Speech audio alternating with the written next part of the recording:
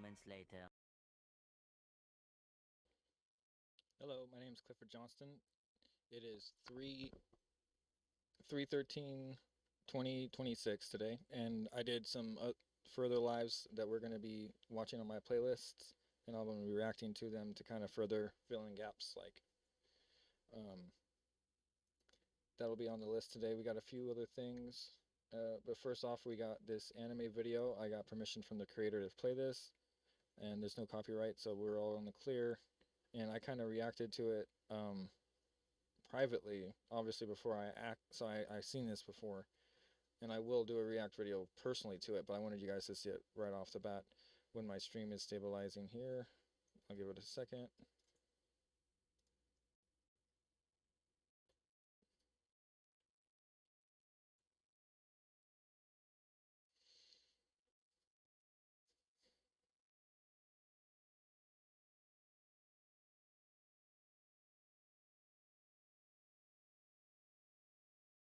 So it's fluctuating from 13 megabytes download speed down to 2 megabytes, or under 3 under load right now. So it's kind of a failed test in my opinion.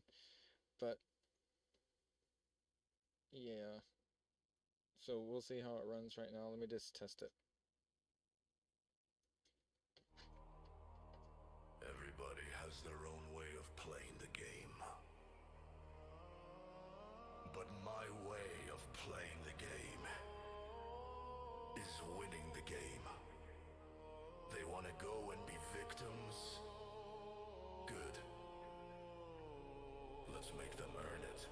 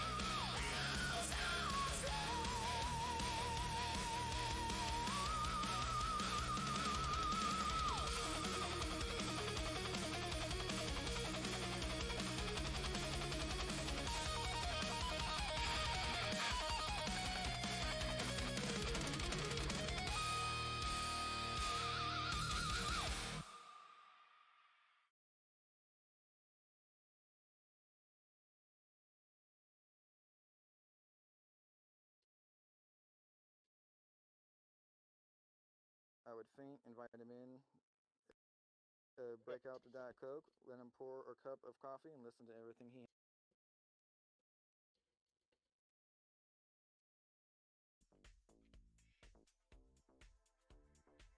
Okay, so I inspire you to think differently. And go give that guy a like. And Subscribe. I want to see what he has more of. And I got that dog from that one anime that I stumbled upon, and I wanted to show you. It's not the group that's the problem. It's what people say. So this is just like a fan thing for Nick Shirley, right? And it says, "I love my fans, my whole heart," or whatever. And anyway, what would you do if this man was outside your door? Simple, right? Simple. Anybody? I mean, you can guess. Anything ranges from here. So we got comments for people saying, "I'd grab my rifle," which I reported, by the way, because I mean that's just still a threat against the president. I have no idea what these people are so brazen for, and they just think they're entitled because they're hidden behind a screen. But I just want you to see how often this is. So here's a couple that was after mine. Ask for all the tax money back and given to illegals, please, sir.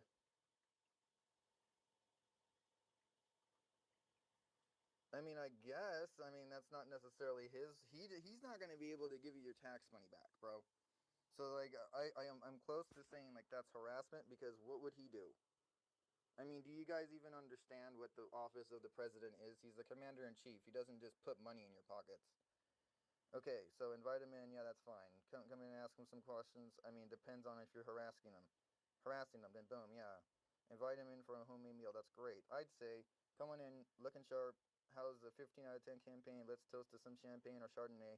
Making America great. One common sense move at a time. We will achieve it. We will achieve success without the hope people want, because we are the hope. We are the light. We are America.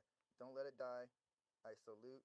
Eyes right as he exits into the night after a few sips of the toast, off to save America and inherently the world. So, the only reason why America was great was because we were taking care of the whole world. If we can't even take care of ourselves, how are we supposed to be great and take care of the world? It doesn't work.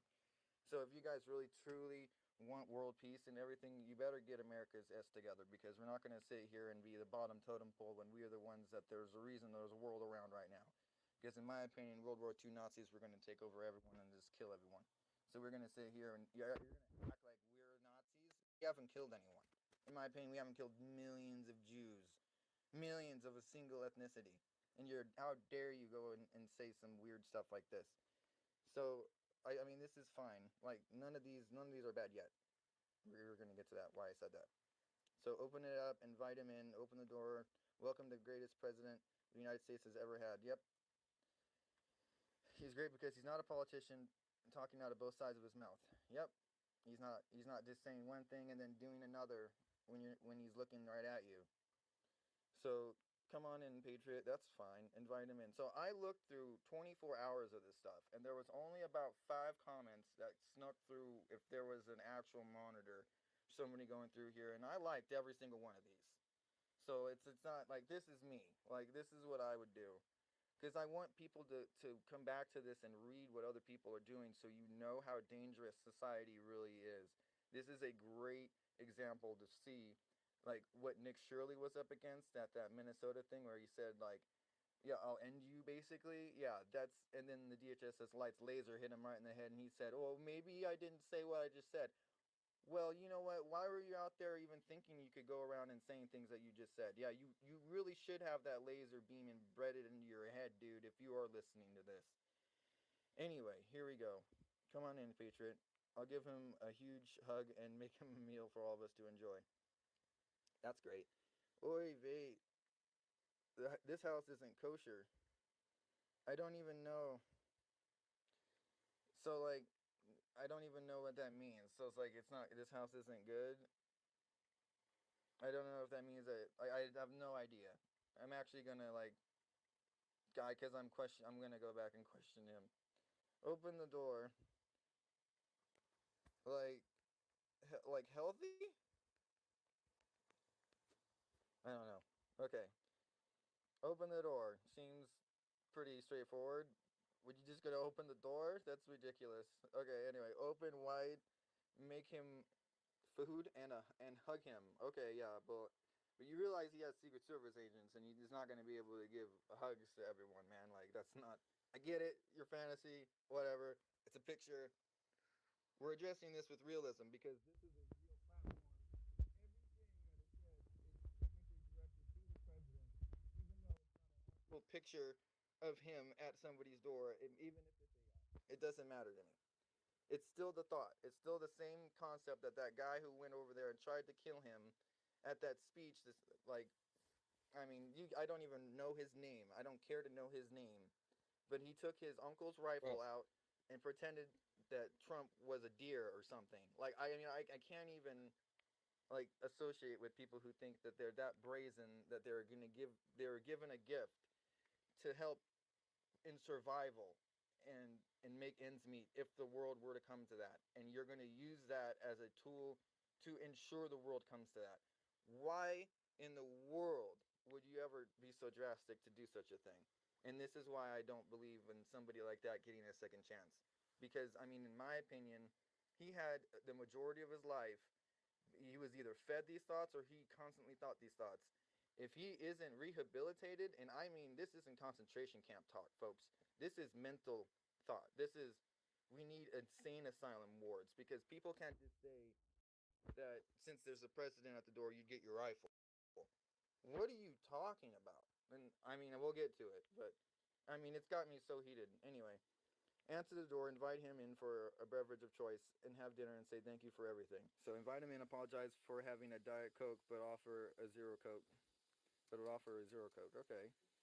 So you see, some of these people actually know him enough to think that, like, like they're gonna, like, that's what I kind of like. Because if you were the commander in chief and you didn't really have anything to like ease yourself off at the end of the day of a long campaign, and you have somebody like, let's say, like Nick Shirley, that you're interested in his research, and then he has a page, a group page, he stumbles upon that, he could see this, like, I mean, so inherently people are looking at this as an opportunity to say some things to Trump. And I think that that's great. It's an exercise of not only faith and character, but you really get to see who these people are, and like it's really some of it is really eye opening, folks. You really got to be careful about who you let into your life, and like somebody said it recently, like Osmongold said it, like as soon as somebody starts mentioning something like flat Earth in my life, like I start to distance myself. Like I can't fathom how we literally have planes circling a globe, and you're gonna somehow say we're flat Earth. Like how are we anybody with some common sense and has the access to the internet will know that there is a globe out there. It's not flat because the rendition of your school board needed a flat map. And if you even knew anything at all, you'd know that the continents on the map aren't exactly the right size and everything. So it's just like you're judging everything off of something that's a construct. You're not even, you don't have the full reality of the picture, and you're judging off of a construct. So, I mean, in reality, if you were to make war decisions on just a school board map, your units might be hundreds of miles out in the ocean, and not even close to land because of how they have to make it look. So it's just common sense says that's where it is on the map, right? But when you know how the map is made, which isn't really common sense, is intelligence attached to common sense, you would know that it's just a guide. And you just, if you keep going that way, you're going to hit Greenland, or if you keep going that way, you're going to hit the Cape or whatever. And people used to navigating the oceans, and they still do today. If their GPS fails, or if they're in a storm, these peoples that go around in boat races or whatever, and they yacht around the world, and they try to do it in the fastest time. Sometimes they can't stop if their GPS breaks. They break out the maps, and they got to know where they're going to need to be heading. I mean, it's pretty insane that some of these people have the most sophisticated technology in front of their hands, and yet they won't utilize it for good. They will sit there and they'll pant behind their screens until they're red in the face instead of actually doing something. Now, do I say that this person who says he'll grab a gun, do I want him to go and do something? No, but this is an eye-opening statement that he should be investigated, and maybe his mental evaluation take place before he is radicalized by this left-wing democratic republic that they think that they're just as good as the republic. That the Democratic Republic is not a Republican Republic. Let's get that straight, because we've learned this over the last couple of years. And I wasn't too big into politics, But when we're sitting here and we're giving millions of dollars to somebody who, not just one person, but an entity who is not necessarily going to be able to give that back, how are we going to accept that perpetually? How can we accept this indefinitely? And how can we accept this off the bat? We shouldn't have. That was somebody pulled the wool over our eyes. He said, hey, look, this isn't happening. This is only going to happen to us select few that are refugees and silent. But now I have a video 11 years ago that Somalis were being kicked out of Saudi Arabia for the same thing that we're talking about today in the United States. Kicked out 11 years ago, don't you think that Biden opened up the borders and over here? I believe so. I take two and two, but we may not be the same families. We might definitely be the same culture.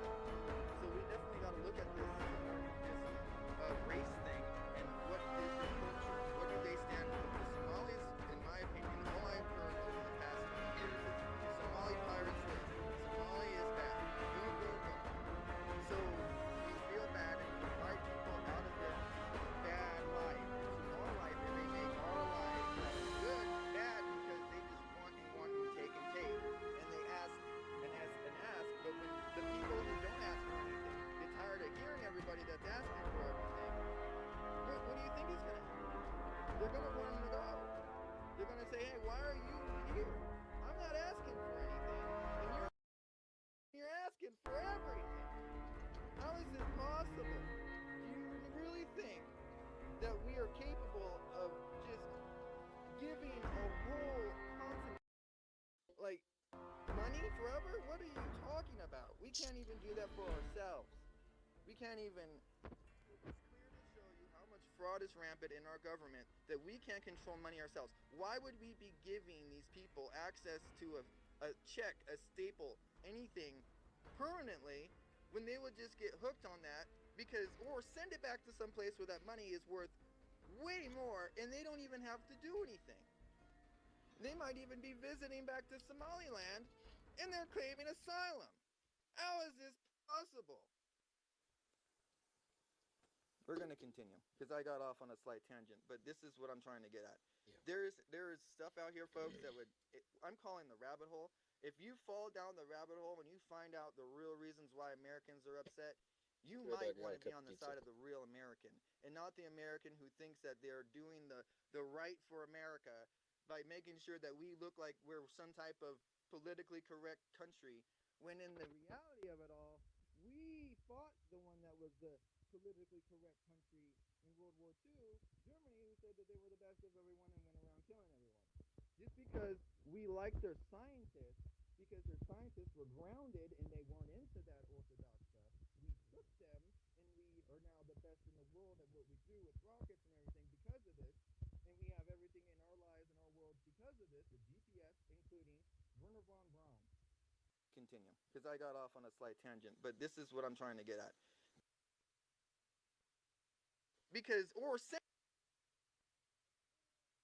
Send it back to some place where that money is worth way more and they don't even have to do anything. They might even be visiting back to Somaliland and they're claiming asylum. How is this possible? We're going to continue because I got off on a slight tangent, but this is what I'm trying to get at.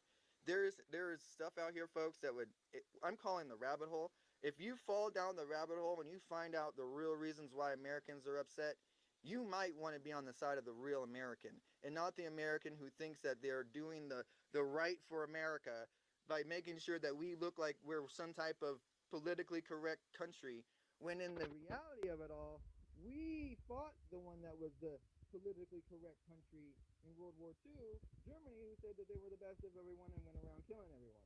Just because we like their scientists, because their scientists were grounded and they weren't into that orthodox stuff, we took them and we are now the best in the world at what we do with rockets and everything because of this, and we have everything in our lives and our worlds because of this, the GPS, including Wernher von Braun. Paperclip, Operation Paperclip. We would not have had these people if you sat there and you thought that their life goal was to kill Jews. Theirs was not. They were scientists. And their families did not grow up to just think that Jews were people to be killed. They understood that they were given a second chance, and And how dare you say that the rest of us are damn near blasphemers like Nazis? I am appalled by this statement, and I can no longer sit by and think that these people are my humans. They're not my humans. If you want to become a human race that's not you, I mean, this is satanic, folks. This is a whole nother breed. So we really got to distinguish what is righteous in some people's minds isn't really righteous in other people's minds. And I'll talk more and more about that because they think, anyway, when they're stealing from Christians or whatever, they think it's a good thing. So they're taking our kindness for weakness, and we're allowing it because what? We're the richest country in the world, and we can just do whatever we want. We should just allow this. We should coddle this and assume that it's okay for the next generation to have to pull their hair out and wonder why were they given these cards? Why? My dad was born 1950. I was born in 1995. Do you really think that if I was born in 1950 and saw those cars that I would think we're anywhere near where we are today? No. That's why I'm such a place where I'm at. I'm able to see things from the side of, hey, look at where they were and look at where we are. It's not just, let's make it great again. It's what happened. Okay, it's not just, what can we do to fix this? It's, let's never make this happen again. This is off the rails. Speaking of the rail, in California, that rail from Gavin Newsom is a sham, and that should have been stopped a long time ago. That should have been a red flag. You don't need billions of dollars for a high-speed rail that triggers on a fault line. This is a San Andreas fault line that is supposedly the most volatile places in the world once it goes. Do you want to put one of the most expensive pieces of machinery, and you're going to say, oh, we're making these tubes, so when the earth shifts, it's going to be okay? It's not the point. It's not the point. When people are flying in there, you're saying that the earthquake is going to be sensed immediately and it's going to stop? I know trains don't stop immediately. You're going to tell me that because it's magnets that it's going to be able to stop sooner. Where is the small version? In civil engineering, we do scale. Where is the small version? I haven't seen a small version. And we're giving all this money to corporations in Spain who's not even Americans. What are we doing? What are we doing? It doesn't make sense to me. Can you explain to me why we would be giving contractors outside of the U.S. billions of dollars for some engineering feat that they probably don't even know how to fully build? Have they even made a model?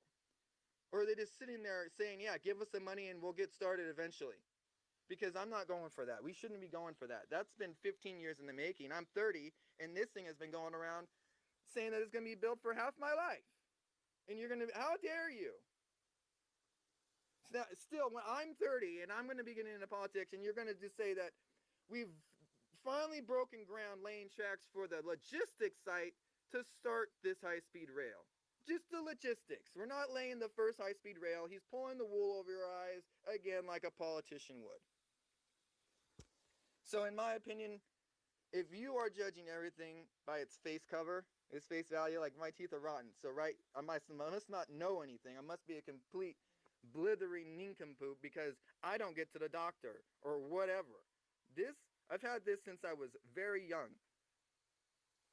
It's kind of hard to talk about it. It was on a freaking elementary school field. I was getting water and somebody was throwing rocks at a girl. A girl threw a rock back at the guy and it hit me because I was getting water. I was walking in between it.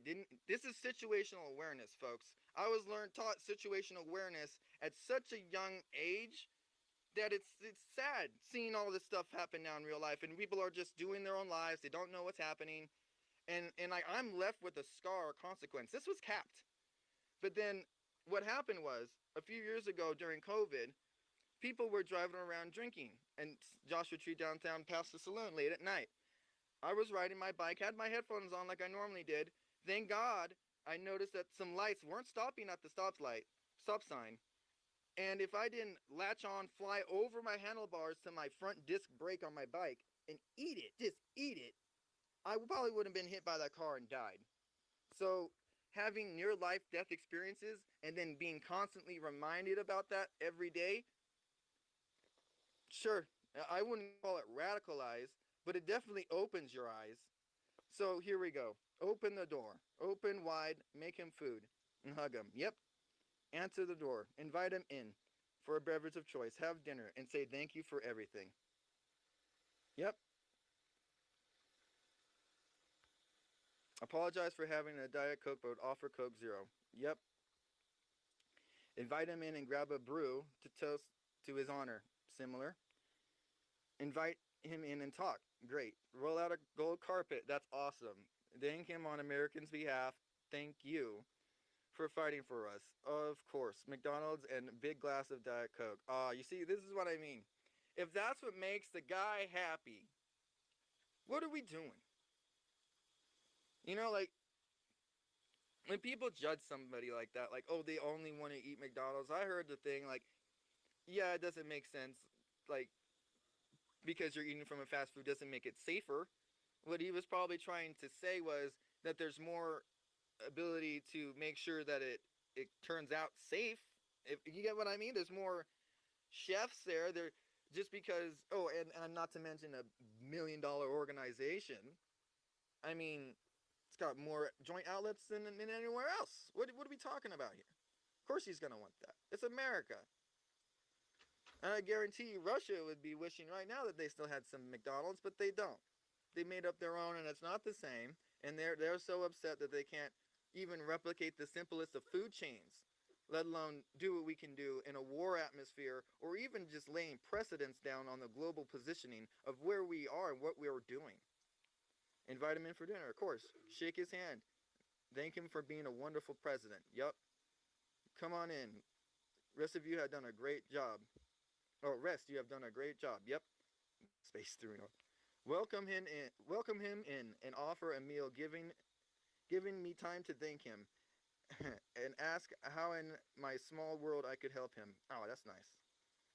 Oh, let's just say we would know everything about the island by morning. So that's obviously concerning Jeffrey Epstein's island. And I mean, I only like that because, I mean, in my opinion, he did not want to release in the beginning of his first term because he was aiming for a second term, because he knew that they were basically forcing him into all these court meetings because of this Russia hoax and all this different types of stuff. So he couldn't do anything in his first 100 days. And to make his presidency look really bad, now that he's here for take two, look what he's done. In the first year, he's taken down 3 of the world's top terrorists. Terror, they're gone. No longer a problem. How many soldiers died? So far, I think 3? Are you kidding me? That's an amazing. I mean, that I don't even understand the odds of that. If you were to tell somebody back when Modern Warfare came out that we got Osama bin Laden without a single loss of life, I would have freaked out and maybe joined then at 13. Like, are you kidding me? Like, this stuff right here is insane. And people thought that we were bluffing. I think it's hilarious. Invite him in. Fix a soda for him and cocktail for me. Go and smoke cigarettes. I just seen that one. He's too young. I don't know. I'm just going to put...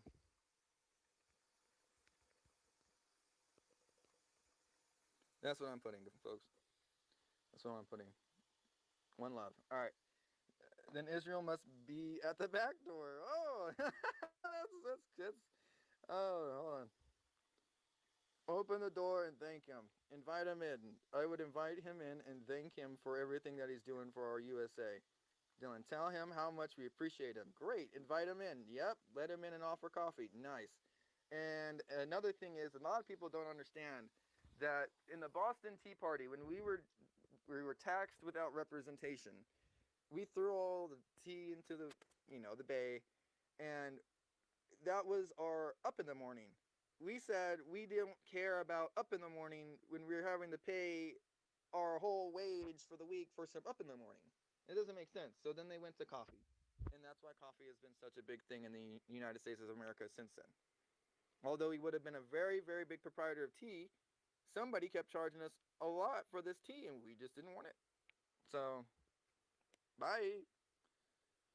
Here we go. Ask if he wanted some homemade tacos and thank you for everything. Great. Give him a big hug and welcome him inside of our humble home. Great. Invite him in. Great. Kermit Silcox. Great.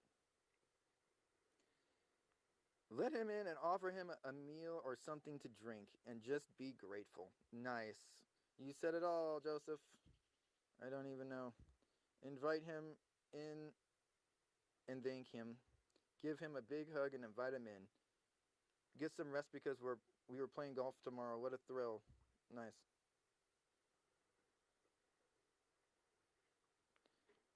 Invite. Oh, that's my POTUS. I might even probably face or fall face first down the stairs and hop up as quickly as I could to answer the door, ignoring all the pain. Whoa, okay, and shake his hand and thank him for everything he's done for us. Oh my God, that's that's that's quite. Invite him in. Fix him up a plate. I'm making dinner. Okay, I would tell him, and this is 3 hours ago, so that's noon. So I don't even know where they would be. Um, I would tell him he's at the wrong house. Oh no. Oh, a big party with the neighbors. Yup. Thank you, sir. Come in. Yup. Let him in. Thank him. Yup. Have him in Uber Mickey D's. Okay. Well, I mean, well, I guess because it would be safer for him to order it, right? Yeah. Probably short term pass out, get up, and welcome my favorite president. Nice. Pinch my cheeks, dab on some perfume, and invite him in. Okay. Invite him in, especially Donald Trump. Yup. Thank him for saving our country, then invite him in for dinner. Okay, I would love it. Oh my God, it would be so cool. Thank him. Thank him. Open it and invite him in. I would be so excited and thank him for all he is doing to save America. I love him and Make America Great Again movement. Invite him in for a spell.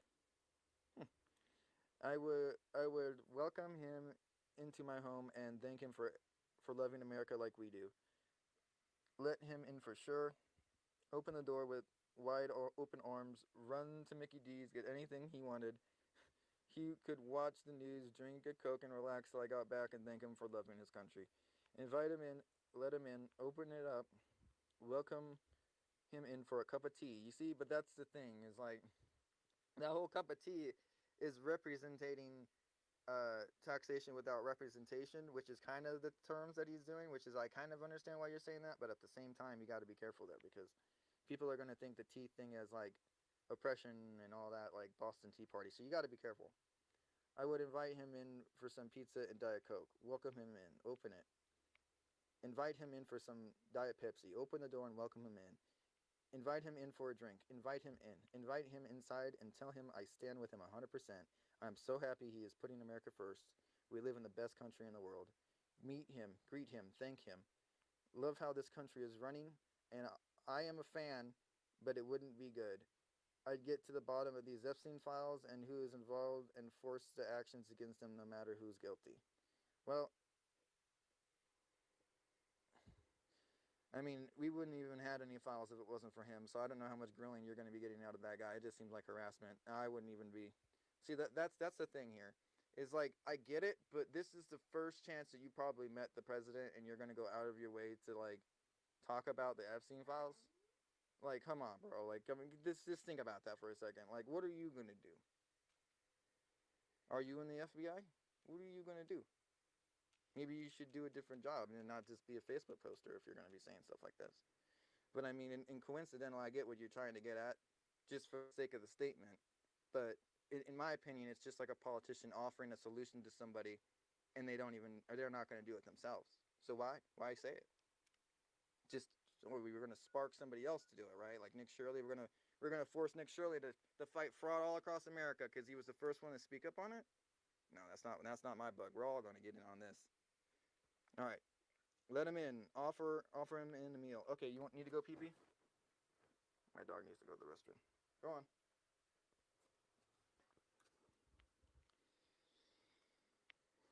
Invite him in and cook him the best meal he ever had.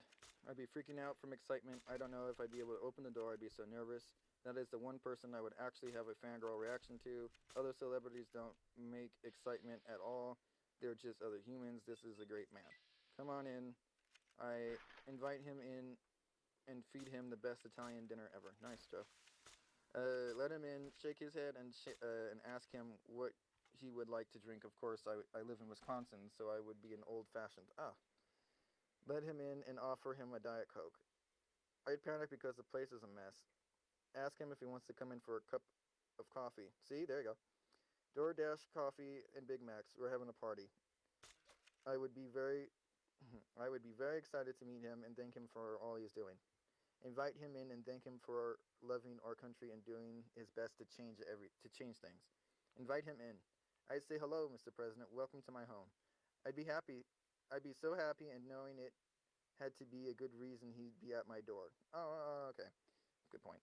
Hug his neck with excitement and ask him if he wanted to get a burger. See, that's often what people are saying. It's kind of like I can't tell like if that's like some like inside joke between like in our comments about the burger shit. Like, come on, bro. Like, come on. Like, he doesn't like it like that. I mean, you remember when he fed the White House Correspondents' Dinner, right? Like, he didn't just order in McDonald's. He asked people if he wanted steak burgers or something else. I forget what it was, and people were like, "We're going for the burgers." So anyway, well, beans. I'm in bipolar Portland. I invite him in to keep him safe. Well, there you go. I will open the door and welcome him into my home. I will thank him always for everything he has done. Let him in. Put all my makeup on. LOL. I would ask him to please come to Canada and straighten this prime minister out. Well, I don't think we can do that. That's not our country. Sit down and talk. Serve a Diet Coke. LOL. Say come on in. And you know what? Canada, I mean, what is stopping you? What is stopping you from causing a movement of your own? What is it? What is with you Canadas? Like, you snowbirds come down here and you pick on us and you take what you want from our culture and then fly back up to Canada.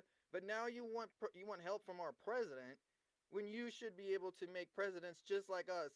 Like, it doesn't. I don't understand here, folks. You really got to figure out the corruption up there in Canada, and like, and you got to follow the money too. We're following our money, and it's taken a long time. But I mean, you guys got money too. So I don't understand why you're not instantly doing the same thing.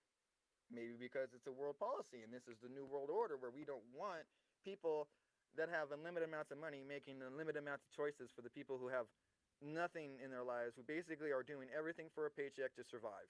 We're not going for that anymore. Welcome him in, of course. Kiss the ground he walked on. Release Epstein files and put me in, coach. Whatever, dude. I don't even know if that meant put me in the Epstein files. I don't even. The way he said that, it was just so like not even English. I know put me in, coach, as in like put me in on the team, but like come on, man. Come on, you gotta rephrase that. Let's talk. Put the coffee on. Ask him in and offer him a Diet Coke. Open the door and cook him a great dinner, and then ask him a lot of questions about his life and loved ones. Well, you see, that's more personal, and I like that instead of it, because I mean, if you think about the president being at your door, he's not really gonna want to like talk about work, right? Like, right? I mean, that's just unless it's an envoy or something. Like, that's not. I mean, the president's job never ends. This is all hypothetical. So, like, what I'm trying to get at is, it's like it's greater that you say something like that because it shows that you understand what he's supposed to be doing. Instead, he's at your door. I mean, so that's just kind of also the other point that I was trying to make here. Open the door and cook him a great dinner, then ask him questions about his life and loved ones. You see, that right there is more of a down to earth. You're trying to talk to the person and not the role that he plays, right? Okay, so I would hug him and say thank you for everything he has done, making America great again. Feed him. Oh, yeah. Well, okay, that's kind of. Come on, man. It's 2 letters, your 2 words, you feed him, bro. Come on now. This is what I mean. Are you really? You're that ADD that you're just gonna put feed him? For real? 9 hours ago for me, that would be.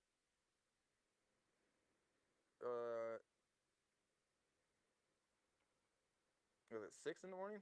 Or it's because it's 3:43. Anyway, it's like around 6. So feed him. So he needs breakfast. That's why he says feed him. Ask him if he brought the first lady and go to McDonald's. I would thank him for a great job he is doing, and then I would ask him if I can help clean up the swamp in DC and help get rid of the dirty, low-life Democrats that don't want to help make America great again. Nice. I would invite him in. I mean, it's still too much on work, but I like it. I would invite him in, look him in the eye. Sometimes work doesn't like leave you. Okay, so I can understand why you would say that, because you would think you would want the president of the United States to not like randomly be at somebody's house, right? So then you yourself, you'd want to like keep it on point and say, hey, look, if you're here, I'll help you, because this is what I saw you doing last. So like you see, you can really judge where people are at in their life just between a photo and a comment. Like it really doesn't. This is psychological, folks.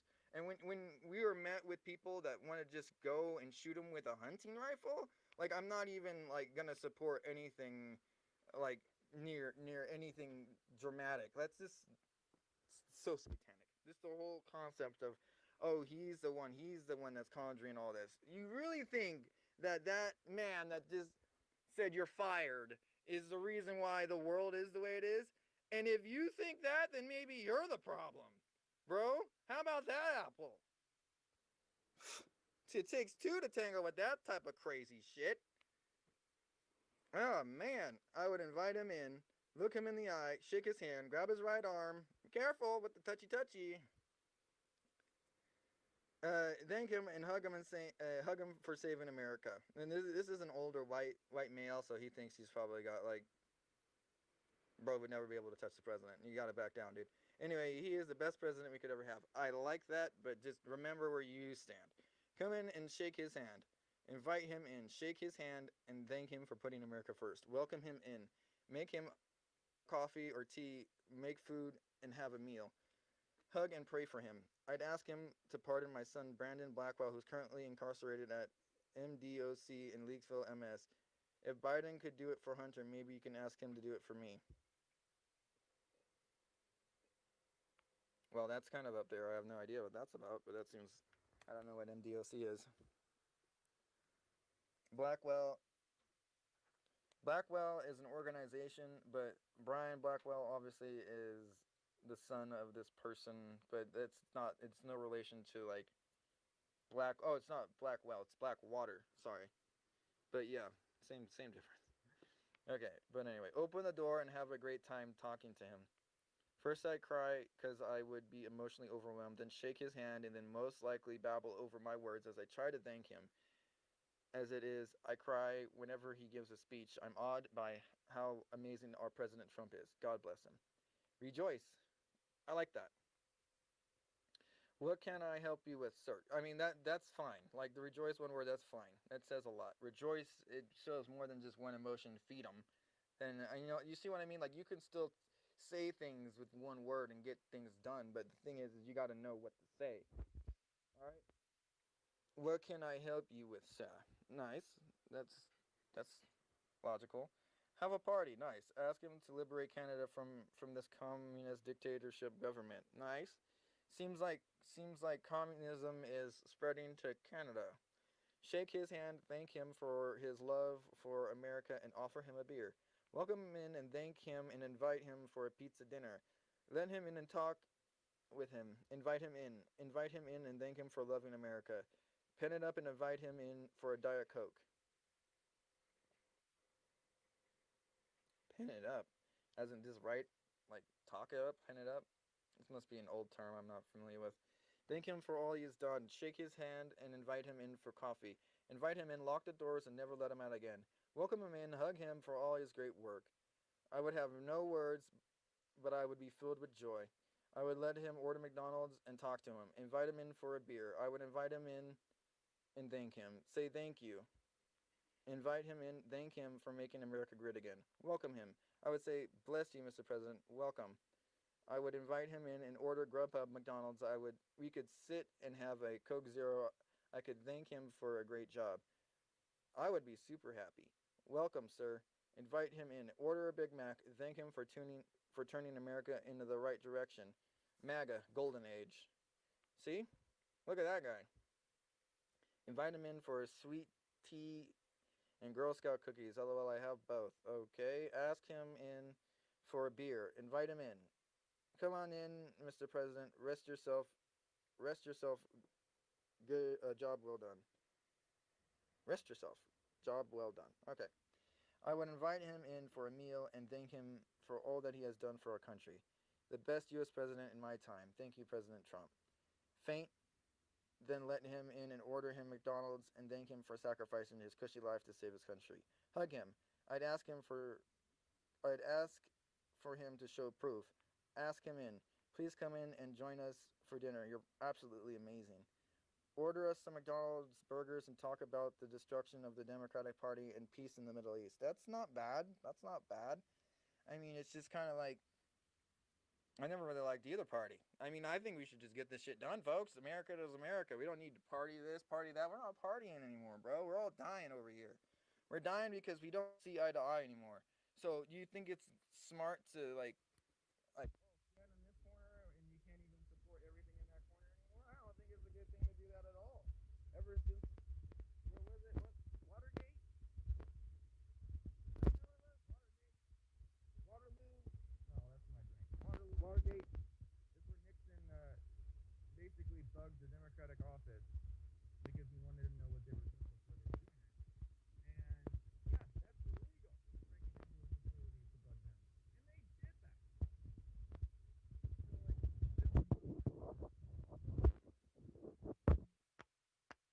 like, it's not something that I like to talk about, but it's something that affects every single person indefinitely. And if you think that you can get by in life with not having an opinion on any of these subjects, then you are definitely somebody who has their heads in the sand and isn't somebody that should be, let's say, I don't want to say voting, but just think about that. Why, if you don't have an opinion on some of these things and you're voting in the lesser of two evils in your opinion, to somebody else, you're just evil. Okay? You are just the problem. Because and you're trying to hide behind, oh, I don't do my research and I'm just here voting. Why? That's not what voters did. Back in the day, they knew their policies. They knew what they were going to the voter block for. And they knew how important it was. Now we're trying to make it like you can't even show me who you are at this voter block, and that doesn't make sense. Like, seriously. In California, this doesn't make sense. We have to stop this. Order some McDonald's burgers and talk about the destruction of the Democratic Party and peace in the Middle East. That was a great one. I say let's go get some McDonald's. Come on in, Mr. President. Would you like a coffee? Open it, of course. Well, duh. Oh, well, why didn't you say anymore? Then fuck, of course. Open it and ask him to help with NIPSCO.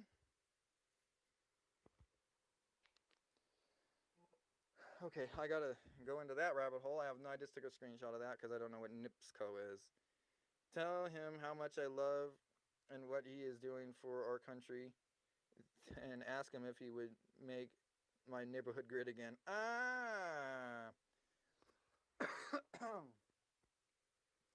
Or don't you think you should just go to a different neighborhood where you don't have neighbors that piss you off? Then you leave all the chaos behind and you don't have to change anyone.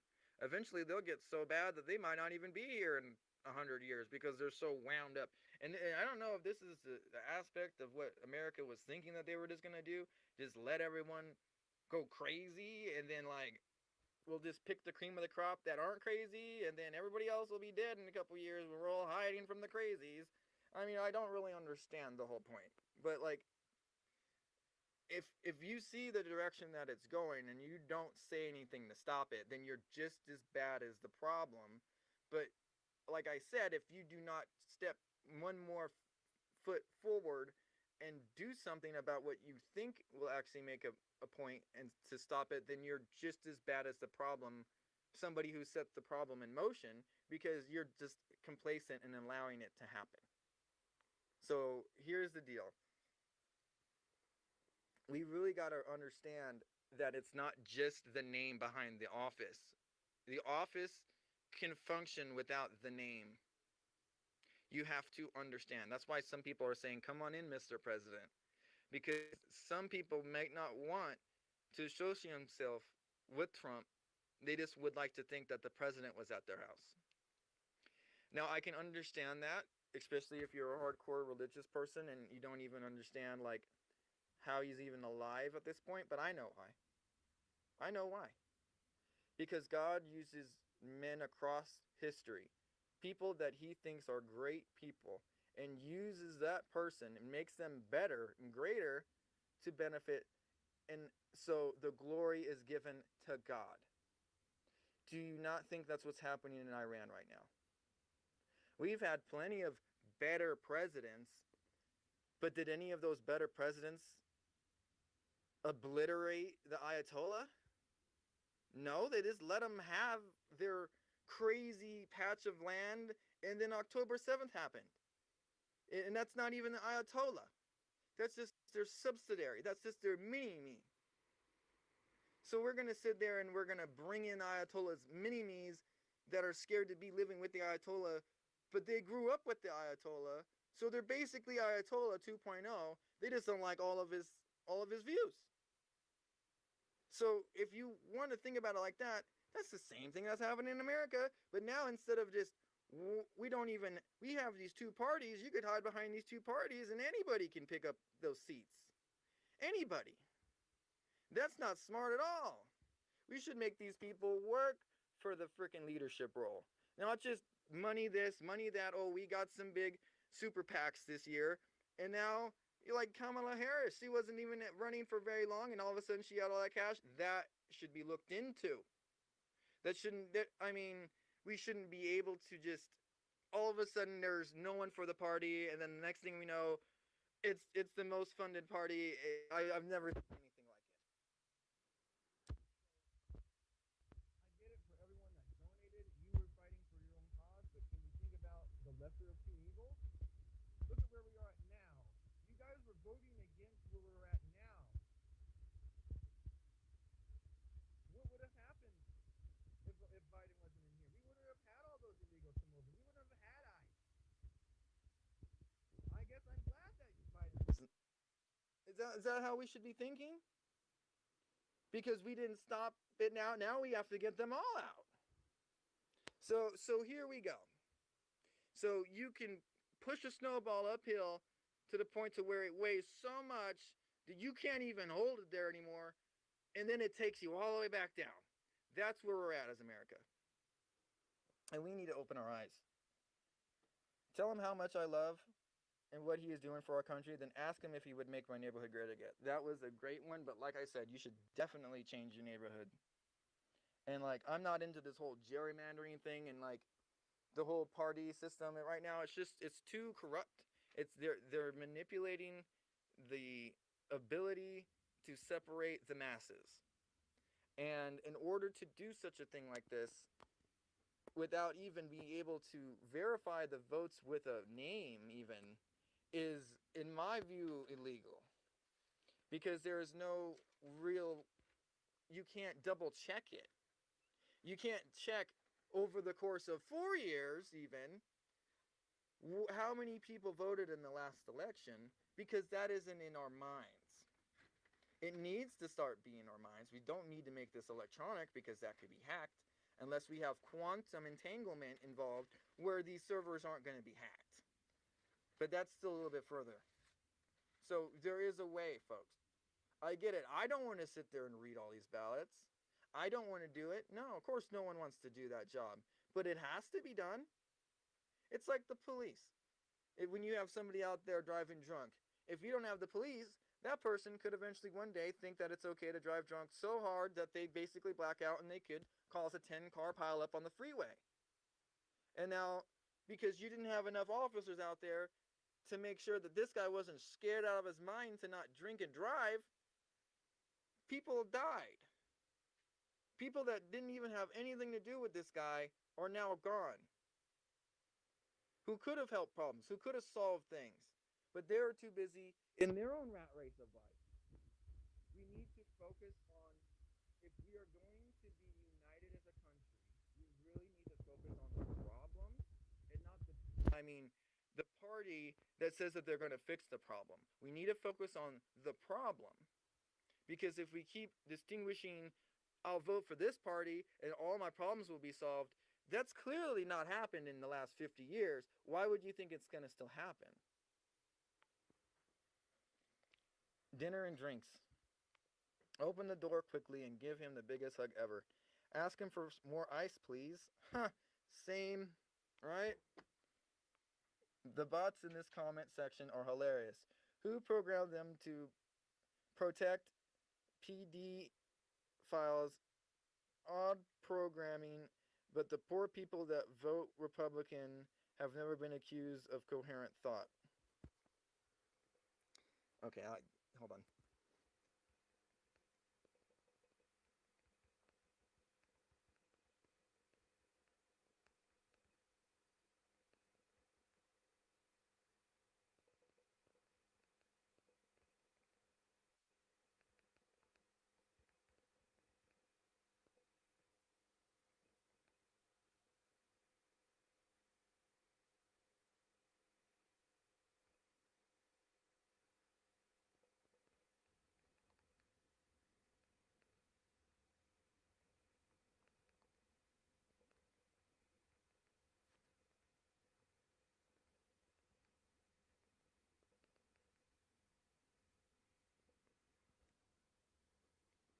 All right, We'll see if we can get him on, man. I really want to talk to this guy.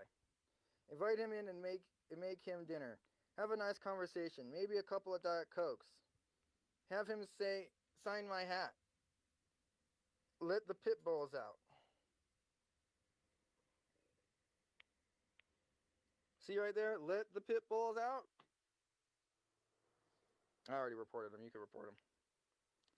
Some angry white dude. Super angry white dude.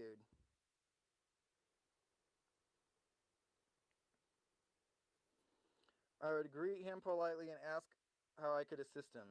He wouldn't knock on my back door. That's not the point.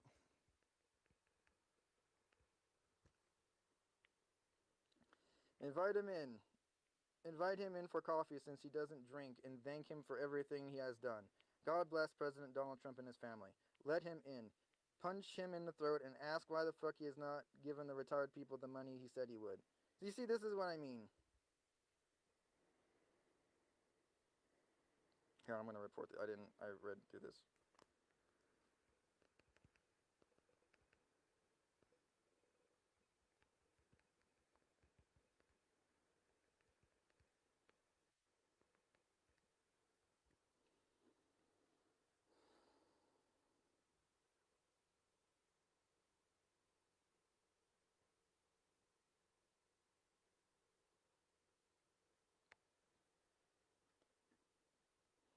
So when people take it too personal, see what I mean? Like, I'm a veteran. I was homeless for 10 years. I'm not making the president's problem my problem.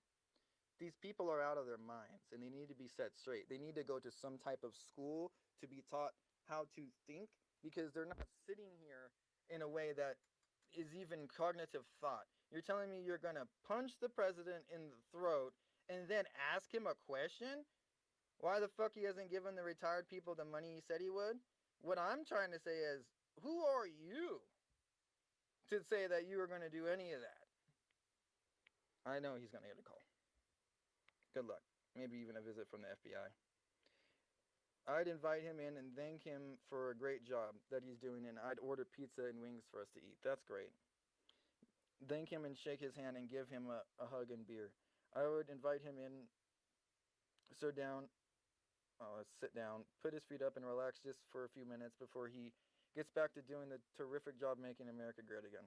Thank him, yep. Invite him into my home and call everyone I know to come over and meet him so we could all tell him how glad we are that he is our president. Great. Call Secret Service and say, did you lose someone? Yeah, I already took care of him. Well, come on in. Look at the class clowns coming out to play, right? Well, come on in, Perez. Invite him in and thank him for all he's doing. Faint. Let him in. Open the door. Welcome him inside. Invite him for dinner. Hug him and say thank you. Grab him, hug him, and talk his ear off and tell him I'm behind him 100%. Listen to him talk and have to get something to eat. I'd probably be in too much shock to do any of it, though. That's hilarious. Welcome, my president. My castle is your castle. I would beg him to fix up Australia. That is freaking hilarious. Open the door. Bring him in. Have a prayer for our leaders. Easy to pray for President Trump and his cabinet, most of the true Republican leaders, and John Fetterman, and, and a change of heart for the rest. President Trump would say, I'm here personally, thank you, and bestow upon you the Republican President Honor Roll. I would say, my honor, Mr. President. A bunch of meat riders in these comments. So see right here, this was like one of the first ones that I was seeing. Like this, he obviously means like slong riders or whatever down there. And it's just not even like okay, bro. Like, I mean, I just reported him for harassment. I didn't even say the violent thing. It's just stupid. Like, if you really like believe that, bro, and you have the ability to say that, then you might want to figure out what all this talk is about, instead of just sitting there like, ooh, look, there's actually a lot of people praising Orange Man bad. Why? Are these crazy? Are they bots? None of these people are bots, by the way. I would invite him in for a drink and thank him for his bravery and all of that he has done for this country. And then I would ask how I could help, Mr. President. Just in time for a coffee. Invite in. Open the door and start singing for YMCA song. Nice. We would... Hold on. Hold on. It is his theme song, Freddie. Hold on. That's funny. Okay.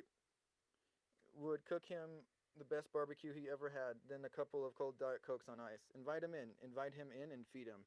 We might not be friends, but I would absolutely show great hospitality and thank him for caring enough about our country to do what is needed. You see? That's great.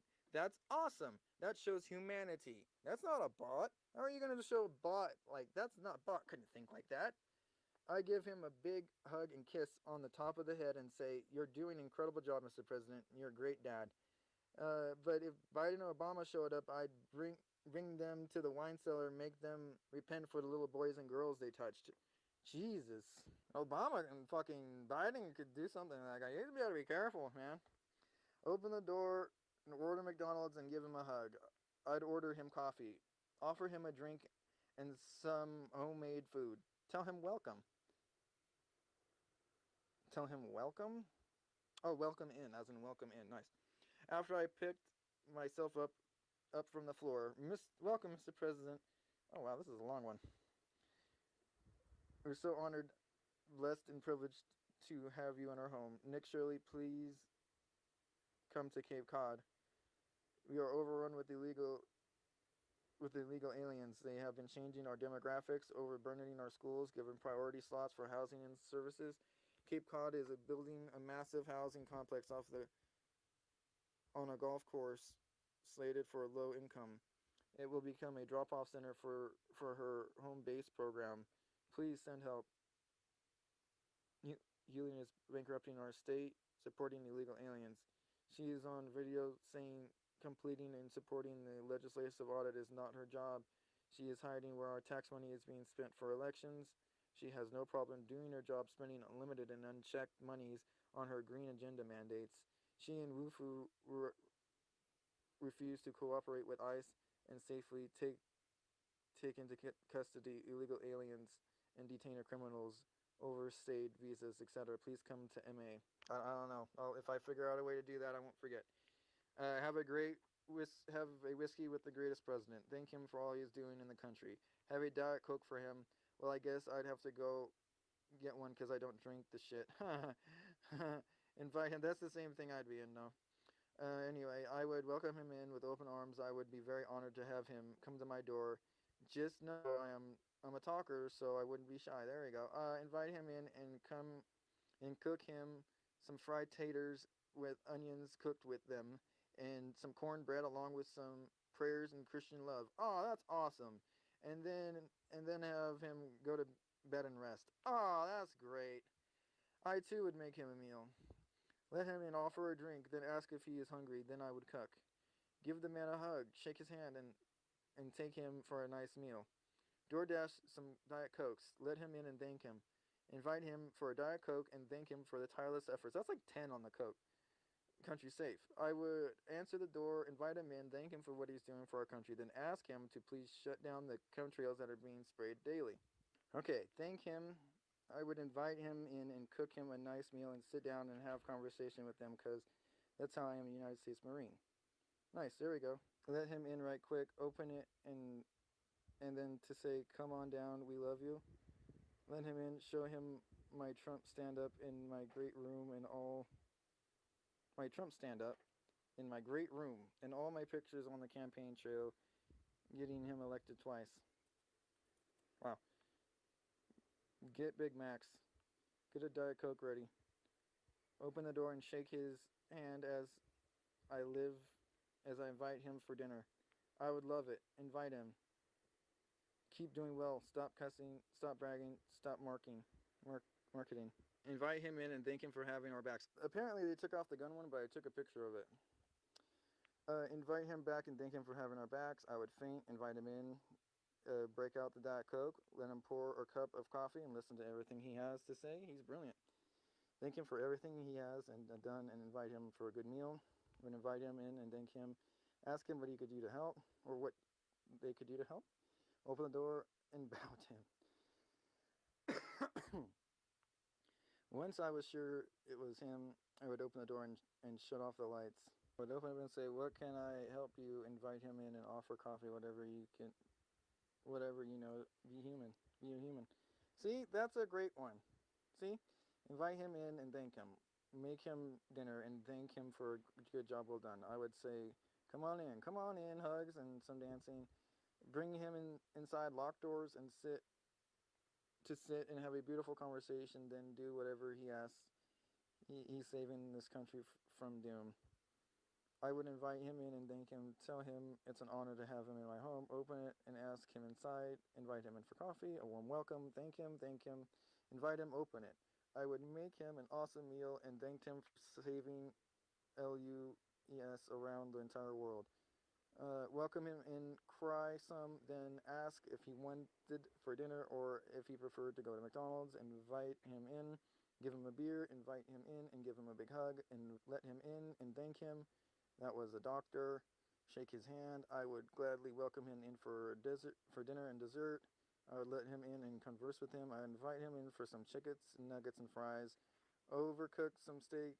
Welcome him inside. Thank him for all he has and is doing for all of us and pray with him. Invite him in and have a nice chat for sure. Open and welcome him. Cook him dinner. I would tell him to, oh wow, that's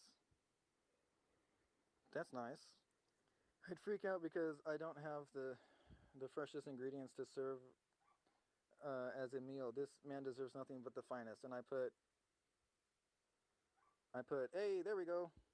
Invite him in, answer the door, invite him in, have a conversation over sweet tea and think of a few things. Invite him in over Diet Coke, welcome him in. And invite him in and share my thoughts while he's doing. Let him in. Invite him inside for a cuppa. Open it. Thank him and ask him, for him to sign my flag. I don't know, I forget what I put there. I just laughed, that's what I laughed. Call cops and charge with trespassing and harassment. Shoot the, oh, okay. And this is where I was pretty much done. Get him a cup of coffee and thank you. Oh my god, come on in. Spend as much time with him as I could. Thank him for making our country good again. I would have him for dinner. I would have him in for dinner. Okay. Hug him and thank him. I would invite him into a house, thank him for fighting for the country. Open it and thank him for all he does for us. Open it. Come to my house anytime. Invite him in. Come in. Let him in. Definitely invite him in. Invite him in for a cheeseburger. I would say, welcome, Mr. President. Come on in. Invite him in and probably pass out. I'd invite him in for dinner and say thank you. Run to the doctor and ask him for a pie and coffee and Diet Coke. Fall to my knees and thank him for all the work he's done. Invite him in and thank him for all he has done. Say, welcome, Mr. President. Thank him. Invite him in. Well, the first day would be thank you for all you've done. And then the second thing would be I'm praying for you every second of the day. Psalm 6 and Psalm 35. Come on in. Open my door. Invite him in. Thank him for everything he has done for me and my country. Tell him how much I respect him and feel he's the best president ever. I thank him for many hours that he spends keeping his country safe. I guess that's a starter. Invite him in. Invite him in. Give him a big hug. Invite him in. Thank you. I would thank him for saving America and invite him in for dinner. Order some Mickey D's for the man. Swing the door open and usher him in. Pray for Israel. Time to have a Diet Coke. Grab my kids and run because he isn't alone. And they are all have a Diet Coke with him. I'd let him in, offer him a coffee, and ask him why he is walking around unprotected in Canada, where all the elbows up Mormons want him dead. Welcome him. Open the door, invite him in, and ask if he'd like a Coke, a Diet Coke. Ask him for a meal. Send out some Big Macs. Invite him in.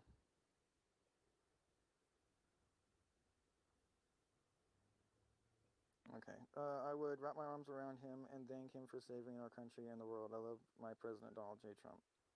We have such a great time. Ask him in, put his feet up, make him a cuppa. I would tell him to grab a broom and a clean house because he's really good at it. Oh. Invite him in for a tea. Thank him for inviting him for dinner. Invite him in and thank him for all he's doing for our country. Invite him in, of course. Bring him into the house with some iced tea and thank him. Ask him where my check is for all those billions of dollars he found. All those taxpayer money that was donated to those bullshit funds in the other countries like transgender studies in South Africa. Come on in, you need a Coke. Open it wide. Welcome him in and offer him dinner. Invite him in for Diet Coke and a Big Mac. Thank him and offer him dinner. Open it up and say, come on in, my house is your house, and welcome him in with open arms and thank him for standing up for the people of America. Come on in. Invite him in for a cold Diet Coke. And that's as far as I got. But I wanted to show you guys. Got this going on here. And see how he says, Coleman Murphy guitarist, get my rifle. That is not there anymore. That comment is not there anymore. He either got scared and deleted it, the admin deleted it, or somebody actually already contacted him, which I doubt. So, in my opinion, I'm going to do my work with this guy, because this guy right here was the reason why I was talking about earlier. I said, Trust, I reported you to Washington, D.C. Expect a call. Now, this is something that I think we all should be doing when we see people acting in violence and say they're going to do something violent against the president. We have to form a coalition and report this to our House of Representatives. We have to tell these freaking people in Congress that there's too many loony bins out here with no one in them, and the loony bin people that are supposed to be in the loony bin are running the streets. And we can't live on the streets anymore, right? Because the governor made, let's say, homelessness illegal, Newsom. So why are there so many mentally ill people on the street if you still can't live on the street? Now, you tell me what that is. They don't want us to go on the street because they want us to be scared. They would rather us be at home and do the bare minimal to get by because they don't want to have to go out there and risk anything because they know life's too risky. So, in my opinion, it's this one big double ploy. It's everybody keeps playing on the same cards, and which card are they going to pull, and which one are they going to work on in their 4 years and take the super long way around to not get anything done, apparently.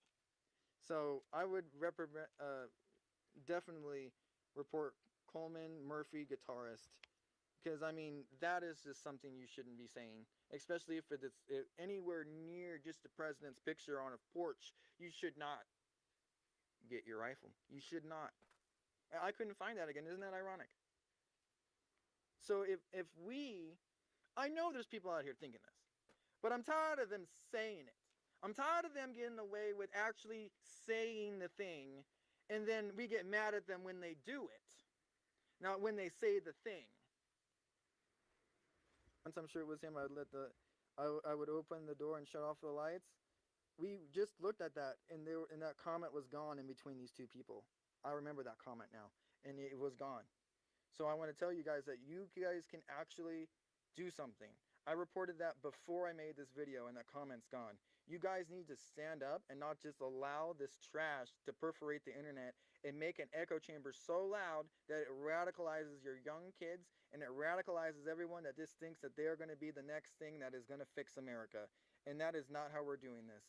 It is the call to fix America, but if you think by getting a rifle or saying that a rifle aimed towards our president is going to change for the better, you better think twice, and you better be reprimanded for this, because I am not sit in silent, and I am going to be telling my House of Representatives about this specific person, and I hope he gets to be put on the news, because this stuff right here is the reason why people get emboldened and they say, you know what, I'm going to be that guy. They want to be that guy that says that, you know what, I'm going to throw away my life. It's all nice in their head until they actually get caught, or they do the thing and then they commit suicide because they know they're not going to get away with it.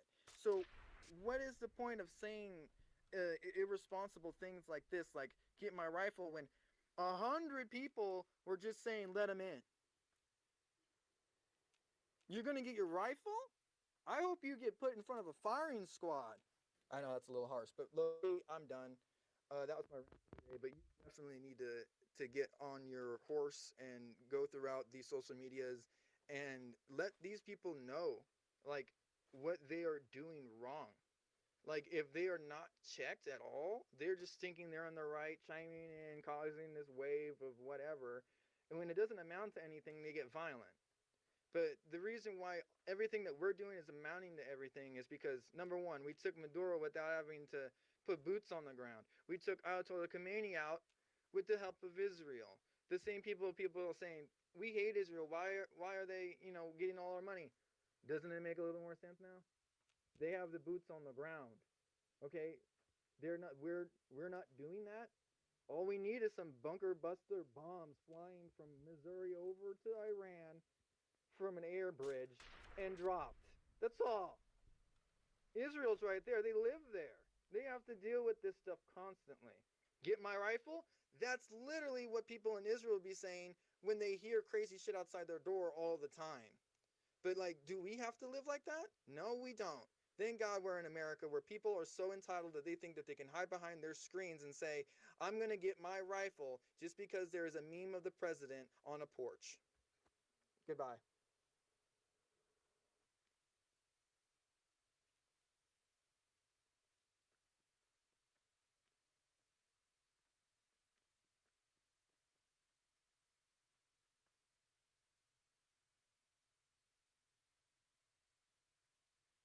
Iran has found a weapon more powerful than any missile. A weapon that could bring nearly 60 million people to their knees begging for the war to stop. That weapon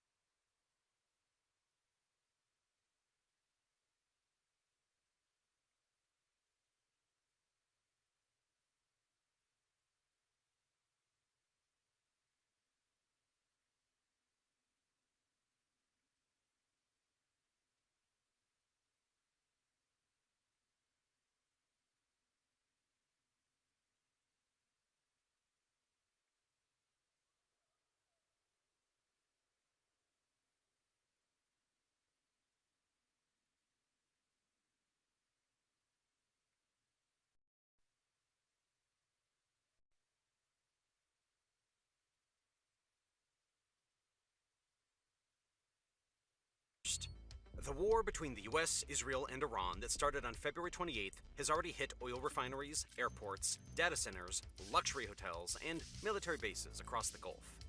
And most of the coverage has been focused on oil, because that's what the Gulf is famous for. That's what the markets panic about, and that's the crisis everyone has a mental playbook for. Oil spikes, markets react, governments tap strategic reserves, and life goes on. But on the morning of March 8th, something different happened. An Iranian drone struck a desalination plant in Bahrain. This was the first confirmed direct hit on water infrastructure in this entire war. And unlike an oil refinery taking a hit, there is no strategic reserve for water. There is no futures market for it. There is no international framework to manage what happens when the taps run dry. There's only panic and death. The Gulf's real Achilles heel has never been oil. It's always been water. You see, the Arabian Peninsula is one of the driest places on Earth. Rainfall is almost non-existent. There are no major rivers running through Saudi Arabia, Kuwait, Qatar, or Bahrain. The aquifers that do exist have been pumped for decades at rates far beyond their natural recharge speed, and most of them are now critically depleted. So when the oil wealth arrived in the 1970s, the Gulf states spent a huge chunk of it solving a problem that most countries never had to think about. How do you get drinking water when there fundamentally isn't any? The answer was desalination. Take seawater from the Persian Gulf, run it through enormous industrial facilities, strip out the salt, and pump the result into people's homes. And over the last 50 years, these countries built one of the most ambitious water infrastructure networks in human history. According to a 2023 study by the Arab Center in Washington, D.C., Gulf Cooperation Council member states account for roughly 60% of the global water desalination capacity, producing about 40% of all the world's desalinated water, more than 400 plants across the Arabian Gulf Coast from the UAE to Kuwait, keeping tens of millions of people alive. Michael Christopher Lowe, director of the Middle East Center at the University of Utah, calls these countries saltwater kingdoms, human-made, fossil-fueled water superpowers that turned one of the world's most barren coastlines into a civilization. Kuwait gets 90% of its drinking water from desalination. Oman, 86%. Saudi Arabia, 70%. Bahrain, where that drone just hit, has 103 desalination plants and essentially no natural aquifers. It is an island nation with nowhere else to turn. Qatar and the UAE are close to completely dependent for urban use, particularly in cities like Dubai. Outside of desalination, these nations have no drought contingency plan. Not one. That's the entire water supply chain for one of the most populated, fast-growing regions on Earth, running through a few hundred coastal industrial facilities that are now sitting right in the middle of an active war zone. Everyone was losing their minds over whether Iran might hit the Burj Khalifa, but that drone landed 12 miles from a target that keeps 3 million people alive, and it's protected about as well as your local city hall. Sure, the drone didn't make a direct hit on the desalination complex, but if Iran can put a missile through US military bases and billion-dollar radar systems, then hitting a coastal desalination plant instead of a port is not exactly a challenge. In fact, around the same time, UAE's Fujairah F1, a combined power and water complex on the country's eastern coast, did take damage. According to the Boston Globe and The Conversation, the damage came from strikes on a nearby port or debris from intercepted drones. So even this wasn't a deliberate direct hit on a water plant. Yet the facility was affected. The same thing happened in Kuwait, too. Debris from an intercepted drone caused a fire at the Doha West desalination plant. 3 incidents in the first 4 days of the war, all near or at water infrastructure, none of them clearly intentional. But then, on March 7th, Iran's foreign minister posted on X claiming a US airstrike had hit a freshwater desalination plant on Qashem Island in the Strait of Hormuz, which then cut the water supply to 30 villages. He called it a blatant and desperate crime, warning that attacking Iran's infrastructure would have grave consequences, and made one thing very clear, that the US set this precedent, not Iran. US Central Command denied that claim. Even a community note was added, confirming there was no independent verification from any international media or monitoring organization. We don't know if that strike happened, but what mattered was what Iran announced it meant. If you hit our water, we hit yours. And the very next morning, a drone hit a desalination plant in Bahrain. Bahrain's Interior Ministry confirmed it. AP, Al Jazeera, and Gulf News all reported on it. Bahrain's water authority said supply remained online but hasn't disclosed which plant was hit or the full extent of the damage. Almost 2 decades ago, the CAA warned that disrupting desalination facilities in most Arab countries could have more serious consequences than the loss of any other industry or commodity. That's the line Iran just crossed. So let's talk about what it might actually target next. The most concentrated vulnerability in the entire region is probably this plant called Jubail. This facility sits on the Saudi side of the Persian Gulf and supplies Riyadh through a single pipeline stretching roughly 500 kilometers inland. That pipeline carries over 90% of the Saudi capital's drinking water. Back in 2008, a classified US diplomatic cable from the American embassy in Riyadh, later made public by WikiLeaks, warned that Riyadh would have to evacuate within a week if the plant, its pipelines, or associated power infrastructure were seriously damaged or destroyed. It went further than that. The cable stated outright that the current structure of the Saudi government could not exist without the Jubail desalination plant. Sure, Saudi Arabia has invested in redundancy since that 2008 cable, but it's also added over 14 million people to its population in that same period.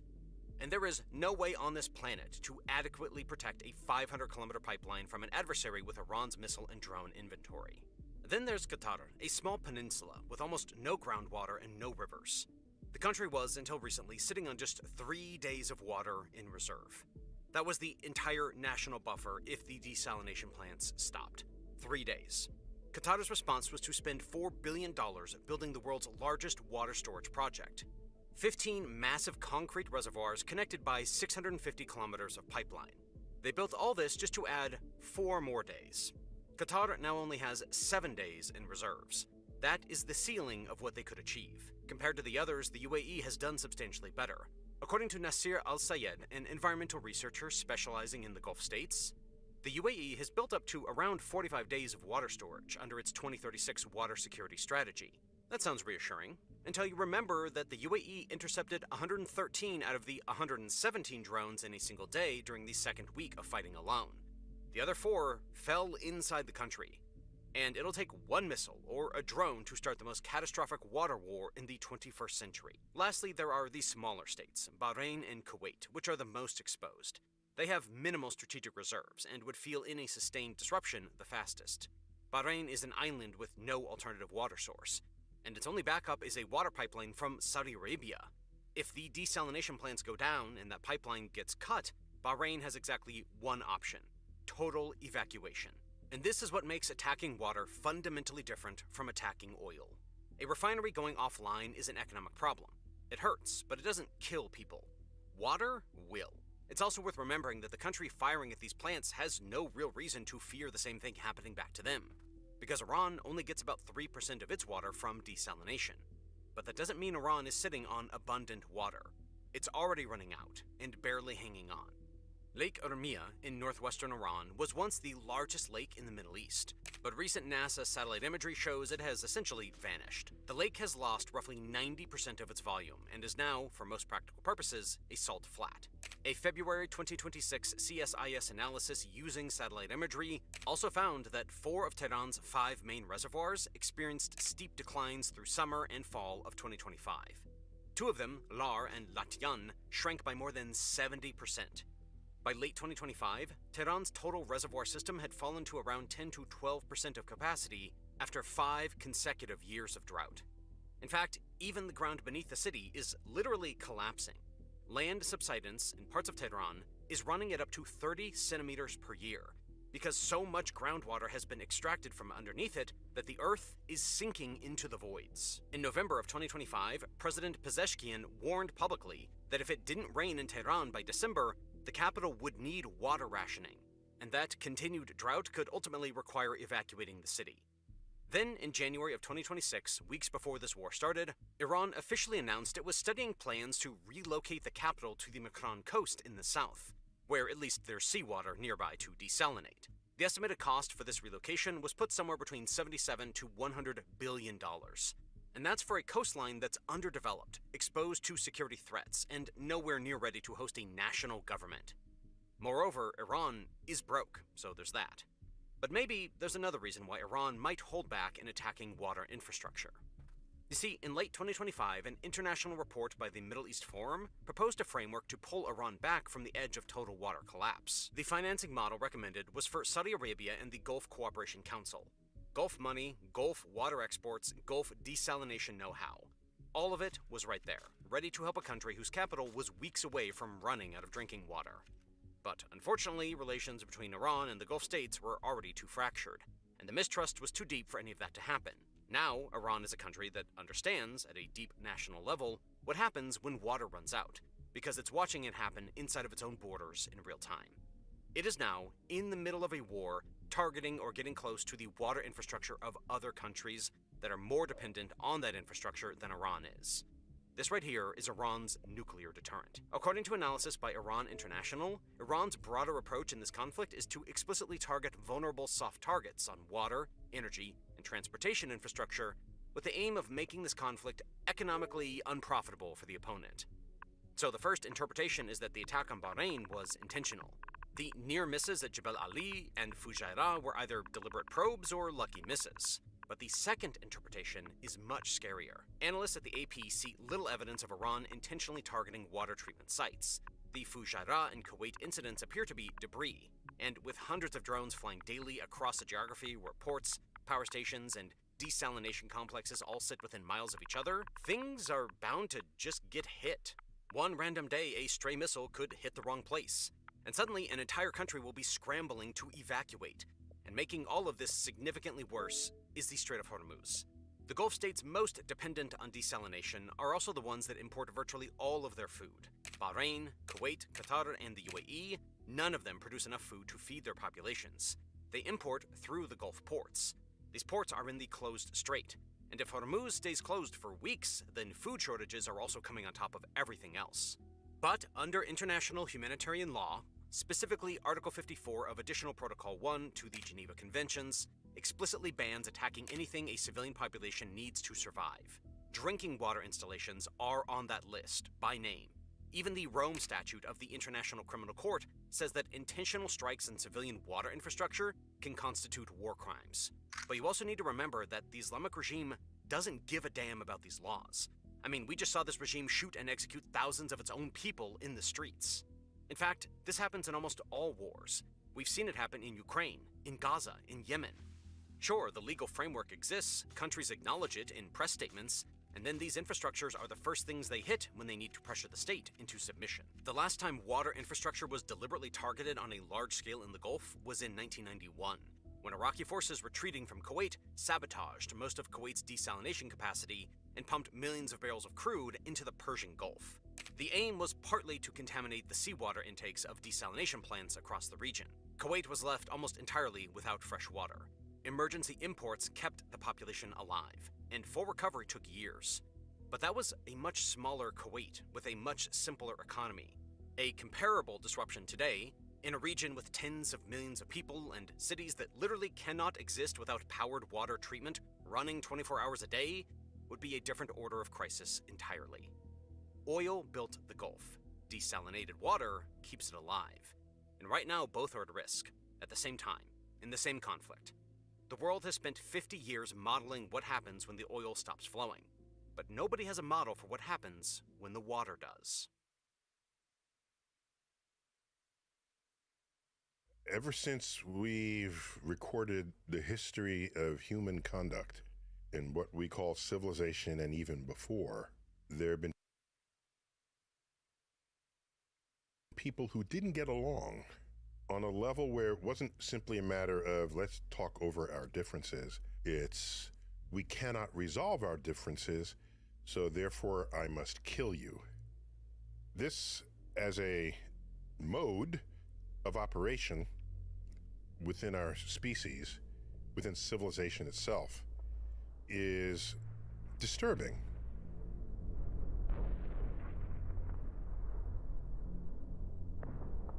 So let's go way back when it's just fisticuffs. What's the most damage I could do? I can, maybe harm one person, possibly kill one person at a time. Now I have a bow and arrow. I'm one person and I can take out 10 people at a time. Notice this ratio is getting steeper and steeper. I now have a gun.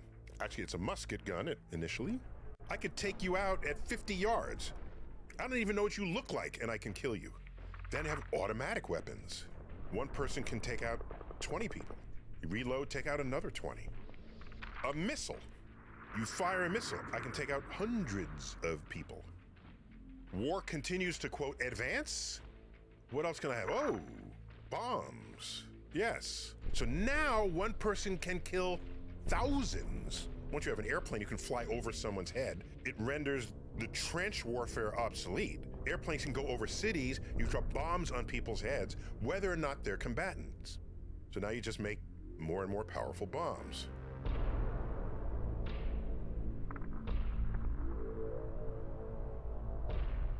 Now the bombs are no longer just explosives like with gunpowder or anything. It's nukes, nuclear weapons, a birth at the end of the Second World War.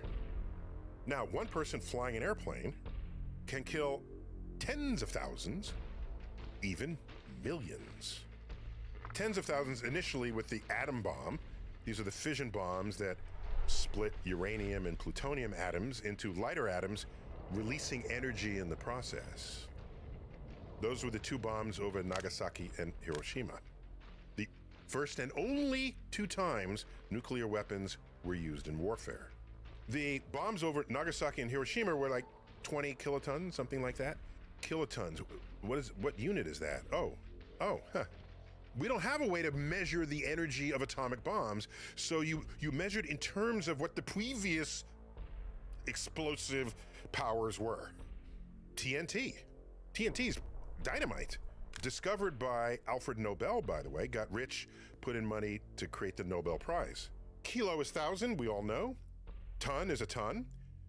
1,000 tons of TNT. Not just one stick of dynamite, thousands of tons. You take that, ignite it in an instant. You incinerate everybody below you.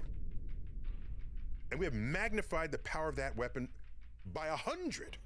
We call them hydrogen bombs, just the way the sun makes energy, taking hydrogen atoms, bringing them together to make helium atoms. That also releases energy, way more energy than you'd get by fissioning heavy atoms. No longer is it kilotons, it's megatons. Not just thousands of tons of TNT, millions of tons of TNT. Now, one person who pushes a button or has a rocket to deliver ICBM, intercontinental ballistic missiles. I can sit here in the comfort of my chair, control a missile on my sovereign land. It'll enter suborbital because it leaves our atmosphere. It can't travel that far without resistance through the air. It leaves our atmosphere, goes its distance, comes back out of the sky, hits its target. You can kill 1 million people. Clearly, that's a highly unstable situation, because now we are beholden to the sanity of anyone who has access to that button. Given the neurodiversity of our species, not everyone has the rational capacity to make a decision that would be in the interest of the world's health, wealth, and security. I'm old enough to remember MAD, Mutual Assured Destruction. It was the realization that if there's a first strike, while the weapons are airborne, spaceborne, while they're leaving the atmosphere, that's enough time for you to launch your weapons. If the country wants to really get at you, they'll attack you and your allies. So now everybody starts launching weapons. If you have total nuclear exchange and you ignite the forests and the vegetation of the world, this converts living plant tissue into carbon soot that goes into the air, blocking sunlight. This was the famous nuclear winter that was described in the early 1980s. Computing power was just becoming good enough to address the question of what happens if you darken the skies all around the world. The temperature of the earth drops. Plants that depend on sunlight die. Animals that depend on plants die. Animals that depend on animals that depend on plants die in sequence. And you have nuclear holocaust, not only affecting earth life, but plant life and other animal life as well. The nuclear winter scenario, it assumed that the weapons would be equally distributed on Earth's surface. That's generally not how this works. If you're launching nukes, You're going to launch it at the missile silos that might have other nukes that haven't launched yet, or cities with multiple nukes coming into the same city. So you won't get the spread that initial calculation had presumed. But what it did do was birth an entire science of long-term climate modeling from assaults on the environment. And out of that, we got to have great confidence that the dinosaurs were taken out by an asteroid the size of Mount Everest that struck the Yucatan Peninsula off of Mexico, cast dust into the air, plunging Earth into darkness, rendering 70% of all species of life on Earth and in the ocean extinct. The world quickly realized how deadly this is. It's not just a bow and an arrow, it's not just fisticuffs. It is an asymmetry in warfare that had never been seen before. I'm reminded of a quote from Albert Einstein. I don't know how World War III will be fought, but I know that World War IV will be fought with sticks and stones. That's where war and the science of war has taken us. Scientists have historically been complicit in the waging of war. Governments, be they warmongering or otherwise, have always reached for the ingenuity and creativity of scientists and engineers of all stripes. You know, where do you get chemical weapons from? You go to the chemist. Bio warfare, you go to the biologist. The astrophysicist, we don't make bombs, we don't know, but we care about multispectral imaging in dark places. We care about coordinates on Earth and in the heavens. We care about timing. What is a physicist an expert at? It's matter, motion, and energy. And what is a military battle of any kind? It's I have energy over here, and I want to put it over there. It could be I have a bullet here sitting in my gun, but I want to put that bullet over there with energy that I give it. I have a bow and arrow. I pull the string, pumping potential energy into the bow. When I let go, the bow springs forward, the arrow goes, sending kinetic energy over here to over there. That is the basis of essentially every military conflict. There is no war that is won without the exploitation of science and technology at its center. A little bit about me and my history. I grew up in the 60s and 70s. All I ever knew was the Vietnam War. I grew up in an era where war is bad. War is bad. How could war ever be good? But meanwhile, I'm still observant, and I look around town, and there's statues to war heroes, military servicemen standing proud. And I said, how is it that I could think war is bad where apparently at all these other times, not the time coincident with the Vietnam War, but at all these other times, war was commemorated with pride and, dare I say, even celebrated. That's what kind of Memorial Day and Veterans Day is all about. You are celebrating those who fought in wars and commemorating those who died in wars. This is a celebration, a recognition. Whereas in the Vietnam era, there was none of that. So that's where I was forged. My sense of war was forged. But my rational mind was saying, what is the rest of this about? There are occasions where, yeah, war is necessary.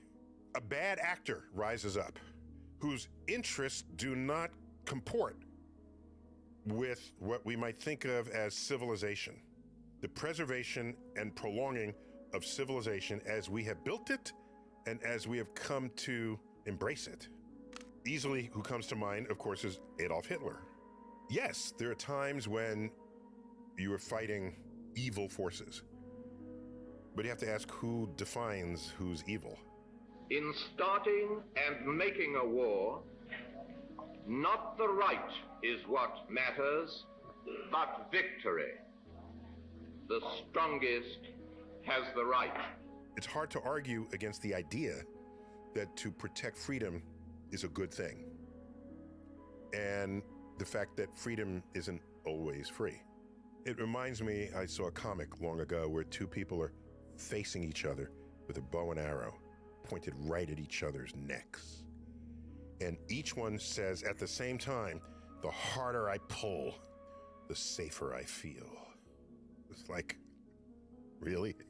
As a scientist, when we disagree with one another, we might argue our case vociferously. Some people are a little more emotionally invested in their ideas than others, so it can get heated. But at the end of the day, you know what we say to each other? We need more data. When more data come in and then it resolves the conflict, then we agree, go out, have a beer, and then move on to the next frontier question. That's the brain wiring of a scientist. It's not the brain wiring of politicians or many other sort of sectors of society where they need to interact with others. I've had some exposure to military operations. Now, I never served in the military, not as a soldier, but I did serve on a board of the Pentagon, the Defense Innovation Board. It was an attempt to alert the military that the strength in armies going forward, the strength of nations going forward, is not measured by how many soldiers are on the ground. It's not even necessarily measured by how many nukes you have in your silos. It could be measured by how clever you are with either computing or calculations or strategies that come from a place that's not just how big is your weapon. You look at the reasons why people have fought wars over the years. A common one is access to limited resources. I want what you have. I need what you have. Oh, you're not going to share it? You're not going to give it to me, therefore I'm going to take it. Well, you can only do that. You can only threaten to do that if you have the resources, the financial resources, the scientific resources, the engineering resources. Other reasons why people fight with limited access to resources, yes.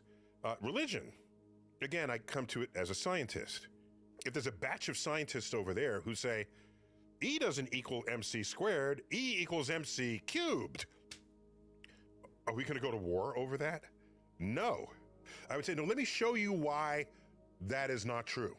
And I would demonstrate it with experiments and examples. That doesn't work as well when you have belief systems.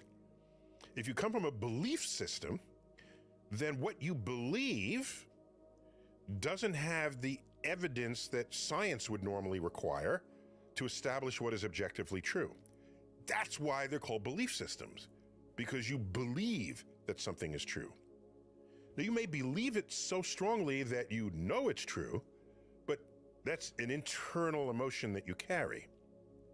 Belief systems are such that it may be true for you, but it's not really true for other people unless you convince them of it.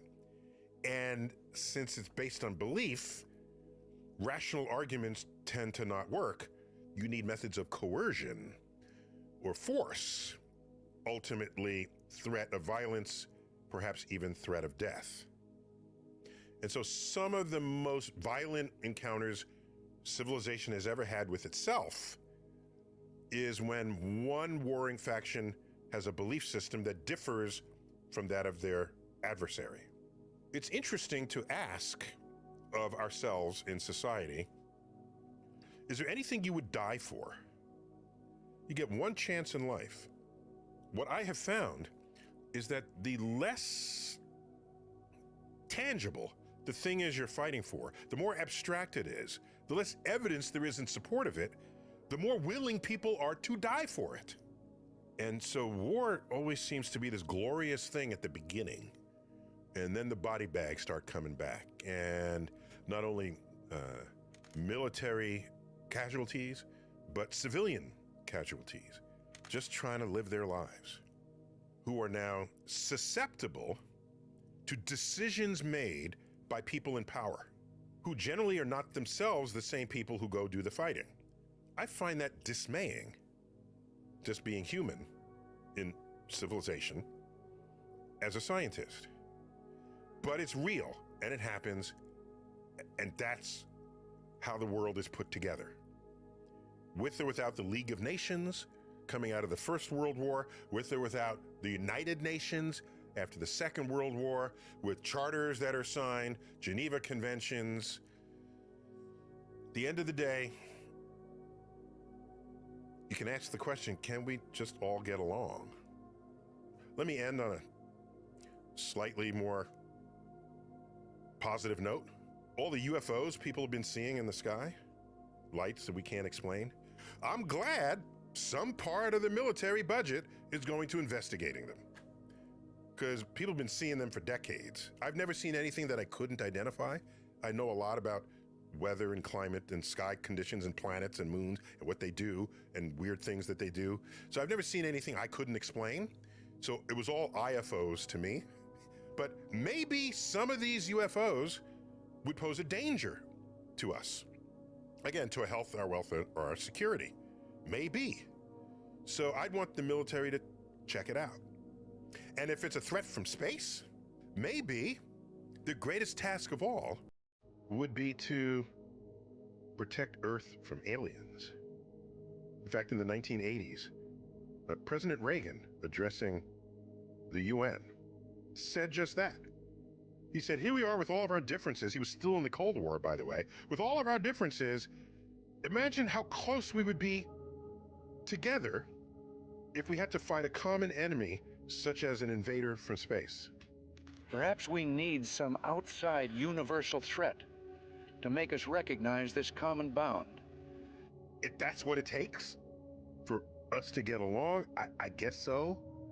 But I still believe, I believe in the power of conversation and the power of coexistence, because that's what makes a beautiful world. That we can all be different, but yet all be together with common causes, common goals that are sensible, rational, sane, and will feed the future of our health, our wealth, and our security. Thanks for listening. Until next time, keep looking up.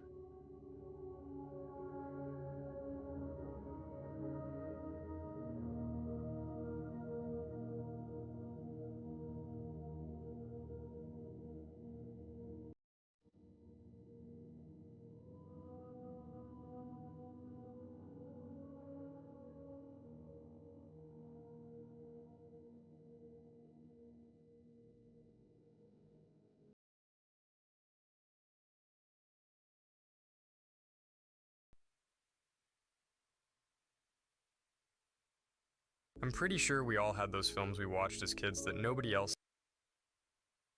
seems to remember. And this was one of those films for me.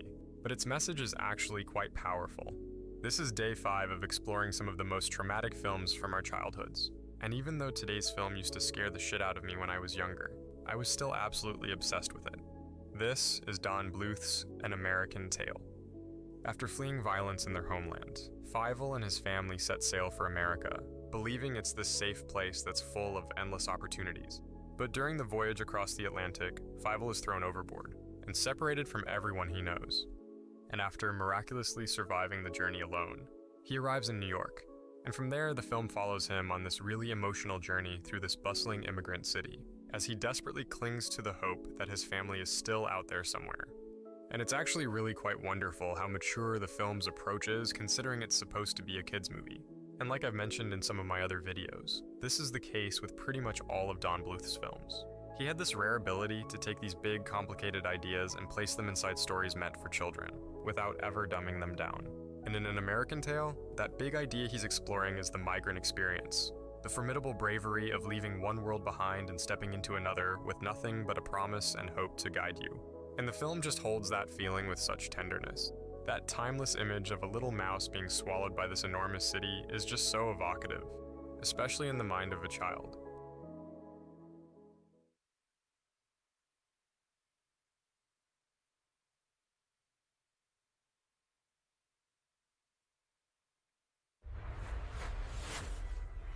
Next news. Breaking news.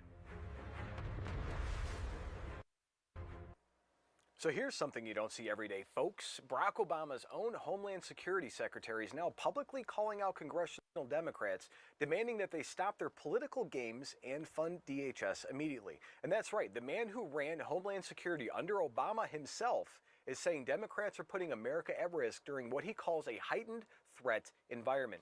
Meanwhile, TSA workers are getting $0 paychecks, security lines are stretching out the door at airports across the whole country, and Democrats are still holding our national security hostage. You might be asking yourself why? Because they refuse to fund the agency that protects American families. So let me tell you exactly what this means for you and your family. If you're still traveling for spring break, get ready for chaos, folks. Security lines at Austin Bergstrom International Airport are literally stretching out of the door. 300 TSA workers have already quit, and 50,000 more are about to miss their paychecks. We've got Denver Airport is asking travelers to donate food and gas cards just so these workers can survive. And think about that. The people keeping you safe at the airport are relying on food pantries because Chuck Schumer and Senate Democrats refuse to do their jobs. But it gets worse. We've had 4 terror attacks in the last couple weeks alone, 2 in a single day, and Obama's former DHS secretary is warning that we're in a heightened threat environment, likely because of what's happening in the Middle East with Iran. And what are Democrats also doing? They're playing political games with the very department created after 9/11 to prevent another attack on American soil. And Senator Ron Johnson just exposed the economic damage too. GDP was down in the fourth quarter specifically because of Schumer's shutdown. And Democrats aren't just hurting TSA workers, they're hurting every single American. And while Democrats are leaving our frontline workers struggling, I want to tell you about something that's been a game changer for my own family's health. For years, my wife battled chronic pain and anxiety from her diagnosis. We went through endless doctor visits, treatments that didn't even do anything. They didn't help. And watching her struggle daily broke my heart. Then Jonathan Otto introduced us to red light therapy, and everything's changed. Her pain vanished, her anxiety has been lifted, and she's sleeping soundly now. She's full of energy and life again, thank God, right? And my own recovery and vitality, better than guys half my age. And this has been truly life-changing for our family. And here's the thing, this isn't some gimmick. It's backed by NASA's research and FDA cleared. And studies show rapid pain relief and real results. When the system designed to keep you dependent, taking control of your own health is just an act of freedom. Red light therapy gives us that freedom, and it might do the same for you. Now let me show you just how desperate Democrats are getting as their shutdown strategy completely backfires. So here's where it gets even more ridiculous. Adam Schiff, the same guy who spent years lying about Russian collusion, is now on camera blaming Republicans for the shutdown. But here's the truth that he doesn't want you to know. Schiff himself has voted multiple times to keep the DHS shut down. He wants us unsafe. He knows ICE is already funded. He knows the House passed a clean bill. Yet here he is lying straight to the camera. And Democrats are accusing Republicans of not caring about TSA workers while they refuse to literally pay the same workers for doing their jobs. Let me show you exactly what they're saying. Let's get into it, guys. So we got from RNC Research. It says Democrat Senator Adam Schiff, who has voted to keep DHS shut down multiple times, lies and blames the Republicans. Do we expect any less from these guys? Let's see. Let's fund TSA while we work on everything else. And they said no, not without funding ICE and Border Patrol. They're not willing to fund TSA. I think it's unsustainable. They're losing this argument. These are the same people that for years, every time that the government was shut down or anybody else, they would scream and yell about safety and security. They literally want you to feel unsafe so you would not like Trump, therefore turn out better for the Democrats in the midterms. And they're willing to sacrifice your family's freedom for this. And we have Schiff's blame game isn't fooling anybody, and the Democrat shutdown games are risking airport security, along with national security. Even the Coast Guard shut down right now, which is crazy. So let's see what we had from Nick Sorter saying. He says, wow, even Obama's DHS secretary is calling on Democrats to cut their BS and fund DHS now. It's pretty bad when Obama's own people are coming out saying that. We know how bad the Dems are doing. Let's see. 4 terror attacks in the last couple of weeks alone, 2 just yesterday. Yep. We were talking about this earlier. Does it feel to you that, like, something has changed in these last couple of weeks? Like, you can feel it. What is it? It does. I believe we are in a heightened threat environment, most likely because of events in the Middle East. Iran is a state sponsor of terrorism. We can decapitate the leadership there, but that does not decapitate the ability to be a state sponsor of terrorists. It does not decapitate the ability to inspire acts of terrorism, including acts of terrorism here in the homeland. And so, bottom line to all of this, we need to fund, Congress needs to fund the department that exists to ensure Homeland Security. But what about, how do you think about cybersecurity issues? I mean, it's pretty straightforward, right? We have a whole Department of Homeland Security, but because they're deporting the illegals that the Democrats need in order to boost their congressional numbers, they want the department shut down, meaning that Americans are at risk every single day. And that's okay for Democrats to do this because they don't want us to be safe. They want us unsafe. They want us scared. They want the illegals to stay in because this is the hill that they have to die on. So with an urgent call for unity from Obama's own DHS leader, the spotlight turns to the Senate Democrats. Congressman Chip Roy reveals how just a few Democrats can end the security crisis by backing the House's clean funding bill. From Chip Roy, he says the House passed a clean DHS funding bill. It's sitting in the Senate waiting for action. Will they actually do anything, though? Let's see. We're looking at, DHS funding and beyond. What are Americans to do with this information? Right. Well, first of all, you should be putting pressure on Democrat representatives and the House and the Senate. I mean, obviously, we passed it out of the House to move the appropriations bill that we've already put forward. This is making us weaker with respect to TSA and our airlines, the Coast Guard, which is critically important, FEMA. And by the way, we're using the money we put in the big, beautiful bill that's sitting there for Border Patrol and for ICE, but it undermines our homeland security if we don't have full funding. So, of course, they should do that. We should unite as a country. I mean, again, that's what the Democrats want to say. They're blocking DHS so we don't deport any illegal immigrants. But in the big, beautiful bill that just passed, ICE is funded through 2029. They can't cut the funding for it. It's already been apportioned for the next 4 years. So all they're doing right now is cutting TSA because they know it's going to catch headlines. We're reporting on wait lines at airports right now because the Democrats shut down the DHS, which stopped the funding for the TSA people, which makes long lines and makes it newsworthy. You guys are about to go on spring break. Of course, bad Trump, right? That's so the framing from the Democrats is insane. So while Chip Roy underscores the Senate impasse threatening our national security, the situation is becoming dire on the ground. The DHS warns of chaos at Austin airports as travel nightmares unfold thanks to Democrat stall tactics. This is all because of them. They want you to suffer so they can get political points. And we've got Homeland Security saying, thanks to our Democrat reckless shutdown, security lines at Austin Bergstrom International Airport are stretching out the door. They were into the parking lot. Let's see. A lot of people are going to know they're going to leave. Because if they don't leave, then wherever they're going, that flight's late, the next flight's late, they can't afford that. It's insane. They already paid for the tickets, so they're leaving without us. They're not waiting for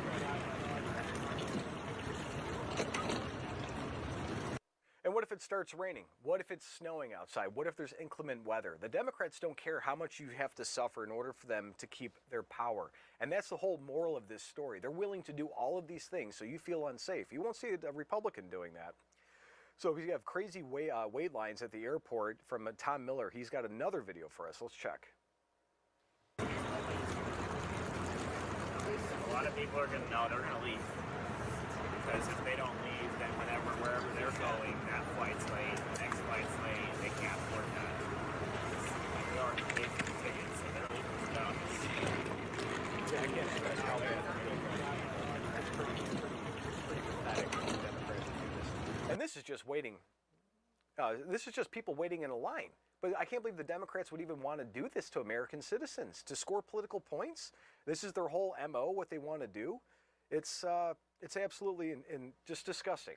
So we have another one from Department of Homeland Security. It says if they're feeling the pain from the reckless shutdown in airports across the country, TSA officers are being forced by the Democrats to work without pay for the third time in 6 months. No wonder why they're quitting. Let's see.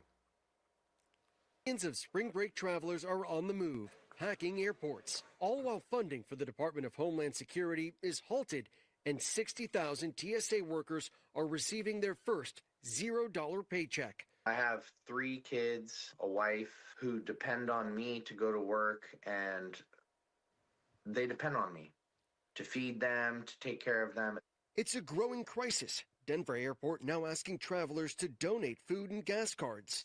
Food pantries opening up from JFK to Seattle. I do plan on coming to work as long as I can.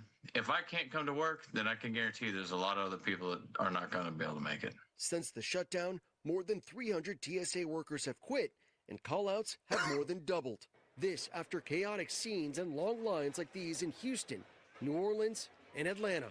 And this morning, the TSA exclusively sharing this video with GMA, now being played in airports nationwide, warning passengers about longer than average wait times and staffing shortages due to the shutdown. This comes as the TSA acting deputy administrator tells us they've seen a rise in attacks on officers. We've seen increases in assaults on our TSA officers, which is always completely unacceptable. And so we just ask our passengers to please be respectful, thank them, because they're doing an incredibly difficult job under incredibly difficult circumstances. Despite the shutdown, airlines trying to keep up with demand are adding flights.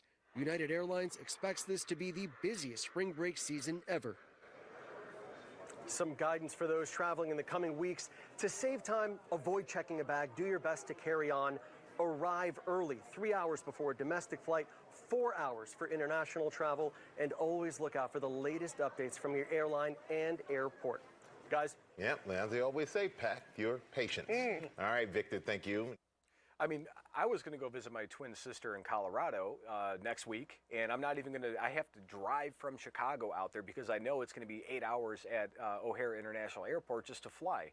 But the Democrats' refusal to fund DHS is not just inconveniencing travelers, but it also taking a toll on our economy. We have Senator Ron Johnson exposes the economic sabotage caused by Schumer's shutdown, hurting GDP and frustrating progress. And I think Ron Johnson's about to go nuclear. Let's check it out. America. GDP was down in the fourth quarter. Why? Whoop. America. GDP was down in the fourth quarter. Why? Because of Schumer's shutdown. So not only are they not helping us clean up the mess, they're doing everything they can to frustrate our efforts, to interfere with President Trump's efforts to clean up their messes. It's really despicable. Yeah, great points. You're right. GDP was down from the expectation. It was supposed to be 1.5% growth. We got growth of 0.7%. Senator. So 0.7%. It was supposed to be much higher than that. And the Democrats, they don't care if it hurts the country. Look what they did under Biden for 4 years. They let millions of people in. They destroyed our economy, decimated the military, and left us in a very weak position. You think that they're going to care over shutdowns? They don't care. They've never cared. From economic hits to the exploitation of TSA workers, this shutdown's true colors are showing. We got Brandon Straka highlights the continued fallout as more TSA employees quit while Democrats prioritize illegal aliens over American workers. They want the illegal aliens. They have to have this. This is the hill that they have to die on. The more illegals, more people counted in the census, more seats in Congress, easier for them to win president and Congress. That's just the way it works. From Brandon Straka, we have 300 TSA workers have reportedly quit after the Democrat shutdown of DHS, with 50,000 more expected to miss paychecks. That's embarrassing. Critics argue congressional Democrats are hurting America and TSA workers while pandering to illegal aliens. We know this to be true. Let's see what they have to say. Partial shutdown, now lasting almost a month, leading to a shortage of TSA workers at airports across the country. More than 300 have reportedly quit their jobs as of today. 50,000 TSA agents will miss their first full paycheck. Major airports now having to close security checkpoints, causing hours-long security lines and significant backups during the spring break travel season. It all comes as lawmakers remain locked in a stalemate over immigration enforcement. All I say to my Republican colleagues, stop the speeches that you care about TSA. Don't talk the talk. Walk the walk. Let the legislation that we are proposing go forward without blocking it, and TSA will be back to work. When our homeland is under attack, all warning lights are flashing red, and they want to peel apart, piece by piece, the Department of Homeland Security because they want to stand with illegal immigrant criminals. I mean, that's exactly what it is. They don't care about the safety of our nation. They don't care about the safety of the people. They don't care about any of it. The only thing that they care about is having the power. And that's disgusting. I mean, think about that. Really, really, really think about that. They don't care if you're safe going to the airport. They don't care if your family's safe going to a place of worship, a synagogue, a church, a mosque, wherever you go to worship. They don't care about people coming in and knowing that the people are wanting to attack that. They don't care. They just want the power. So here's what the mainstream media won't tell you. The House under Republican leadership already passed a clean DHS funding bill. It's sitting in the Senate right now. It's ready to go. All it takes is a handful of Senate Democrats willing to put American security ahead of their own obsession with protecting illegal alien criminals. That's what this is really about, folks. Democrats don't want to fund DHS because DHS is executing President Trump's border security agenda. They're willing to let TSA workers go hungry, willing to let security lines stretch for hours, willing to ignore terror threats, all because they cannot accept that the American people voted for secure borders. Even Obama's people are calling them out. When you've lost your own team, guys, you've lost the argument. It's pretty clear on that one. So the truth is crystal clear, and Democrats own the shutdown. They own every missed paycheck, they own every hour-long security line, and they own every ounce of risk to our national security. And the solution exists, and the House already passed it. President Trump is ready to sign it, and Senate Democrats just need to stop throwing a tantrum and do what their jobs. And I want to hear from you guys in the comments. Should Democrats be held accountable for putting their open border agenda ahead of American workers and national security? I'm saying yes, but I want to hear your thoughts, yes or no. And drop your answers below. And let's get this video out there. Share with everybody. And you know who's been affected by this reckless shutdown. Share it to your friends. If they are traveling, share it with them. And hey, if you guys want to support independent journalism that tells you the truth that the mainstream media won't, check out the Next News merch shop at shop.nextnewsnetwork.com. For Next News Network, I'm Tom McCullough. Stay informed and stay free. The system controls information. Information control is power. I want you to see this. The truth only survives together. They don't want this shared. Share this now.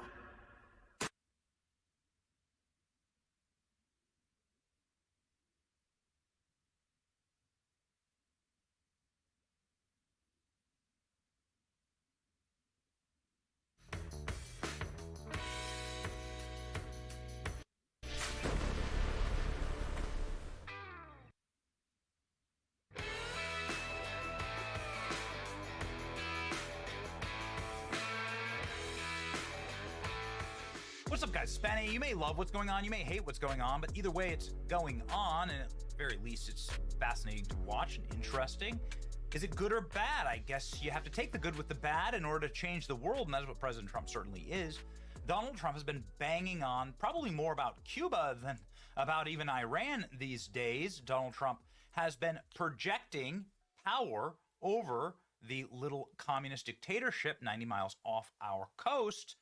President Trump constantly talks about Cuba and how they are going to get rid of the island leadership, at the end communist of the leadership, line. the end of the line. They have no money, they have no oil, they have a bad philosophy, they have a bad communism regime that's been bad for a long time. We're also looking So forward to Donald Trump openly, not subtly, talking about regime change in Cuba, maybe a friendly takeover. We could have a friendly takeover. They might allow us to take it over. The reason why Donald Trump has this position of power, and maybe we'll have a friendly takeover, is because Donald Trump controls all of their oil. They were getting all their oil from Venezuela, all of their food from Venezuela, and now Donald Trump's in control of all of that. There was already a blockade. Cuba is on its last gasp, and hungry people with no power revolt. Doesn't matter how many guns or bullets you have, hungry people will always overtake their government. You must feed your people. You must have the ability to provide for them. And if the government fails on those fronts, and they have already failed in those fronts, I've been to Cuba. It's the worst country I've ever been to in my life. They're this close to toppling. Next one to go is Cuba, says Trump. we could do them all at the same time, but bad things happen. If you watch countries over the years, you do them all too fast. Bad things. As the best Secretary of State in the country's history, Marco Rubio. I don't want him to get too popular. Look at this. And Trump announces Marco Rubio as the warlord of Cuba here. I don't want him to get too popular. You know, when they get too popular, all of a sudden you see, where's Marco? He's not around anymore. I don't see him. He's doing some job, He's in Cuba, Trump says. Well, he actually brought Marco Rubio up to speak fluent Spanish to South American countries, preparing, I think, potentially. Quiero darle las gracias. I think I'm a good interpreter. You'll find out in a second. But for las gracias a los países que están aquí hoy. Estos is this países, Marco primero, Rubio el presidente preparing? ha hecho esta región una prioridad I didn't actually en su know. administración. Hay muchos presidentes que han dicho que lo van a hacer, pero él lo ha hecho y se lo agradecemos. Y muy agradecido a los 12 países que están aquí hoy. Estos son países que no solamente son aliados, son amigos. Son países que siempre responden cuando hay una necesidad y trabajan en conjunto con nosotros y queda mucho. Okay. Looks like the preparation is happening. Obviously, Cuba is in a state of absolute revolt already. They're burning government buildings. The power is completely out. They have no more food, no more oil. People are taking to the streets, burning down buildings that belong to the regime after 67 years. The moment is now.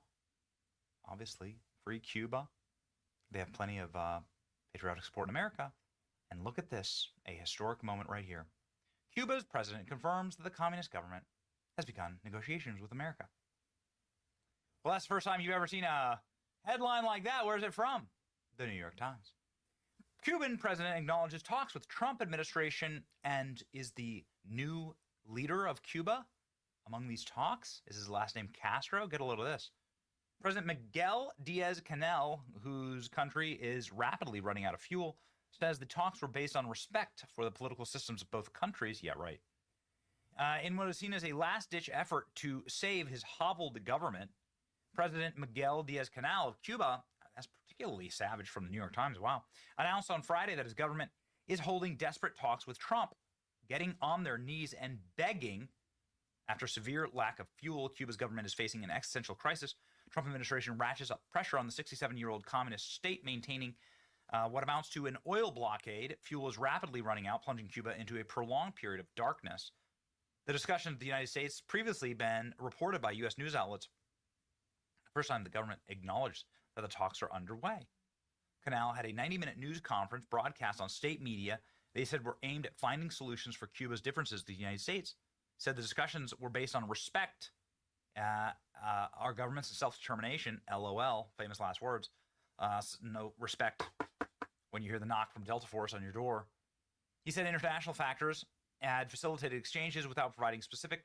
Cuba's foreign minister recently met with the Vatican, top diplomat in Havana. The Vatican Secretary of State said the Vatican had taken the necessary steps to view a dialogue based for the problems that exist.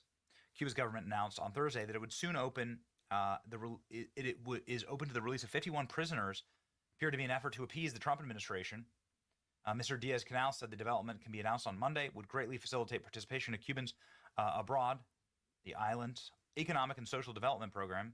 There is no economy. There is no development in Cuba. Again, go there. You can buy a ticket. You can go there right now. It's terrible. It's the worst of the third world. It's so sad because the country used to be just beautiful.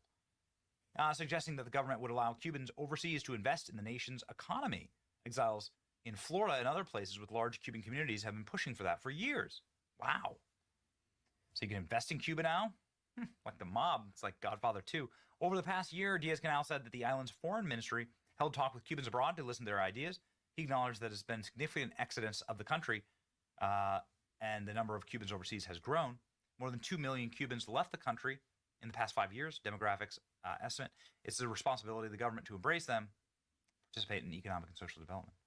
He says the power grid was growing increasingly unstable because the country had no oil for 3 months. 2 critical plants exhausted their supplies of fuel. Therefore, a considerable number of megawatts that we were generating, especially during peak and nighttime hours, are lost to the generation system grid every single day. He said Cuba was rushing to expand its solar energy, but the challenges are daunting. Nearly 7,000 homes in Cuba are now connected with solar power. Yay! Electric cars are being used to bring patients dialysis appointments. Oh, what about the Cuban healthcare system? 700 bakeries had converted to wood or fired or charcoal ovens. So quaint. Greta is so excited about this. Diaz-Canel said that in talks with the United States are needed to, in part, to determine the willingness of both sides to take concrete actions and yield results. Oh boy. Okay, so it's actually happening. Cuban president comes begging to Trump. Yikes. Look at that. Wow. Exclusive Trump eyes surprise economic deal with Cuba. Whoa. Things are happening fast. Here's the Cuban president. Bajo la dirección del general de ejército como líder histórico de nuestra revolución. This is the dude talking, saying exactly what I just read to you. Cuban government is holding conversations with America. Castro wanted to nuke America. He wanted to nuke. He wanted to use Russian nukes to nuke New York. That's why the Russians ultimately didn't give him real nuclear weapons, because they thought that he was going to actually like just start a nuclear war. It's crazy. So they went from that to this. Miguel acknowledges that he's already negotiating with the United States, shitting their pants, seeing how Maduro ended up. The Cuban communist rats are going to negotiate their way out. We'll see. No more money going to Cuba. Zero, says Trump. Release 51 prisoners is only possible because of Trump's strong leadership. Trump is about to single-handedly solve all the problems in our backyard in a span of like 14 months. And then this one is very interesting. Diaz-Canel appears to be meeting alongside Raul Castro's grandson. Confirms negotiation with the U.S. government. The first time they have publicly acknowledged that they are holding talks at the highest level. So Castro's grandson, so Raul Castro, so one of the grandkids are there. That's fascinating. Is Donald Trump going to install another Castro in Cuba, but a friendly Castro to America? What a timeline. Miguel Diaz-Canel out as president of Cuba by June 30th. There's a pretty high chance of that. People are buying that. Saying he's gone, right? We'll see. Are they going to, is Trump going to install another Castro in Cuba and then like remake the island? I don't know. Not sure. But we know that it's going to make Greta Thunberg cry. Trump is choking the Cuban people. Yeah, it's not the communist. It's Trump, right? You little gremlin. You little gremlin. Look at her. Yeah, the real human rights violation is what's happening on your head. Goblin. Little Swedish. Goblin! Anyway, this is a historic moment. You should sit back and enjoy it. That's what I'd say. It's your boy Benny. See you.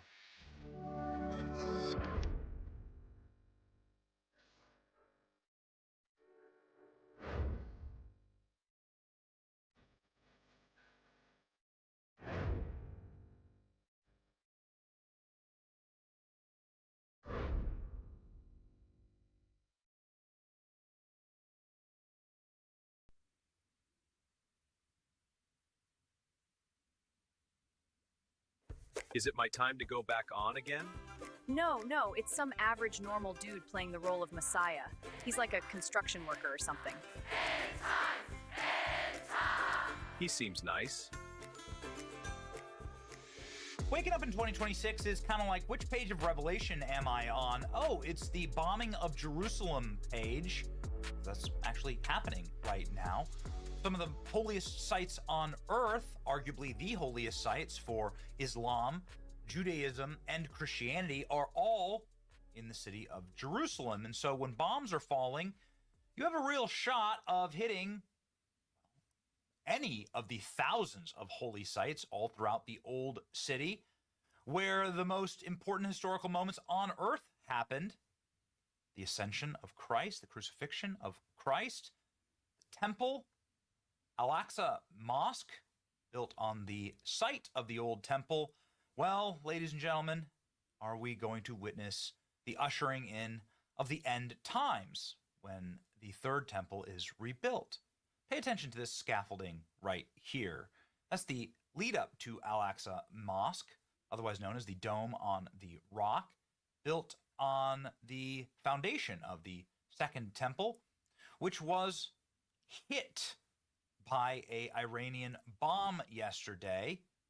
For those of you who read your Bible, you'll understand, of course, the significance here. You don't even have to read the Bible. You can just understand that the mosque built on top of the holiest place in all of Judaism and one of the holiest places in all of Islam, when that's getting bombed, you have potentially a major conflict on your hand, the likes of which we've never seen, like a proper religious war, but in the modern times. Here you can see the bombs flying over top of the Al-Aqsa Mosque, the Western Wall. You can see this in Israel, the Church of the Holy Sepulchre. You can see the bombs falling in the shadow of the mosque.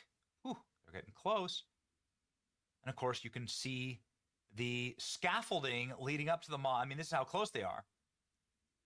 They're literally just meters away from the holiest sites in all of antiquity and the modern day. Air raid sirens in the Church of the Holy Sepulchre. Chilling. I mean, it really does chill you to the bone.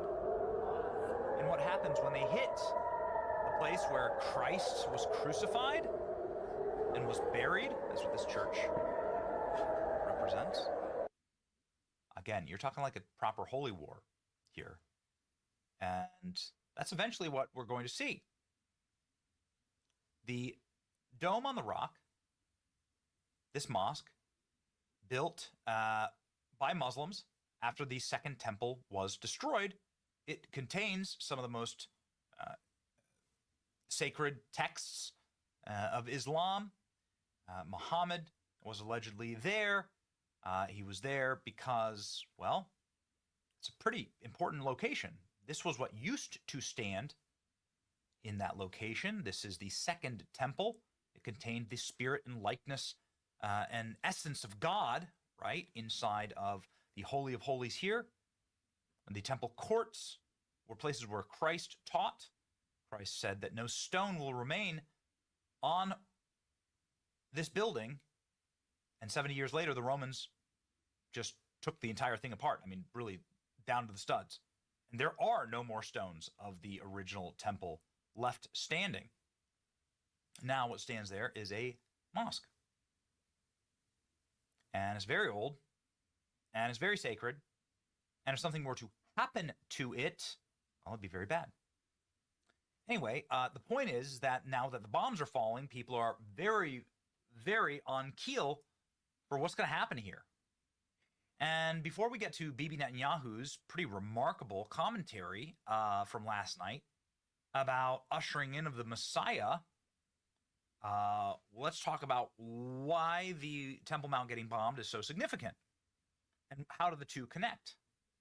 The third temple refers to the hypothetical future Jewish temple in Jerusalem that would be built on the Temple Mount on the site of the first temple, built by Solomon, the one that was desecrated and destroyed by the Romans 70 years after Christ promised, exactly to the date, after Christ promised this would all happen. Its significance varies across religious tradition, but it carries profound spiritual, prophetic, and geopolitical weight. In Judaism, the temple is a central element of messianic redemption and restoration of full Jewish religious life. The temple is the dwelling place of God's presence, and the earth, on the earth, the center of sacrifices, worship, and atonement. You really can't have Torah Judaism without it. You know, the practice of Judaism without this temple is, kind of out to sea, right? This was the center of Jewish life. This is why Passover is so important, why everybody traveled there, including Christ, right? And Christ's family, Mary, Joseph, and so on, all go to Jerusalem. The center of the faith is that temple. Well, it is no longer standing. Christ is the temple now, right?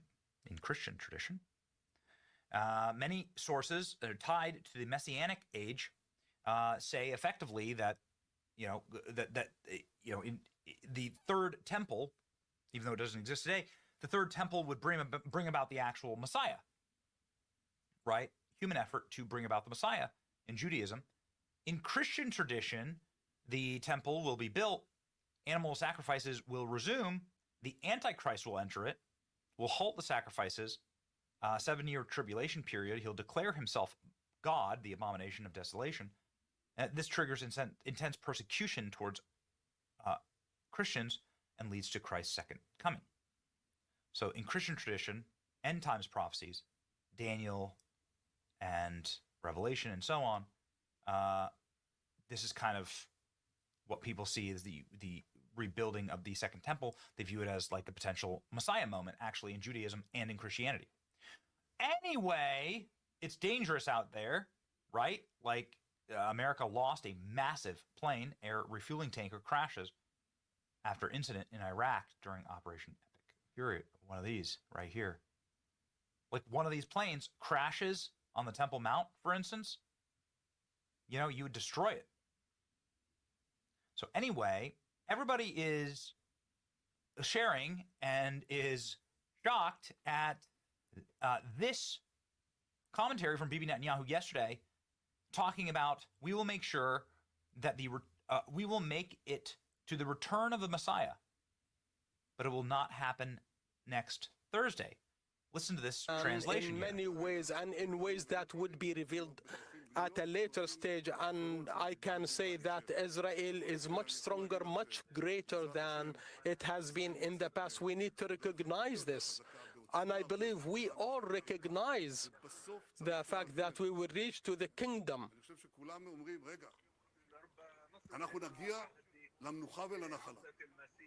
We will make it to the return of the Messiah, but this will not happen next Thursday. The lives of nations is always precarious and surrounded with threats. Our survival, our endurance is a result of alliances that... So is Bibi Netanyahu straight up saying that the kingdom will be reestablished, like the Israeli kingdom that God promised, like that is effectively the entire Mediterranean? I'm sorry, the entire Mideast, but all the way up to the Mediterranean, the promise of God to Abraham, and that they are going to usher in the return of the Messiah, meaning the building of the third temple. Is that what he's saying? The return? Netanyahu on Iran. We will make it to the return of the Messiah. Okay. What the F? Right? Buddy, that happened 2,000 years ago. You missed the boat. That's right. The Messiah had already returned. His name is Jesus Christ. Of course, Jews hold that Christ is not the Messiah. Why would he say return of the Messiah? The Messiah to him, the Antichrist to us. As I've been warning you for some time, they're staging a Bible prophecy to give rise to the Antichrist. Maybe the building of the third temple will be part of this. He's not talking about Christ. I was under the impression the Jewish Messiah hasn't arrived yet. So it's either a misquote or Bibi did a stealth conversion to Christianity. Interesting. Return of the Messiah. So Bibi, who is Jewish, basically just admitted that Jesus Christ is the Messiah. Nice. Jews hold, of course, the Messiah hasn't come yet.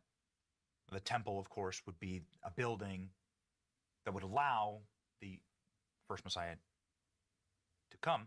Obviously, Messiah's already been here. His name is Jesus. We should probably slowly accept that we are living in the end times. That's right. Okay. So there is a community note on this saying that there's a translation problem here, and maybe everyone's losing their minds over a translation problem. Let's go ahead and read. It hasn't been confirmed yet as the full community note. Typically, these guys who are doing the translations are pretty accurate, right? But let's go ahead and read. I think everyone asked, wait, will we reach tranquility and inheritance?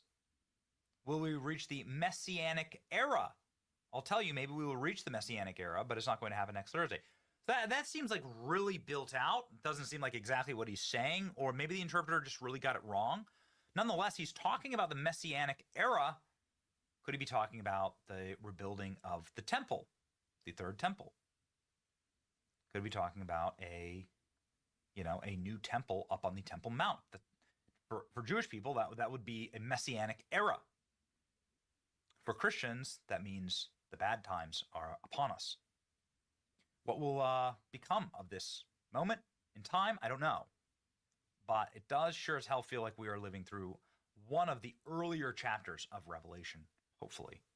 We'll see, ladies and gentlemen. Very interesting, though. We will make it to the return of the Messiah. But not next week. Okay. And even the note says, effectively that's like the right translation. So there you go. There's your dose of revelation for the day. Goodness gracious. Careful. Pray. Keep your head on a swivel. And Christ is King. See you.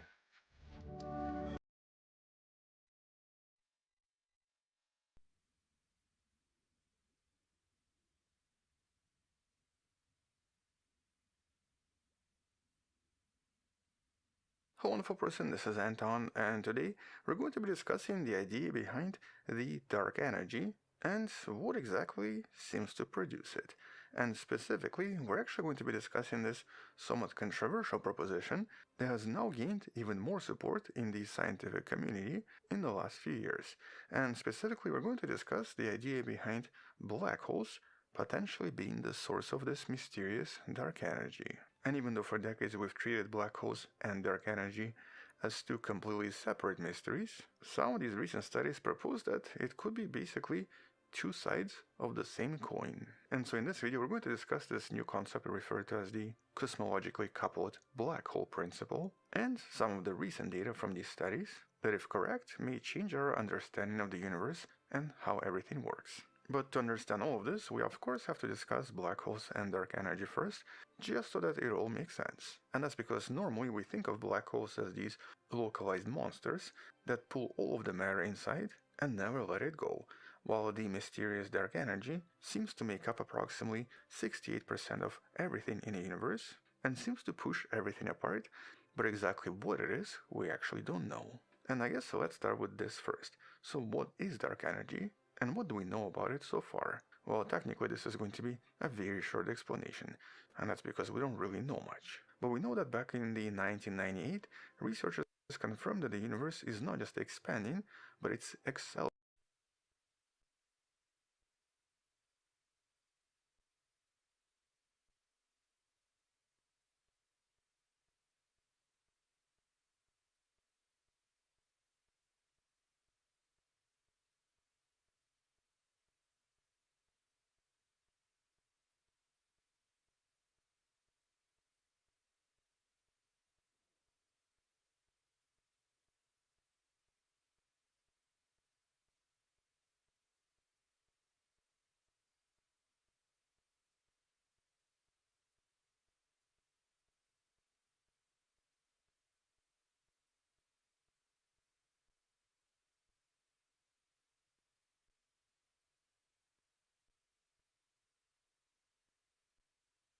Or basically it's expanding faster and faster and faster, and what's causing this is now referred to as dark energy. This is what we usually refer to as the lambda CDM model. And here the assumption is that this dark energy is some kind of a cosmological constant, or basically a kind of a fixed amount of energy inherent to the space itself, or it's basically the part of space itself that doesn't seem to change and causes the space to expand just because of some kind of a fundamental property. But as we've discussed in one of the recent videos, the new data from the Dark Energy Spectroscopic Instrument, also referred to as DESI, has recently sent a lot of shockwaves across the scientific community. And that's because, based on the observation of approximately 15 million different galaxies, here the new data suggests that dark energy might not really be a constant and seems to be actually weakening over time.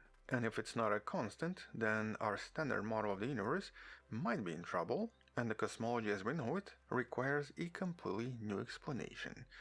But then we have black holes, and this is actually where this black hole explanation comes in and tries to explain this. Now first, just so that we're clear, we're mostly referring to supermassive black holes in centers of various galaxies, because individual stellar mass black holes are just not massive enough to influence any of this.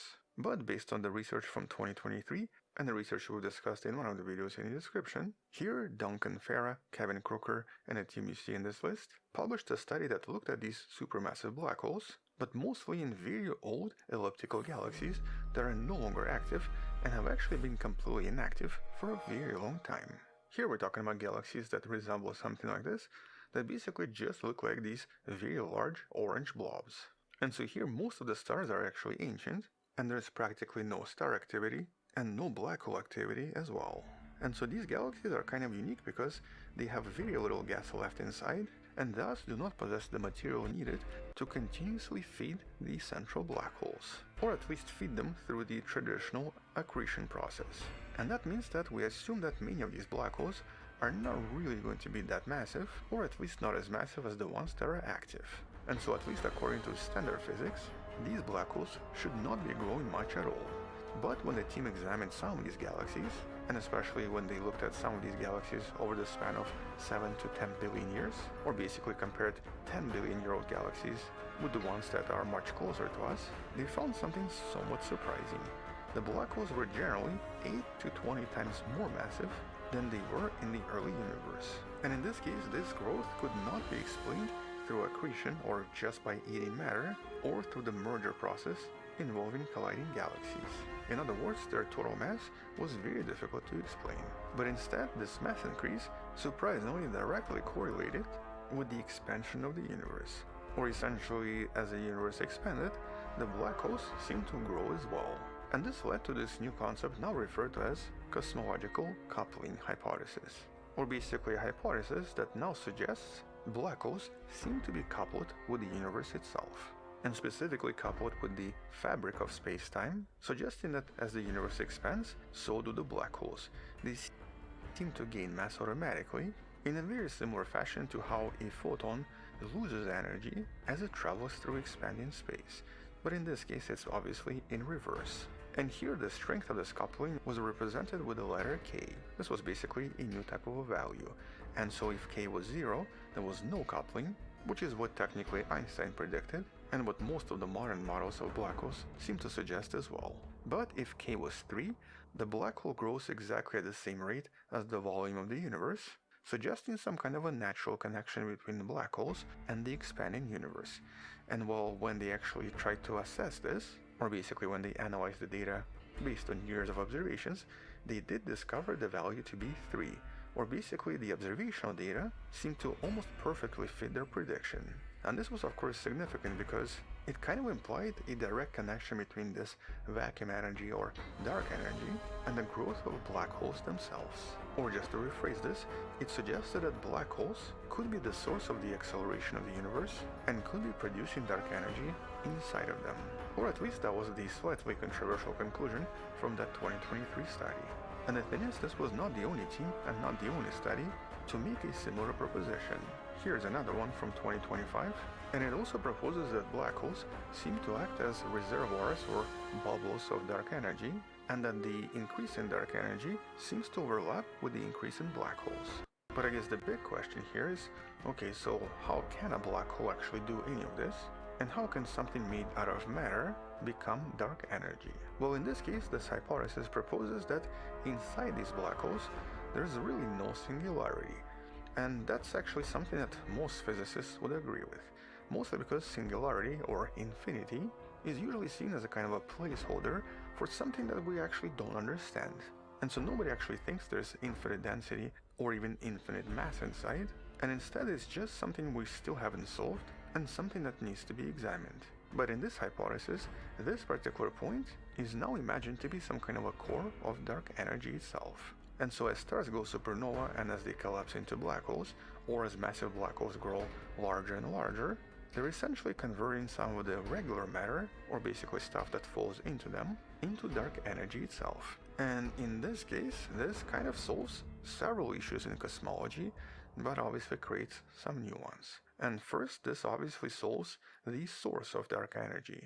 It explains where all of this energy is coming from, and what's causing the expansion itself. And so here the source is obviously various black holes across the universe. Their collective gravitational energy seems to produce just enough dark energy through some kind of an unknown process. At the same time, based on this 2025 study, this also surprisingly solves the neutrino mass problem. And that's because based on some of the recent DESI observations, it's even been suggested that neutrinos, or these mysterious ghost particles, may even have negative mass. Or at least they would have this negative mass in order to make some of the cosmic math work out. But that's technically impossible. However, according to this study, if black holes are converting matter to dark energy, it actually rebalances some of the cosmic budget and then allows neutrinos to have a normal positive mass that surprisingly matches various experiments. In other words, here it seems to solve another major issue. And last but not least is of course the famous Hubble tension, something we've talked about very recently in one of the videos in the description. And so here it could explain why we seem to have different measurements for the expansion of the universe at different times. And though it's supposed to be constant, I mean it's called a Hubble constant after all, here we know the expansion rate seems to be different, and in this case could be explained because black holes are also changing, and there was even a time when black holes were forming most rapidly, which surprisingly corresponds to the highest value of the expansion. This happened approximately 10 billion years ago. But before we conclude that black holes seem to create dark energy, we obviously have to discuss some of the counter-arguments as well. Because here it's very important to stay grounded, as this is a somewhat controversial idea. And while one major counter-argument is that we might be misunderstanding how black holes grow astrophysically. Or to be more exact, it's quite possible that even in these inactive galaxies or these elliptical galaxies, there could be some hidden ways for black holes to grow larger, possibly through mergers we are not familiar with, or through a process of microaccretion that just has not been accounted for yet. Or just to rephrase this, some of these massive black holes could be growing through additional processes that we just have not discovered yet, which would obviously explain why they appear to be bigger than they should be. Furthermore, there are some mathematical hurdles as well, and that's because for a long time researchers struggled to find a version of Einstein's equations that allowed a black hole to be embedded in an expanding universe without creating mathematical singularities. Or essentially, the math would often break at the edge of the black hole, which is technically what this recent study by Cadoni and colleagues from Italy mostly focused on. They actually found at least one mathematical solution where these black holes could be a part of expanding universe and could remain regular and stable everywhere except at the very center. And so here this work shows that by including the expansion of the universe with what's happening on the surface of the black hole, or basically at the event horizon, some of these mathematical problems seem to disappear, which technically does present us with at least one possible proof for black holes being the source of dark energy. But I guess the question is, okay, so why is this important, and what exactly does this teach us? Well, if this hypothesis holds up, it basically means that dark energy, or this phenomenon we still don't really understand, seems to be an astrophysical phenomenon created by the life and even death of stars themselves. And it's not just some kind of a mysterious vacuum energy, and not some kind of a property of empty space. It is actually something physical and something that's constantly generated. And more importantly here, this would directly connect centers of galaxies, and of course centers of various black holes that used to be stars, with the extremely large scale of the universe, where everything basically seems to be expanding. And so I guess here this might actually suggest that the universe's expansion is directly tied to star formation, or technically star explosion. And since star formation was at its peak during the so-called cosmic dawn, or basically the peak was billions of years ago and is now slowing down, it also suggests that the growth of dark energy should be slowing down as well. And well, that's exactly what the observations from DESI seem to suggest. In other words, it might explain why the acceleration of the universe seems to be slowly decreasing. But right now this is just one of many different explanations for what we're seeing here, and at this point this is still just a hypothesis and does not have that much support. But we are definitely at the point where some of the models have to change now, mostly because the new observational data challenges everything we knew so far. And so whether the source of dark energy is black holes or something else entirely is still being actively debated and will be debated for many years. But based on these recent studies, the evidence from these elliptical galaxies and the masses of neutrinos is definitely just a little bit compelling. And luckily for us, we'll definitely have more data coming from the Euclid telescope and even DESI right here, that in the next few years will help us determine what's happening here. And so for all we know, maybe it's just a coincidence, or for all we know, maybe it is black holes after all. On that note, we'll definitely come back and discuss this more in some of the future videos. Until then, thank you for watching, subscribe, come back tomorrow to learn something else, support the channel on Patreon where you can find additional videos without any ads and can DM me directly, or by joining a channel membership that grants you early access. You can also support this channel by buying the Wonderful Person t-shirt in the description below. Stay wonderful, I'll see you tomorrow, and as always, bye bye.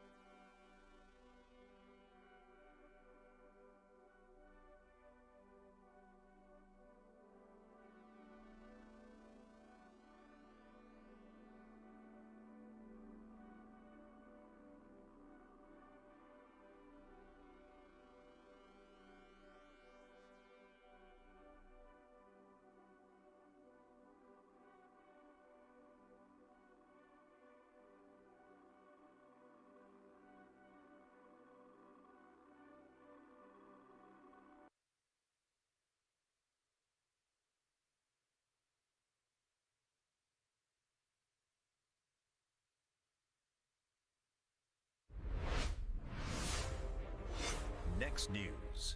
Breaking news.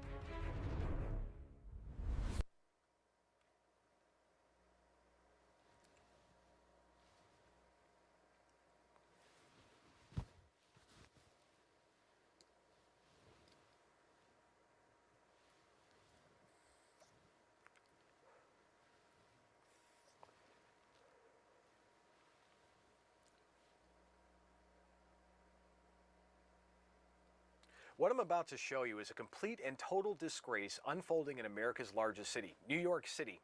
And New York City's new socialist mayor, Zohran Mamdani, just had his ISIS fanatics throw bombs at NYPD officers right outside of his own house. And then he refused to call them what they are, radical Islamic terrorists. But it gets worse. His own wife, she was caught celebrating the October 7th massacre on social media. And while New Yorkers flee in record numbers, his solution is to jack up the death tax to 50%. Is this what happens when you let socialists take over? And let me tell you why this matters to every single American watching right now. Not just New Yorkers. What's happening in New York City is a preview of what the radical left wants for your city, your state, and your family. When a mayor can't even call ISIS terrorists, even after they attack police officers, that's just a political correctness. That's a national security threat. When the mayor's wife is liking posts celebrating the slaughter of innocent Jews, that sends a message to every terrorist sympathizer that they're welcome in America's biggest city. And here's what hits you in the wallet. Mamdani wants to drop the estate tax exemption from $7.1 million down to just $750,000. That's not taxing billionaires. That's coming for your family home, your small business, and everything you work for your whole life to pass on to your kids. A 50% death tax. Meanwhile, he admits on camera that wealthy New Yorkers are already fleeing, and his genius solution is to tax them even more. This is the socialist playbook. And if we don't stop it in New York City, it's coming for your state and your city next. And speaking of protecting what you've worked for your entire life to build, let me ask you something important. New numbers out of Washington show inflation is on the rise again, and another threat to you, your savings account, and your retirement. And ask yourself an honest question. Does your dollar go as far as it did 10 years ago? How about 5 years ago? How about even just last year? So what does the next decade look like for you and your savings? And while socialist politicians like Mamdani scheme to take 50% of everything you've built, smart Americans are taking action. And if your portfolio lacks exposure to gold, one of history's most reliable economic hedges, it's time to rethink your strategy. Gold has kept up with inflation in many periods it has overperformed. That's why I trust Noble Gold Investments. Right now, they're offering our viewers a free 10th ounce American Gold Eagle with qualifying purchases. Go to nextnewsgold.com today to protect your family's future before politicians can get it into their hands. You know, they're very good at that. So now let me show you guys just how bad things have gotten under this radical mayor. It's getting pretty rough over there.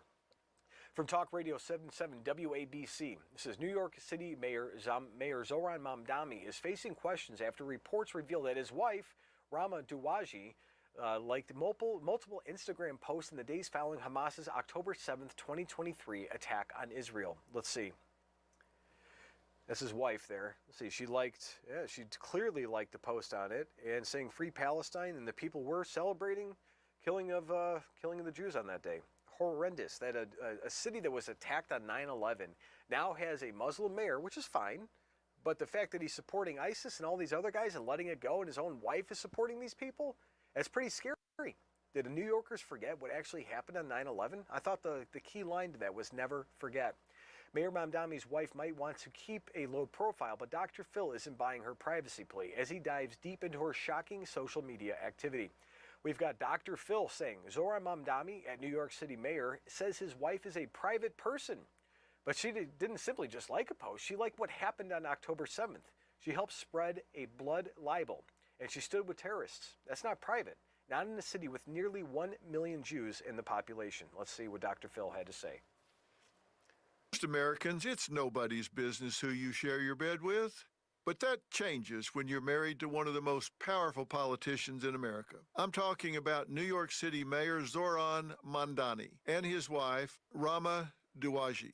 Now, being the spouse of the mayor of the largest city in America comes with a certain level of responsibility and scrutiny. And right now, Douaji deserves just a lot of that scrutiny. Report from the Jewish Insider, Dowagian liked Instagram posts just hours after the October 7th attacks on Israel that celebrated Hamas' assault and pushed anti-Israeli rhetoric.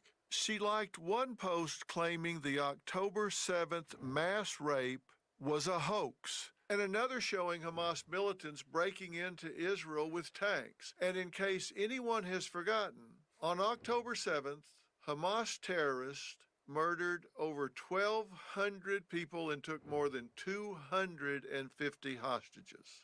It doesn't matter how strongly someone supports the Palestinian cause. Anyone who likes what happened on October 7th is not standing for human rights. They're standing with terror. Mayor Mamdani defended his wife, saying, My wife is the love of my life, and she's also a private person who has held no formal position on my campaign or in my city hall. But let's get real and talk about the real story. When you're the spouse of the mayor of the largest city in America and you're supporting the murder of hundreds of innocent Jews, thousands, trust me, that's not private. That's public. And Mayor Mamdani, hear this clearly. When terror is excused, silence isn't neutrality. It's complicity. And that's the real story. Couldn't agree more. Could not agree more. The fact that his wife was out there doing that, and now he's a mayor of the city. Oh, my wife's a private person. Oh, what about Michelle Obama? What about the president's wife? What about all the other politicians whose kids get in trouble and all those things? They always impact it. But the Democrats like, oh, don't bring my family in. We need to shield this. This can't happen. We can't allow this to come out. Because they know that he is wrong. And what he knows the views that his wife holds, and he probably holds those same views too. So don't look too closely at my wife because she holds my views as well. Dr. Phil left no room for excuses, and now the New York Post is stepping up, showing how Mayor Mamdani clings to the private citizen defense amidst public outroar. Let's see here. Is it anybody's business, and is it fair to question you about it? My wife is the love of my life, and she's also a private person who has held no formal position on my campaign or in my city hall. I, however, was elected to represent all 8.5 million people in the city, and I believe that it's my responsibility, because of that role, to answer any questions about my thoughts and my policies and my decisions. So he's going back to the old thing that Democrats do. You can't talk about my family. Nobody knows about this. Only I know. You can't ask me questions. How dare you be actual reporters? Because if you share a bed and you've been the love of somebody's life, if your spouse was talking about doing horrible things and celebrating the deaths of tens of thousands, if not eradicating an entire religion off the face of the planet, and that's the love of your life, that's standing out there and doing that, that means you must agree with her. Because, I don't know if I could love somebody that would want to go out there and literally commit genocide. I wouldn't be for that. But while Mamdani tries to shield his wife from the spotlight, Laura Trump cuts through the fog, demanding accountability for actions that deeply impact New York City's Jewish community. From Brandon Straka, Laura Trump's Mamdani's wife for liking posts and celebrating October 7th. Let's see what Laura Trump had to say. Defense of his wife. Well, yeah, Rachel, he didn't come out and apologize. Let's be clear about what he said there. He basically said, I love my wife and she can kind of post whatever she wants, but that's not good enough. We're going to have to do a little bit better than that. You are the mayor of the city with the largest Jewish population in the entire country, and we're not just going to excuse something like this, because what his wife essentially did is watch while you had innocent Jewish women, children, elderly, kidnapped, raped, tortured, burned to death by terrorists, and thought, you know what, I agree with these actions so much that I'm going to show my support for this by actively liking it on social media. My gosh, you have to be a special level of sick, demented, and anti-Semitic to do something like that, and it's just not good enough. We need better than that. It's anti-human. I don't care what religion, what color the other person is. I could care less about any of the outwardly appearing things. Religion doesn't matter. Killing them is horrible. It's a horrible thing. Why celebrate that? We were not celebrating the deaths in the Iranian conflict. No, we're celebrating that the regime is going away, and it's unfortunate that loss of life has to occur. But celebrating the extinction of an entire religion, that's not good. And that's what she's celebrating. The people want to eradicate the Jews, and she's out there celebrating this. And that means that the mayor might hold the same thoughts. Let's keep going on it. The people of New York City, they deserve better. And listen, maybe the reality of what's going on here is maybe she has presented herself as she is and really put her beliefs out there. And maybe Mamdani is still trying to hide his beliefs, because don't forget, Rachel, it wasn't very long before he decided to run for mayor of New York City that he talked about globalizing the Intifada, that we heard words like that come out of his mouth, and he said some things that were very questionable to a lot of people in New York City and around our country. As far as I know, he's never come out and condemned the actions against the Israeli people on October 7th. Maybe right now would be a good time to do something like that. Why would he come out against it? He believes in it. He wants it. Otherwise, he would have said so publicly. You know, the largest Jewish population in the country is in New York City. He's the mayor of that place, and the people voted for him thinking that he was not that way. And he will not put an apology out, nor will he condemn his wife's own words, because he probably holds them true, allegedly, for legal reasons. Lawyer Trump is calling for more than apologies. Allegations of pro-terror sympathies aren't the only headlines. Mayor Mamdani's controversial past speeches about the Intifada resurface. I mean, therefore I am. 2 ISIS fanatics hurled homemade bombs at New York police officers and anti-Islam protesters outside a Gracie mansion in front of Mamdani's home. And instead of, he dodged calling them radical Islamists or issuing a clear condemnation. He, said nothing about it. I think he blamed white supremacy. Let's see. And I know that for many in this museum tonight, and those outside of it, there is a hardship that extends beyond this month, simply by belonging to our faith in this city that is our home. For nearly as long as there has been in New York City, there have been Muslim New Yorkers. And yet for nearly just as long, those with power and platform have sought to dehumanize us. Just this morning, United States Senator Tommy Tuberville from Alabama commented on a photo of me at an iftar in City Hall this week, placed next to an image of 9/11 with the quote, "The enemy is inside the gates." A congressman from Texas named Brandon Gill described the same iftar as stomach-churning, truly repulsive. And today, Vicky Palladino, a city council member from Queens, someone who works in the same building that I do, in the same building as our council members here, reposted a tweet that also invoked 9/11, the worst terrorist attack that our city has ever faced, and included the phrases, "Yes, the terrorists won," and described migrants as a biological battering ram. It is not just these words, but the actions that often accompany them. I think of the video many of us saw of an NYPD officer accosted while he attempted to pray in the back room of a bodega. I think, too, of the smaller indignities, the indignities that many New Yorkers face, but that Muslims are expected to face in silence, of the exhaustion of having to explain yourself to those who are not interested in understanding, of the men who introduce themselves by their given name only to be called Muhammad for years on end, of the city workers who work 12-hour shifts only to check their phone and find an elected official in that same city has called for their expulsion. And I would like to ask each of you, who here has been told that you do not belong in New York City? Who here has heard the words, "Go back to where you came from"? Who here has returned home to their city only to be ushered aside and greeted with suspicion? I have known these experiences as a young man, as a candidate for office, as the mayor of New York City. And when I hear such hatred and disdain unchecked in its rancor, I feel an isolation and a loneliness that I know that many of you have felt as well. When I speak to Muslims across our 5 boroughs, what I so often hear is the pressure to fit oneself into an ever-narrowing box, to suppress parts of oneself in the hopes of finding acceptance.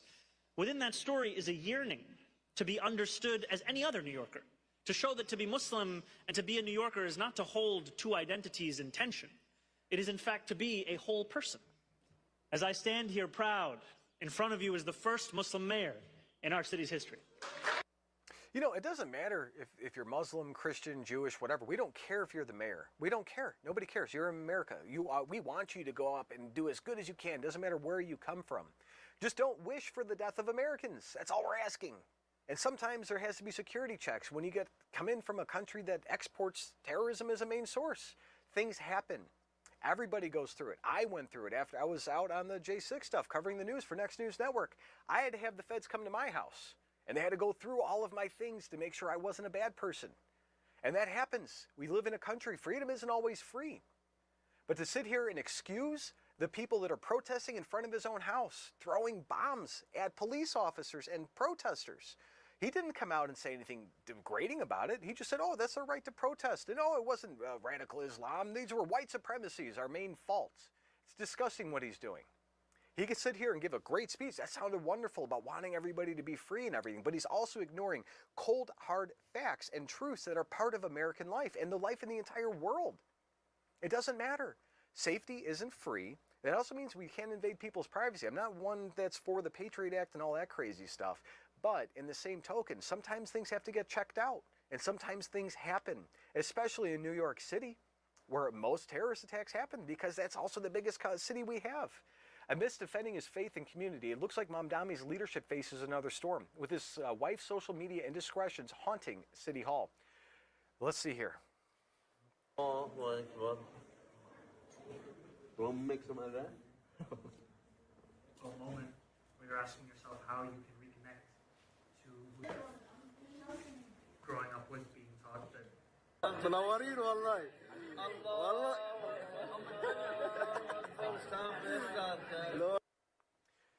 And that's fine. Bring your people over. You know, but at the end of the day, it's, I wonder what their social media accounts look like, right? I wonder what they look like.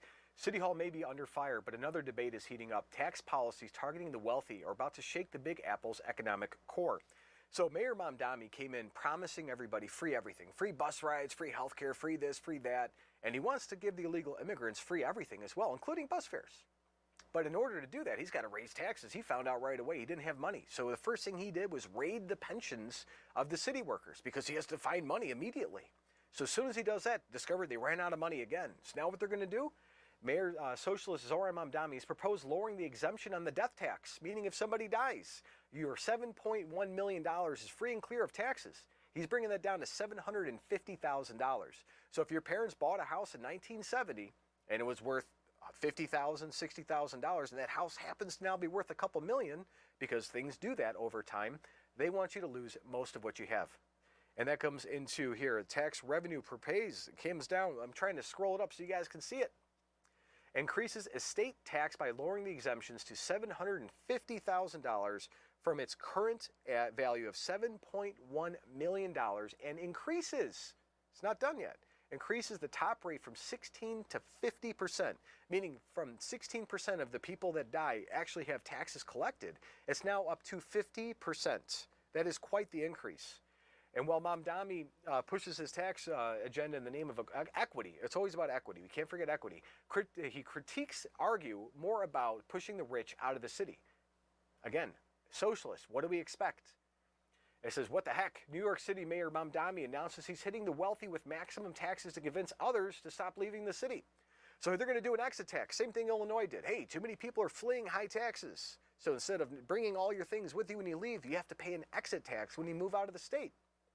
Same thing for New York City. You don't like the taxes? We're going to hit you twice as hard on your way out anyways. Let's see. Being in the wealthiest city in the wealthiest country in the history of the world, we already see an exodus of working and middle-class New Yorkers. So I don't have a hesitation in asking those who make the most amount of money in the city or the most profits in the city to pay a little bit more so that everyone can actually stay in this city. It's also something not just about justice or the ability for working-class people to live here. It's also actually about ensuring that corporations can continue to attract the top talent to this city.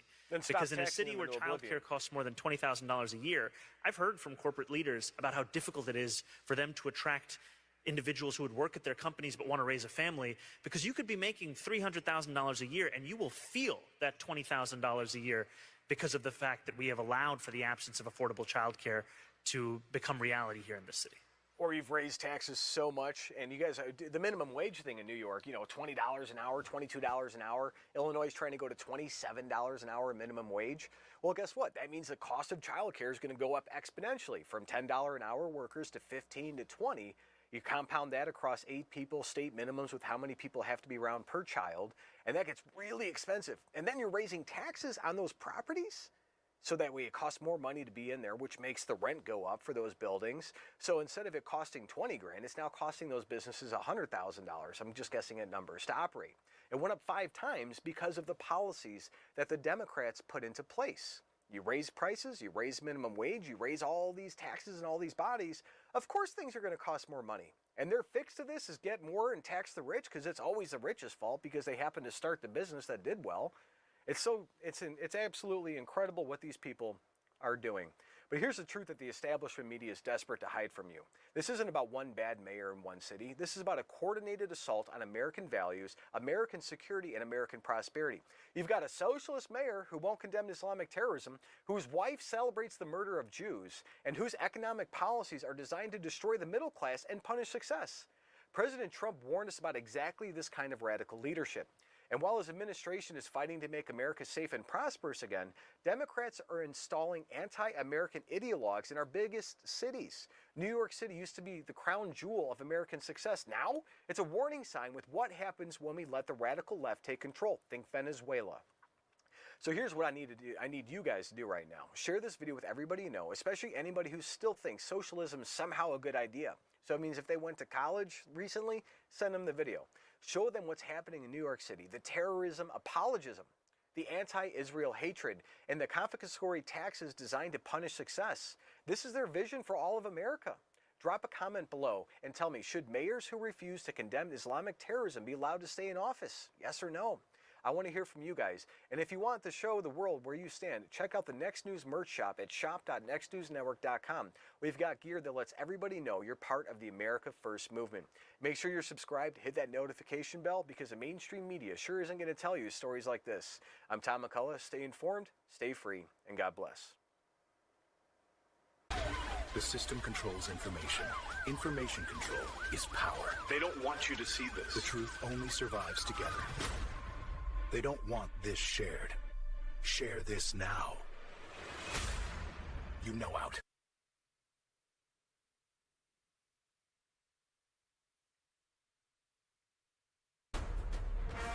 Operation Epic Fury. Statistics or headlines. These were 6 American service members who kissed their families goodbye, put on the uniform of the greatest nation on earth, and flew into harm's way so you and I can sleep safely at night. The KC-135 Stratotanker is the backbone of American air operations. It's been serving our military since the Eisenhower administration, and our airmen trust these aircraft with their lives every single day. Now, 13 service members have been killed in Operation Epic Fury, and 13 families have been destroyed, and 13 empty seats at dinner tables across America. President Trump himself attended the dignified transfer of the 6 fallen heroes just this past Saturday, honoring their sacrifice the way a commander-in-chief should. While the left obsesses over their political vendettas, our president is standing with Gold Star families. And this is the cost of freedom, and every American needs to understand the sacrifice these warriors and their families make. The investigation is ongoing, but these heroes deserve our undivided attention and our eternal gratitude. So, you know, when I think about the physical demands of our service members endure every single day, it reminds me how something personal I need to share with you guys on this one. For years, my wife battled chronic pain and anxiety from her diagnosis, endless doctor visits, treatments that just didn't help, and watching her struggle daily. It broke my heart. Then Jonathan Otto introduced us to red light therapy. Her pain vanished, her anxiety lifted, and she's sleeping soundly now, full of energy and life again. And my own recovery and vitality, better than guys half my age. And I'm telling you, this has been truly life-changing for our family. But here's what you need to know. This technology is backed by NASA research, it's FDA cleared, and studies show rapid pain relief. And our military personnel put their bodies through incredible stress serving this nation. The least we can do is take care of ourselves and our families. Check out Red Light Therapy and see how it can transform your life the way it transformed ours. Now let me get back to this developing story because there's more you need to hear about what happened in Iraq. So here's what the mainstream media isn't telling you about this tragedy. CENTCOM has confirmed that a second KC-135 was involved in this incident and managed to land safely in Israel. We're now seeing footage of HC-130J Combat King II rescue aircraft flying low over western Iraq, desperately searching for the crash site. The cause wasn't hostile fire, it was not friendly fire, and officials are pointing to a possible mid-air collision between the 2 refueling aircraft. The investigation is just beginning, but the questions are mounting. So let me show you exactly what we're learning from multiple sources on the ground. Let's take a look. So we have from Colin Rugg breaking, a U.S. KC-135 refueling aircraft has gone down in western Iraq, according to U.S. Central Command. Recovery efforts are currently underway, and it states that the U.S. Central Command is aware of the loss of a KC-135 refueling aircraft. The incident occurred in friendly airspace. If you guys ever want to know what a KC-135 does, let's take a look.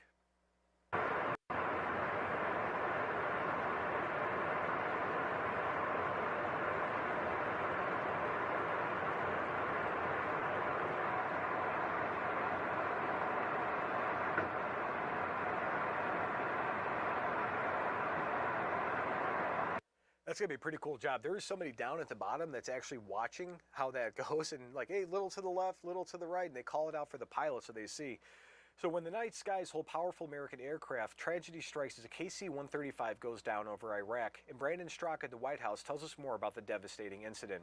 From Brandon Straka at Walkaway. From Jackie Heinrich, CENTCOM confirms a U.S. KC-135 was lost. Let's see what she says.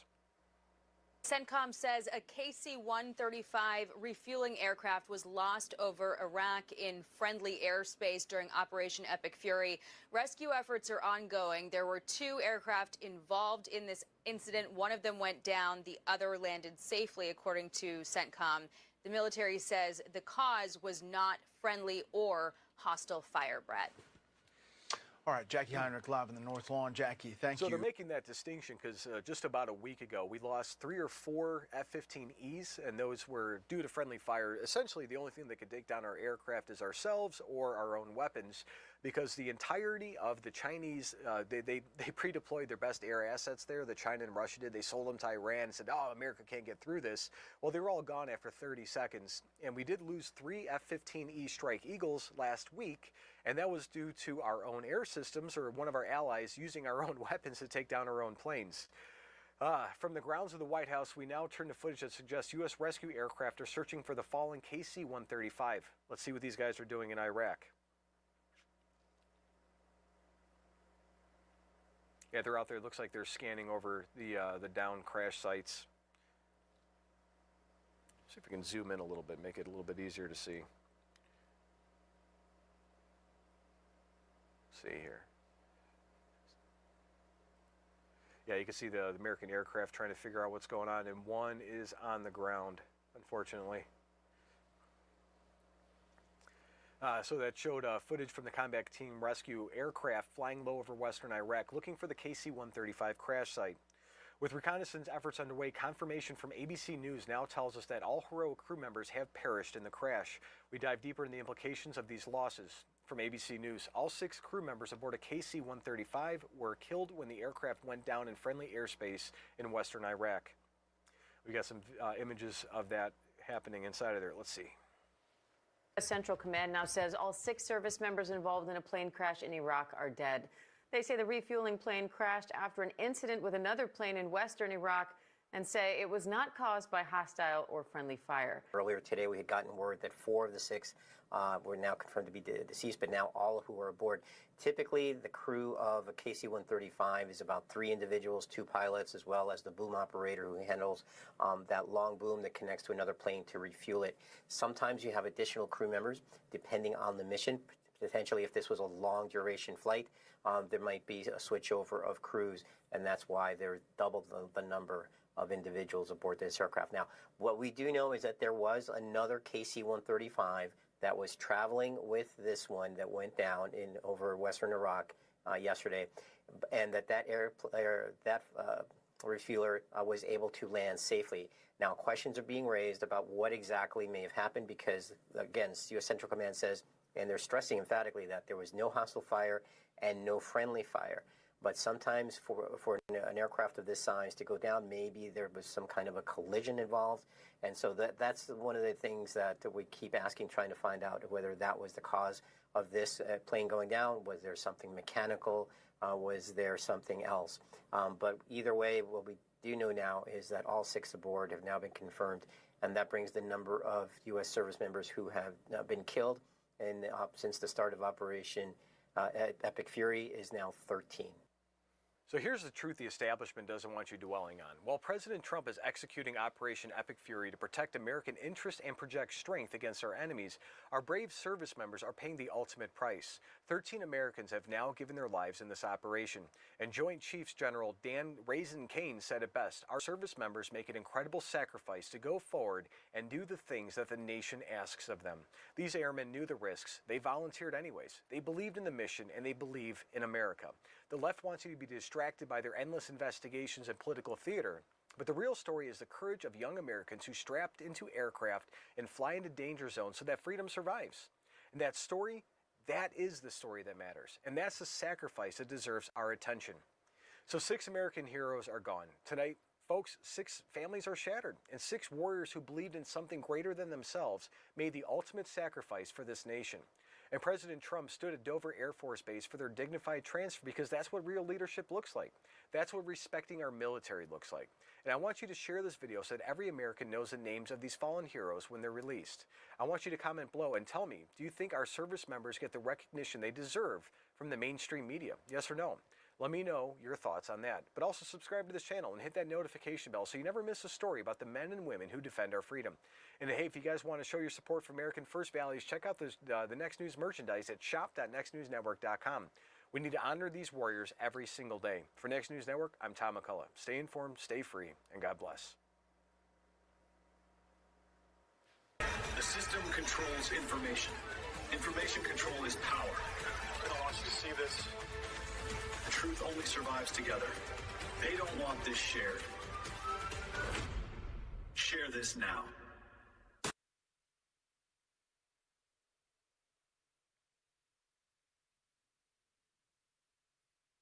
Hassan says, enjoy PTSD. Why would you do this? Does he want to get banned?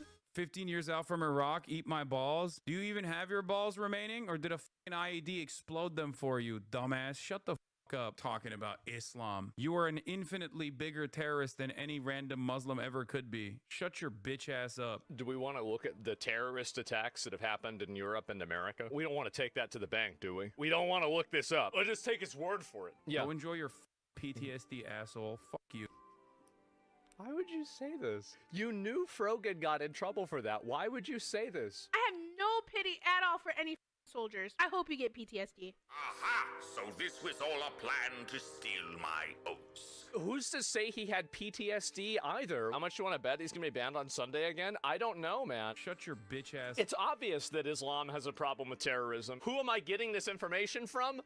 Muslims. They're the ones that are worried about this in their own countries. This isn't like some kind of crazy, where is this opinion coming from? They think this. Go enjoy your PTSD, asshole.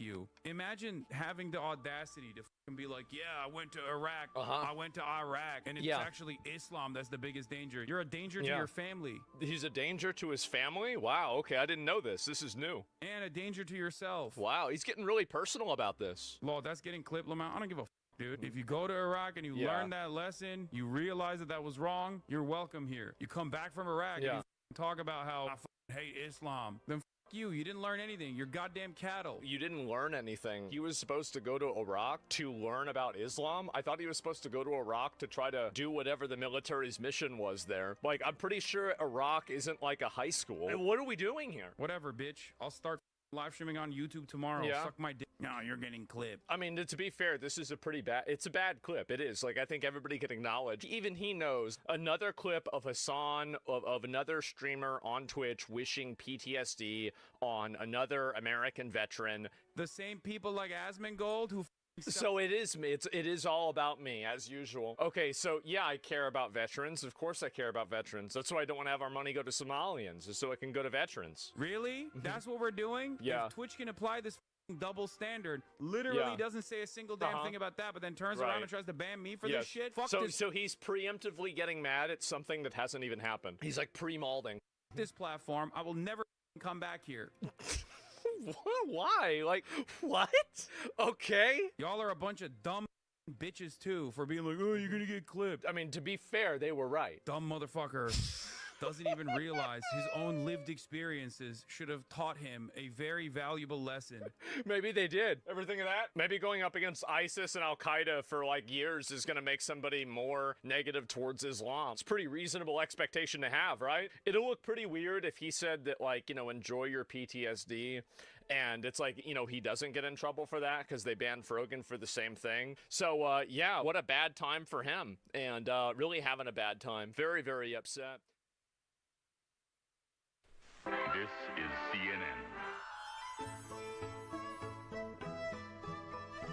What a beautiful day, brother. It is. The sun is smiling on us. Let's go.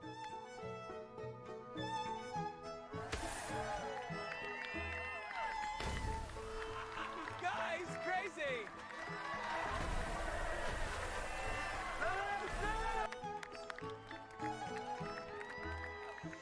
What's up, guys? Spenny. You love it when a good trend comes back into fashion, and CNN is ISIS is back.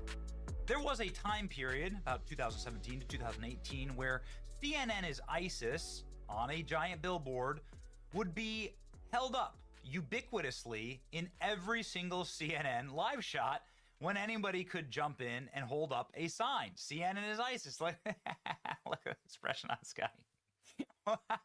What a dork. Dude, you're part of ISIS. And CNN.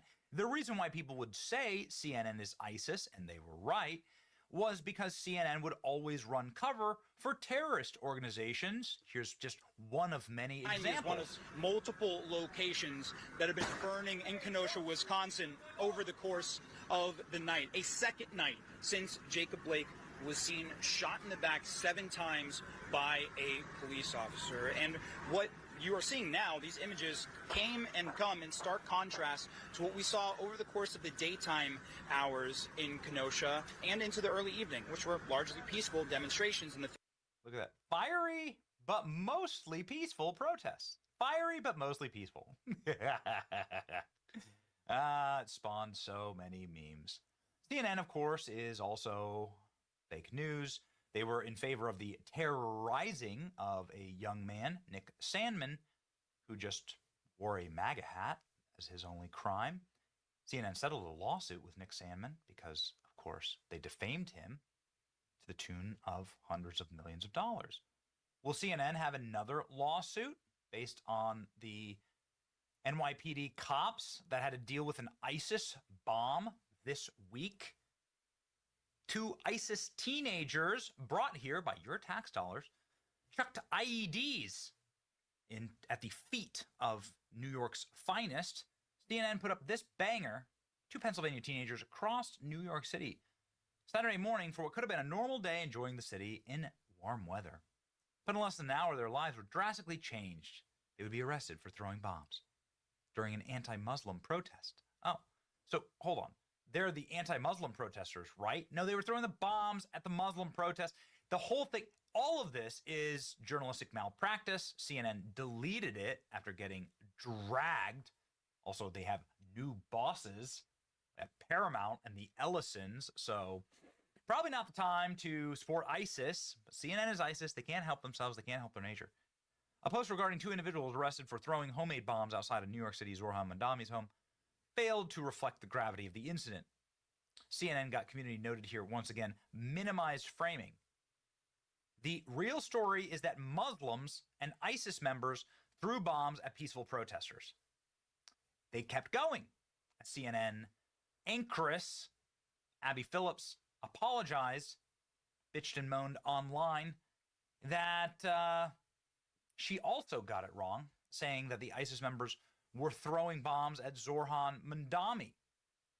Again, the point of all of this is to try and obscure who's actually to blame here. Who's to blame here is the suicidal immigration policies of our country, bringing in people who hate us to commit terrorism on our streets. That's who's to blame. CNN is for that, of course, and their masters are for that. And so they keep messing it up and saying that this is a hate crime against Zohran Mamdani. It's not. It's a hate crime against the peaceful anti-Muslim protesters. Abby Phillips having to apologize here. Bombs that were thrown by ISIS-inspired suspects in New York over the weekend were directed at Mayor Mamdani. They were not. I failed to catch and correct that mistake in real time, and I take full responsibility for that. And while we do make mistakes, it is important to acknowledge and correct those errors when they happen. Okay, so she had to correct her statement live on air here. After an attempted terror attack against New York's Mayor Zohran Mamdani, and that's fake news. Anyway, I mean, it's happened again and again. Aaron Burnett claims the active New York City shooter is possibly a white male. Does that look possibly white to you? It was black, dude. And CNN, again, doing a propaganda run through Iran. Bold move, dude. Bro's like getting a cup of coffee in Iran. Now, of course, this is with the sanction. This is with the sanction of the Iran government. They're doing this as a literal propaganda tour for Iranian regime. This is what the dude's doing. He's like rolling through Iran. CNN accused of peddling pro-Iranian regime propaganda for a report on calm scenes around Tehran. I don't know. Could it possibly be something else that's going on there? Bro actually has to like post in his. This is amazing. This dude has to post in his tweets that he's doing this at the request of the Iranian government. Like, look here, they have to put this in the tweets. CNN operates in Iran only with government permission. Okay. People were dragging him for being a propaganda outlet for airing Iranian state TV this week. Fatalities, those who were injured, and also this is CNN. They addressed the leaders of some neighboring countries. So this drew the ire of Joe Rogan, who, of course, is constantly being misrepresented and attacked in the corporate media and having his views, even his own face, changed by CNN during COVID to make him look sicker. Joe Rogan went on an absolute heater against CNN for being ISIS. It's awesome. Oh, well, that's the one I just clicked on. Let me check the original one. Nothing to see here. Interesting.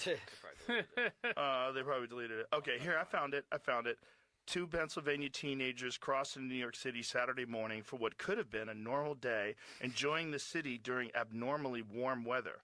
But in less than an hour, their lives would drastically change as the pair would be arrested for throwing homemade bombs. That is CNN's tweet. I'm going to send you a screenshot because I do believe they've taken it down. It's brilliant. Yep, nothing to see here yet. Yeah, they took it down. That's not a headline, though. That's, I guess, like No. I'm going to send you the actual tweet because they did take it down because it's so fucking ridiculous. But the internet never forgets.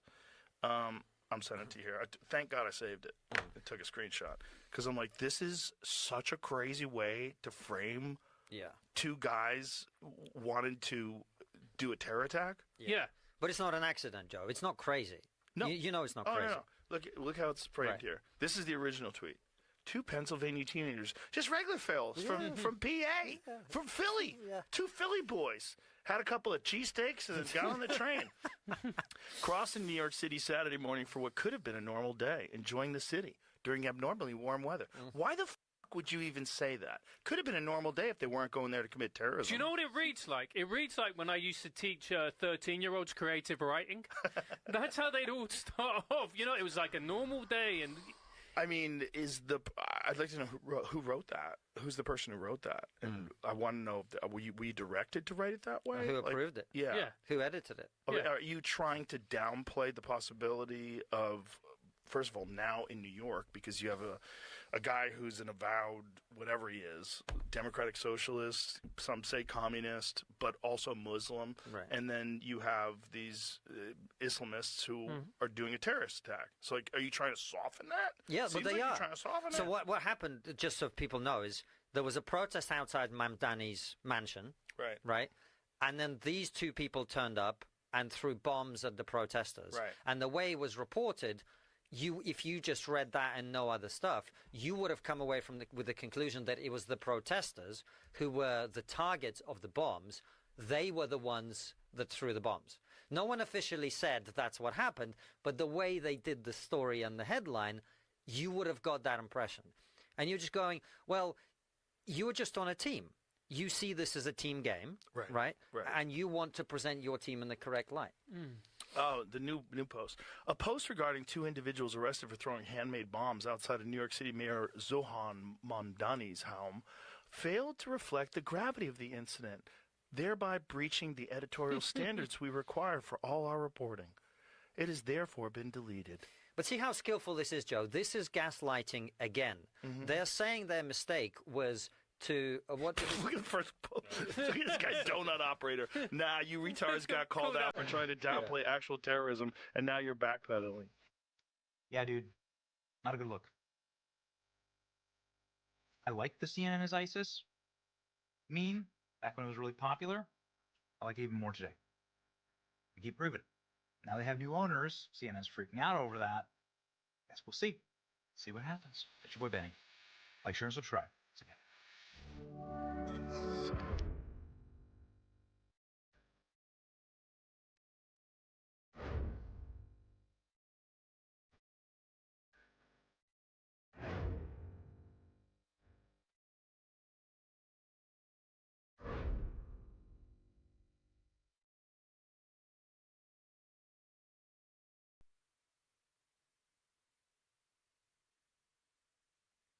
Oh, I might have to see that. Oh, I might have to see that. Oh, I might have to see that. Ben Shapiro is undoubtedly an intelligent and influential commentator.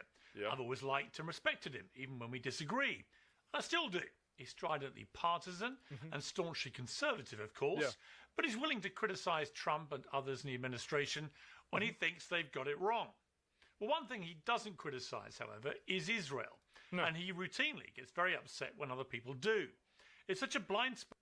I wonder why. Well, for nobody Ben, knows. Through the red mist of It's his a rage, mystery. he sees an alternate reality where anybody who disagrees with him is a demonic, America-hating terror apologist who can only possibly be doing it for ratings. And it was brought to my attention that he was very upset about a debate last week featuring Dave Smith. So last night on Piers Morgan, which is the Jerry Springer of political television, where people gather to hose mad chairs at one another and determine paternity. Piers Morgan, who has sort of made a mockery of the entire industry by putting on screen whatever dregs are still willing to go on screen with Piers Morgan. He had on Dave Smith. He's so mad. Why is he so mad? You know, apparently his job is never to tell jokes, but to instead. It's going to be a sombrero by 5 years, guys. I'm telling you. Like, it is gaining so much power. This is crazy. It is. He's eyebrow maxing? Yeah. And also to hate America. It's like that dad from American, was it American Pie? Well, first, Jerry Springer was a very good friend of mine, and he was a beloved national treasure. Jerry Springer was a beloved national treasure, and he was also a gifted and talented politician before he became a TV show host. Actually hosted one of the most successful shows in television history. True. And became a media mogul worth hundreds of millions of dollars. So thank you for that comparison, Ben. Second, we proudly host lively debates on things that people care about, featuring guests that people care about, to cover both sides of complex news stories in an engaging way. Do the debates sometimes get a bit combative? Yes. Do audiences tend to enjoy a bit of theatrical rough and tumble? Of course they do. That's why the Daily Wire, Ben's company, has an entire political debate show which is literally called Bar Fight. That's why Ben... So wait a minute, he's running a show called Bar Fight and he's shitting on Piers Morgan? Uh-oh. Uh-oh. His own show features hard-hitting segments including Ben Shapiro destroys celebrity ice reactions. Damn. Ben Shapiro destroys the Golden Globe. Damn, with facts and logic. Shapiro reacts to woke TikToks. He's that guy. Ben Shapiro reacts to woke socialist TikToks. Sounds like my channel. Ben Shapiro reacts to woke religious TikToks. Oh, they're so stupid. When it comes to humiliating the industry, please tell me why the Pulitzer Prize Committee did not reward Mr. Shapiro for this masterpiece. What the Run.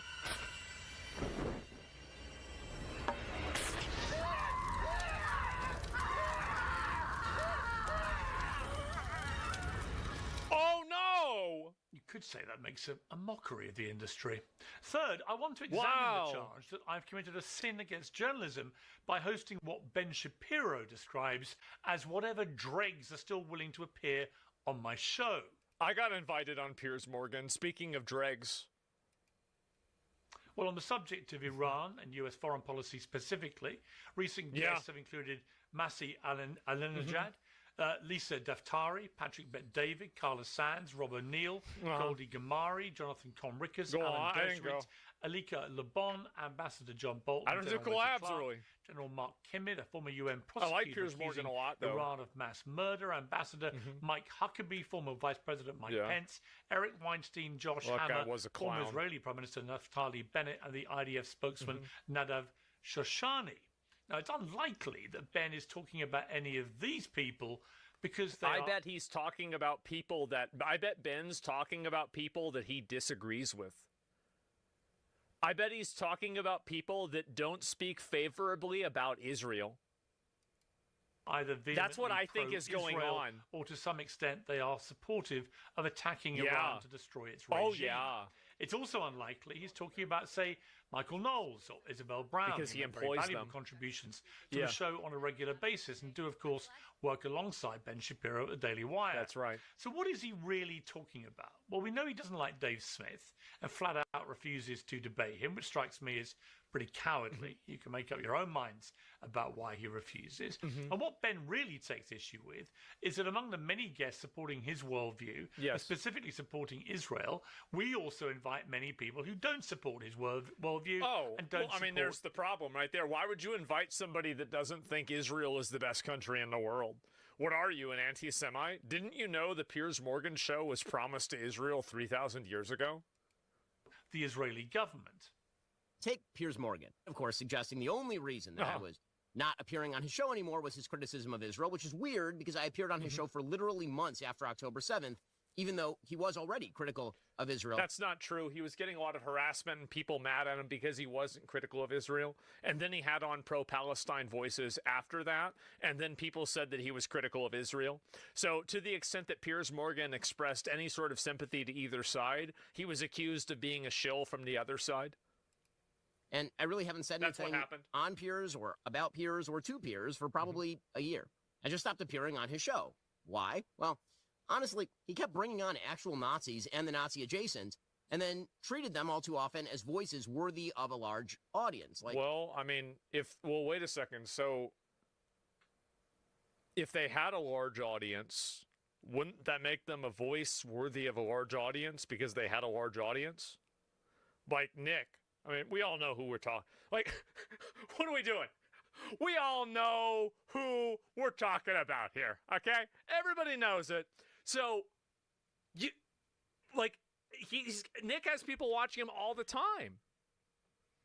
This is, it's just so ridiculous. For example, these people. I believe that Jewish supremacy... Oh, Dan. I think Dan is such an idiot. He's such an idiot. He's way too aggressive about Israel. And I think that I agree with Ben that Dan is a dumbass, but I don't think Dan is a Nazi. I just think that he hates Israel. Is the greatest threat to America. And I think it's the greatest threat to the world today. I truly believe that. You think... Is that... Surprise, surprise. Look who is. That was very cool. Yes, I do.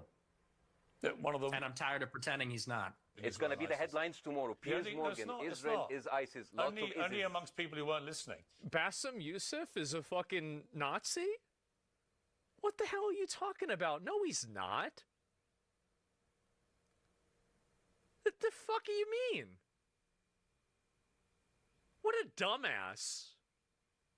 He's a piece of shit? You can say he's not a Nazi. He's a fucking Nazi. That's how I feel about those young men in Gaza.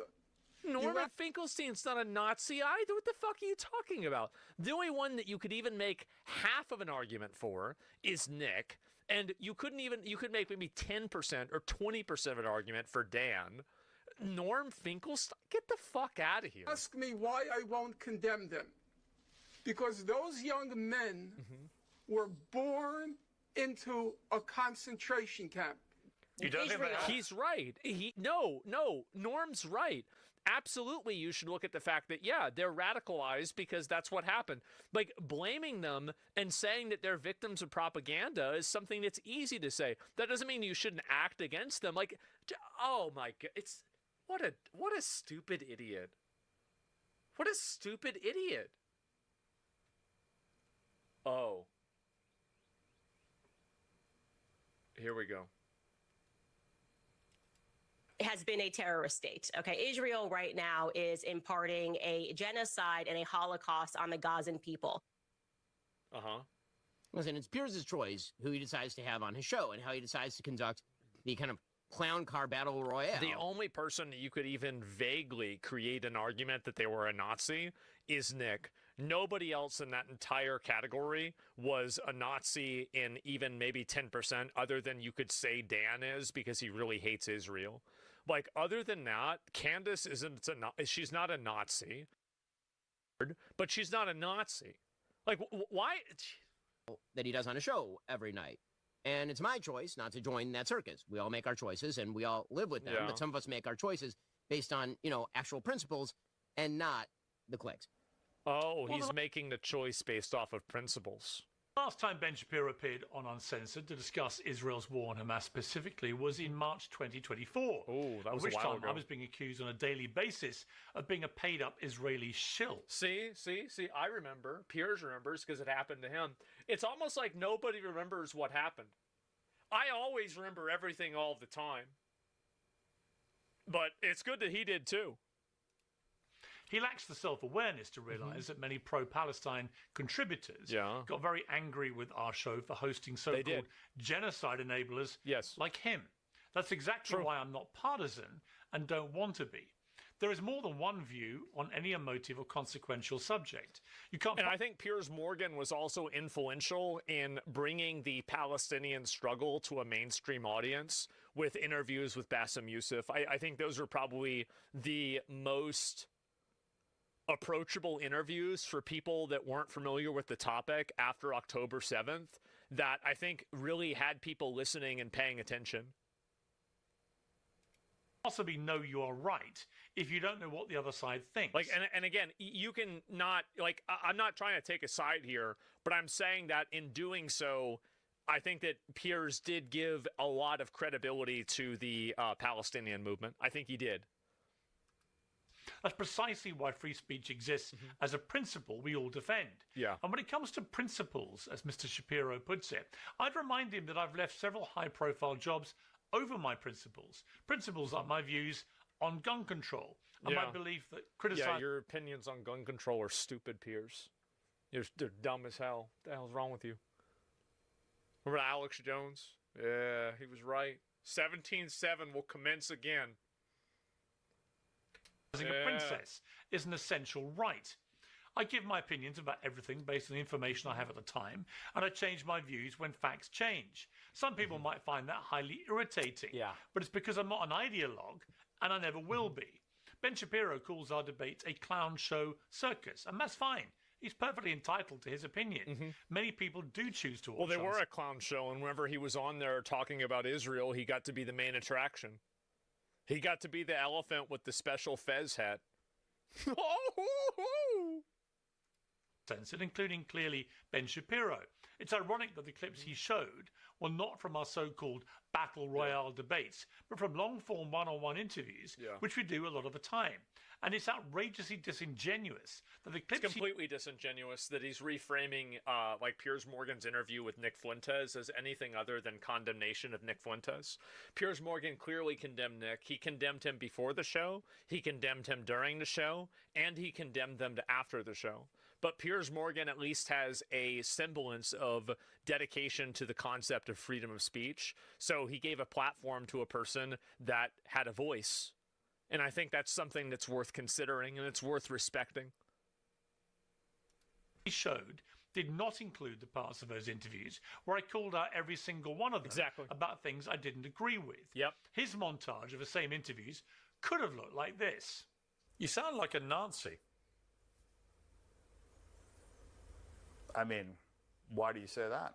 That's literally what Nazis would have said in World War II. You think if half your family had been wiped out by very fucking cool Hitler, you'd still think he was very fucking cool? Or would you think that actually he was a despicable monster who murdered 12 million people? The comparison, which is more apposite, is ISIS and Hamas. They are both nihilistic terror groups intent on killing as many Jewish people and others as they can possibly kill. That's not true. As the numbers, okay. It's just not true. Piers. Well, Professor, with respect. Okay, I'm not going to. It's not true. Piers. Yeah, but you have to listen to what I say. But you want me to believe you when you say you weren't aware of the scale of this for several days. I find that just, I'm incredulous that you want me to believe that. This country, which was formed in 1948 by pretending to be refugees, if you will, and being invited into the homes of Palestinians, the horrific story Well, they weren't of what happened. pretending to be refugees. They were people fleeing a Holocaust. You can take the view, as many do, that interviewing people with extreme opinions is pointless. You can stick your head in the sand like an ostrich or hide behind your very big desk and wish they didn't have an audience, but they do. My view is that they already speak unfiltered to large audiences, and whether you like it or not, at least on my show, these audiences get to see them being challenged. Ben Shapiro used to make a mockery of deplatforming when the person being deplatformed was somebody agrees with them. Ben Shapiro. Yes. Usually by shrieking protesters on woke. See, I disagree with Piers about a number of things, but I respect Piers. Because he has, he had a bunch of shit to say about Andrew Tate. He brought Andrew Tate on for a 3-hour interview. He had a bunch of shit to say about Nick. He brought Nick on for, I think it was a 2-hour interview or something like that. I respect him. But his uncompromising views on Israel and America's military and political support for Israel have turned him into a cancel culture vulture with the very same sneering intolerance he used to loathe. If you disagree with him, you're a Nazi, he says, channeling Kamala Harris. Everybody knows my position on Israel. I vehemently defended Israel's right to respond and defend itself after October the 7th. I became increasingly critical of Israel because its government's actions in Gaza became impossible to defend. We don't need to relitigate all of that now. But as Dave Smith correctly points out, it's not just me. Polling shows the American people have turned against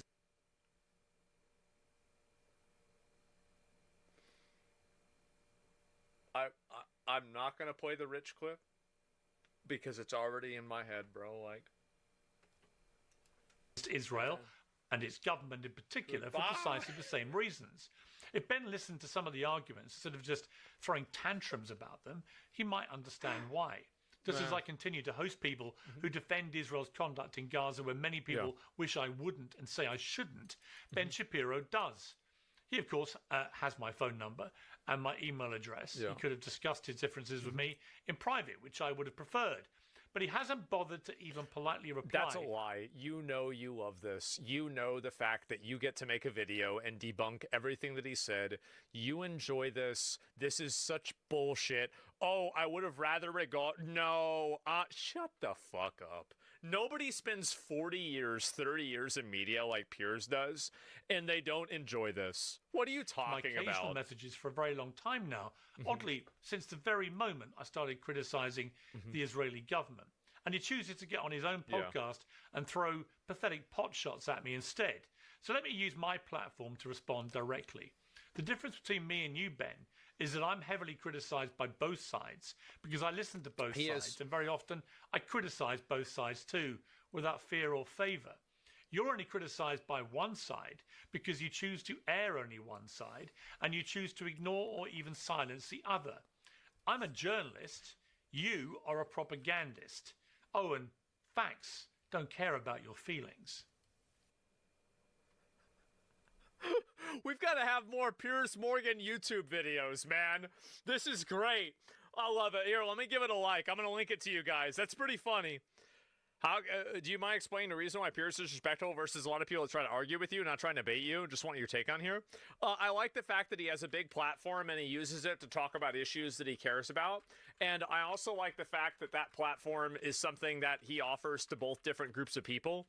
I always respect somebody who's willing to get into the arena. Like, I'm not really much of a debater myself, right? I don't enjoy doing it. I don't like it. But I respect people that do, and I respect anybody who's willing to get out there and fight for whatever their values are. Now, that's really the truth. And so, like, whether you want to bring on, Clav, or you want to bring on, fucking Sneeko, or, I remember, I forgot, I'm just remembering whenever he tried to bring on Kanye West, and he's an asshole. Yeah, he is a dickhead, but he's a dickhead to both sides, and I think that there's a degree of, authenticity to that. There is. So I respect it. Sorry, guys. I do. I respect it. There it is. Hamas will be eradicated in Gaza? Good. Then the people in Gaza will be free. Hamas is horrible. They terrorize their own people. They're terrorists, and they are, awful. Good. Yeah. I mean, nobody... No, what do you think? I support Hamas? Fuck no. Nobody supports Hamas except for Iran. We're bombing Iran. So that's why I see it. Retard just flaps his gums whatever direction he thinks is popular. Well, really? Like, I think that's just it. It's just like, that's factually not true. But you think whatever the hell you want.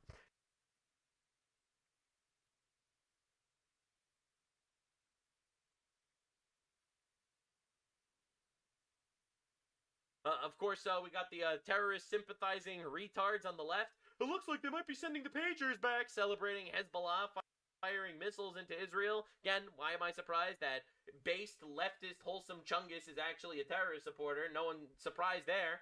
All right, Brian Fagotstein. All right, this guy is a retard leftoid on Twitter, posting Iran AI videos and then saying, I'm on Iran's side on this one. Treason? Put him in jail? I don't think this shit is protected by freedom of speech. Like, you are directly allying yourself with an enemy military, okay? This is treason. Like, we actually have to take this shit seriously. It's insane. All right, Tucker Carlson says that the bombing of a school in Iran where children died was actually done on purpose. Israeli priorities may have informed our tragic decision to bomb, and it was revealed today it was, in fact, tragically, the U.S. military, by mistake, bombing a girls' school attached to an Iranian naval base where the daughters of naval officers went to school, and over 100 You mean to tell me they attached a school to an Iranian military base? of them were killed.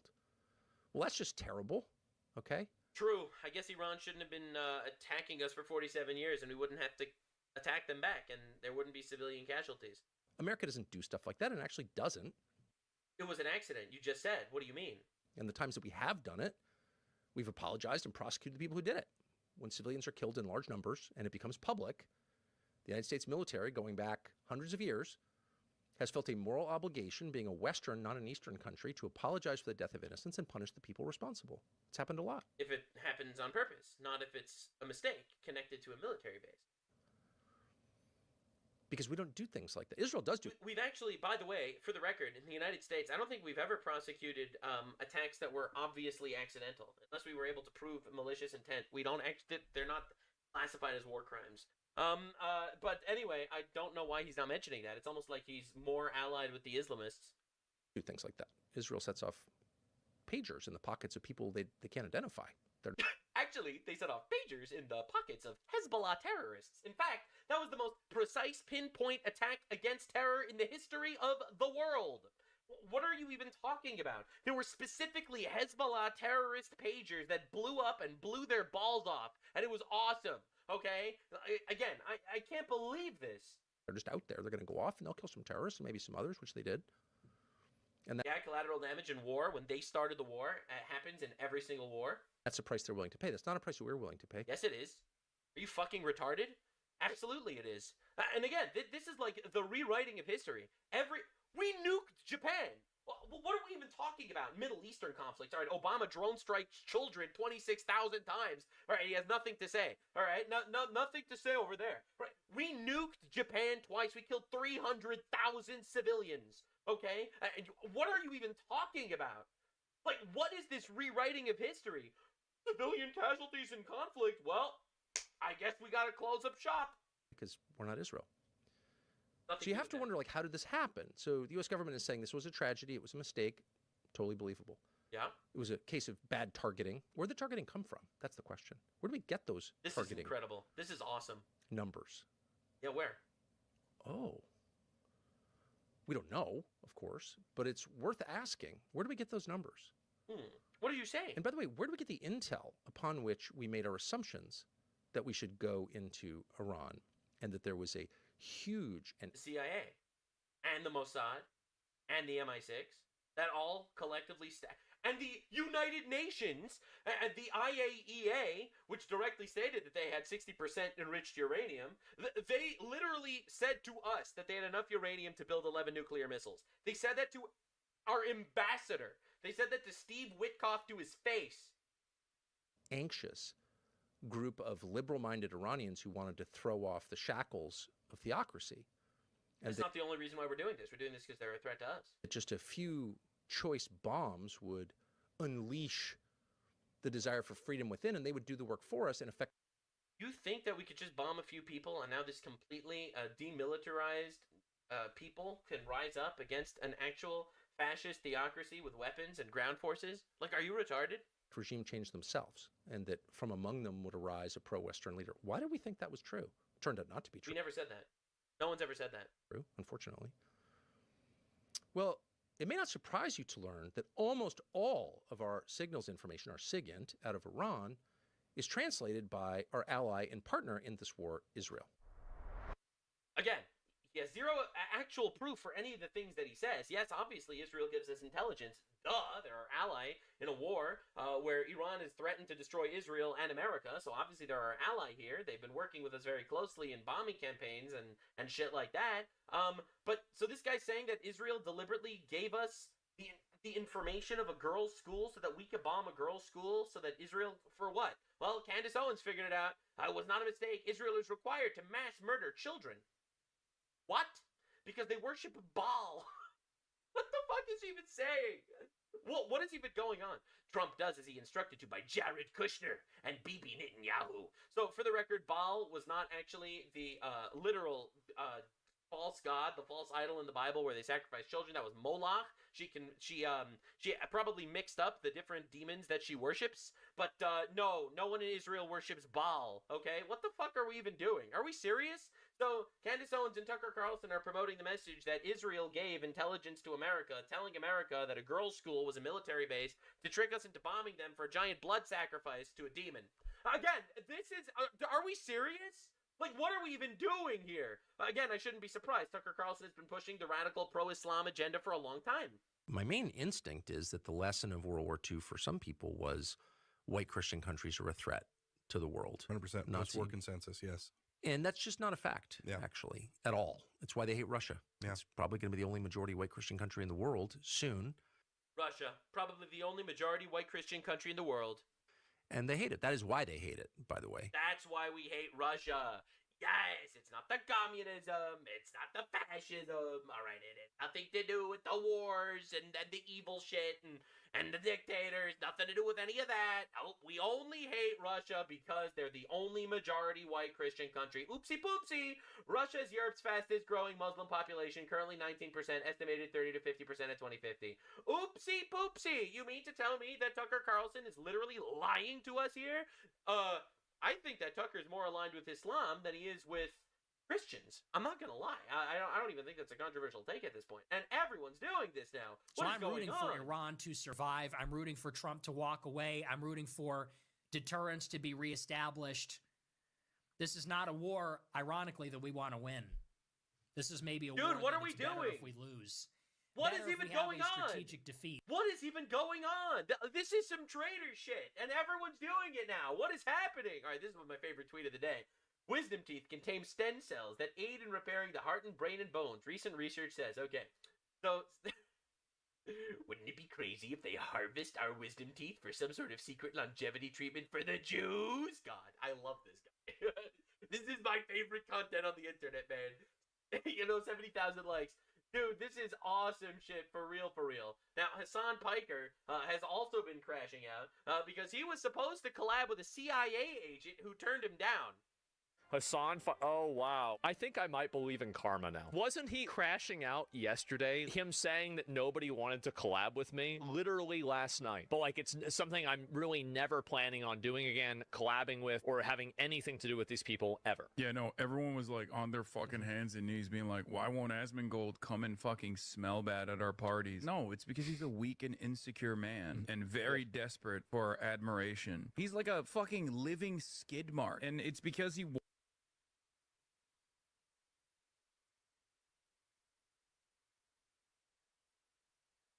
fixated around viewer count. You're reading my viewer count more often than I am. You're talking all the time about how much attention I'm getting on Twitter.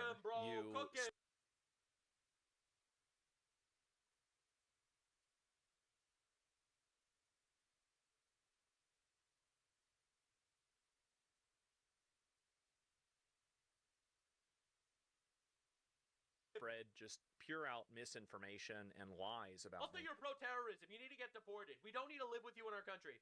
And that's the difference between myself and Hassan, is that I will never say something about Hassan that I know isn't true. Last night that Me happened. neither. I think Hassan Piker is a terrorist pedophile, but I promise, I will never say something about Hassan if I know it's not true. I do believe Hassan is a terrorist pedophile. And now, for context, John Kiriakou, the ex-CIA officer that has been going viral in the past weeks, apparently was scheduled to come on Hassan's stream, but after learning more about him, he flat out rejected his request. All the anti-Hassan propaganda, it's working, bros. It's working. As far as the CIA guy, it's gonna be probably next month. As I saw recently that John's going on Hassan Piker's stream, a lot of his rhetoric is anti-American. His community is also extremely toxic. Curious as to why you're associating with that. I'm not going on Hassan Piker. Hassan Piker reached out to me, and I said, no, thank you. I've got nothing scheduled with him. Your legacy precedes you. I'm going on Hassan Piker. Wait, what? Hassan Piker reached out. Awkward. Okay. He said he is. I don't know why he's like now saying he's not. Because then he watched you say that America deserved 9/11, and you said that to your audience needs to go kill Senator Rick Scott. All right, and then he saw you say to your audience and teach them how to build and manufacture your own suicide drones in the United States of America efficiently to commit acts of terror. Then he saw you literally glaze terrorists like Luigi Mangione and the guy that murdered the 2 Israeli Christians in Washington, D.C. All right, and then he was like, maybe I don't want to associate with this anti-American communist filth. And I said, no, thank you. I've got nothing scheduled with him. Wow. Wait, what? I don't understand. That is a strange response, I'll be honest. You don't have to prove that $5 subscription immediately by being incredibly fucking annoying. Okay? I'll be honest. You guys are fucking toxic. You're literally toxic. Every single one of you is instantly That's right, Hassan. You've developed a community of terrorists, communists, and faggots, and for some reason you can't figure out why they're annoying. Proving the $5 donation from that hater. Oh, this is cinema. You do get really fucking annoying at times. Like, this is one of those moments. Yeah, also, he goes on Tucker Carlson and Russia Today. What do you mean I'm too fucking toxic? Yes, and then you're too un-American for that. That's bad. The community's it's a really reflection bad. of the creator. I know. Except I do regularly but yeah, don't be that way. You guys do need to be fucking less annoying regardless of the situation because you piss me off. And that dude hates the community he cultivated. He's like, I don't understand why you're all such pieces of shit. That's unacceptable. This is I don't give a fuck about the like best not thing having John Kiriakou. He doesn't care. He doesn't care, guys. He's totally unbothered. He's that guy. He doesn't care about that at all. Annoying. Yeah. It's literally less than 24 hours after he was shit-talking me that nobody wanted to collab with me.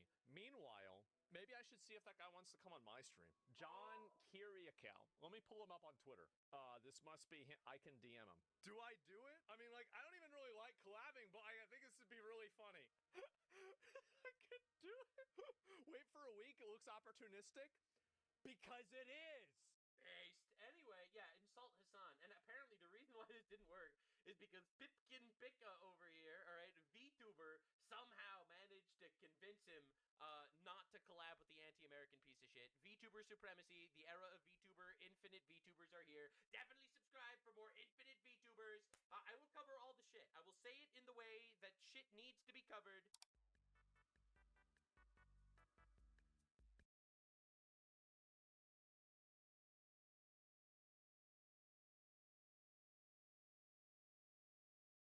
Tell me if you remember this one. The phone that made everyone stop and stare for a second. The LG G Flex. A phone that was actually curved. Not a screen protector, not an illusion. A real bending back phone. And the craziest back glass. You'd scratch it, come back later, and the marks were just gone. Back then, it felt like tech from a super... Tell me if you remember this one. The phone that made everyone stop and stare for a second. The LG G Flex. A phone that was actually curved. Not a screen protector, not an illusion. A real bending back phone. And the craziest part? It had self-healing back glass. You'd scratch it, come back later, and the marks were just gone. Back then, it felt like tech from a superhero movie. The 6-inch OLED, the way it sat perfectly in your hand, the way people would ask, "Bro, is your phone actually curved?"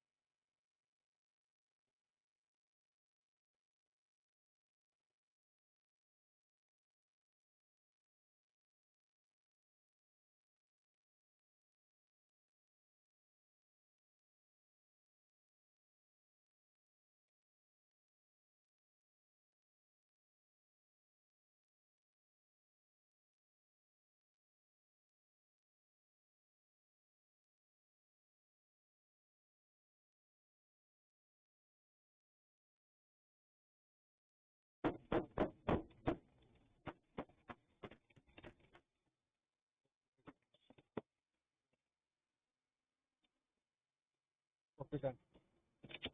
Done.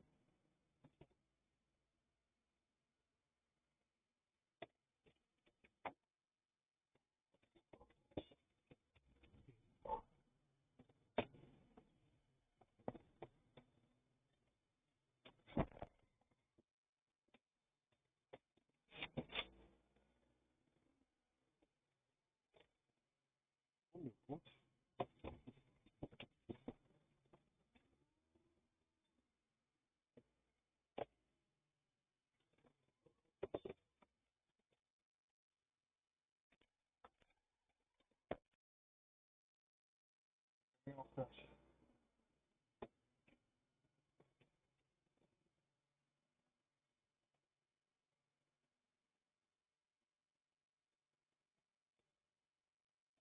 Off that.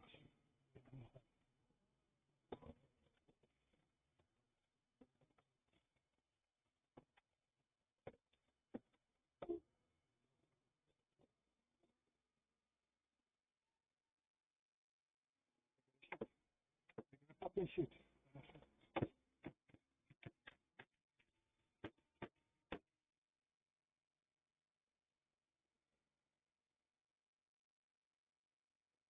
Front Robbie.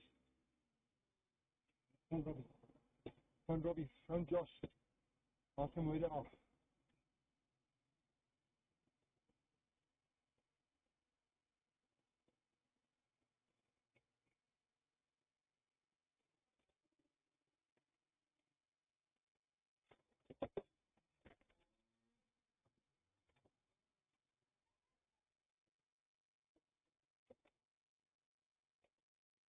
Fucking shoot him. He's natural.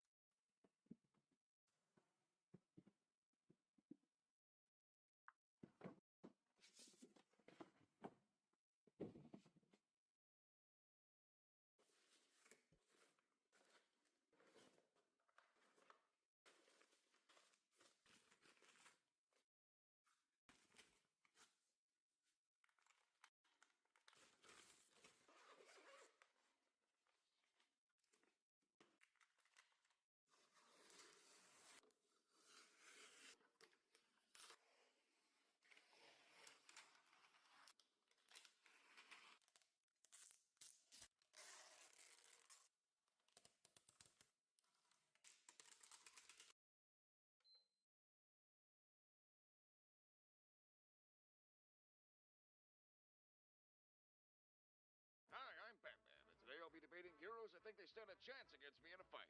All right, state your name for the camera, please. I'm not doing Come on, that. let's do it. All right, fine. I'm Superman, and I believe I'd win in a fight. All right, you want to explain that? What is there to explain? I'm practically a god. I'm compared to biblical figures when I so much as scratch my balls. What is there to compare between the two of Well, us? I'll give you that, Superman. You're quite strong, but what? Wait, kryptonite. You're going to say kryptonite. Kryptonite. How do you always have kryptonite? You should know I have it on me. I've beaten you with it so many times in the past. Just so we're on the same page, you've never actually full out defeated me before? I mean, in Elseworld, Bizarro Worlds, maybe, but not in the real world. Right, but I could.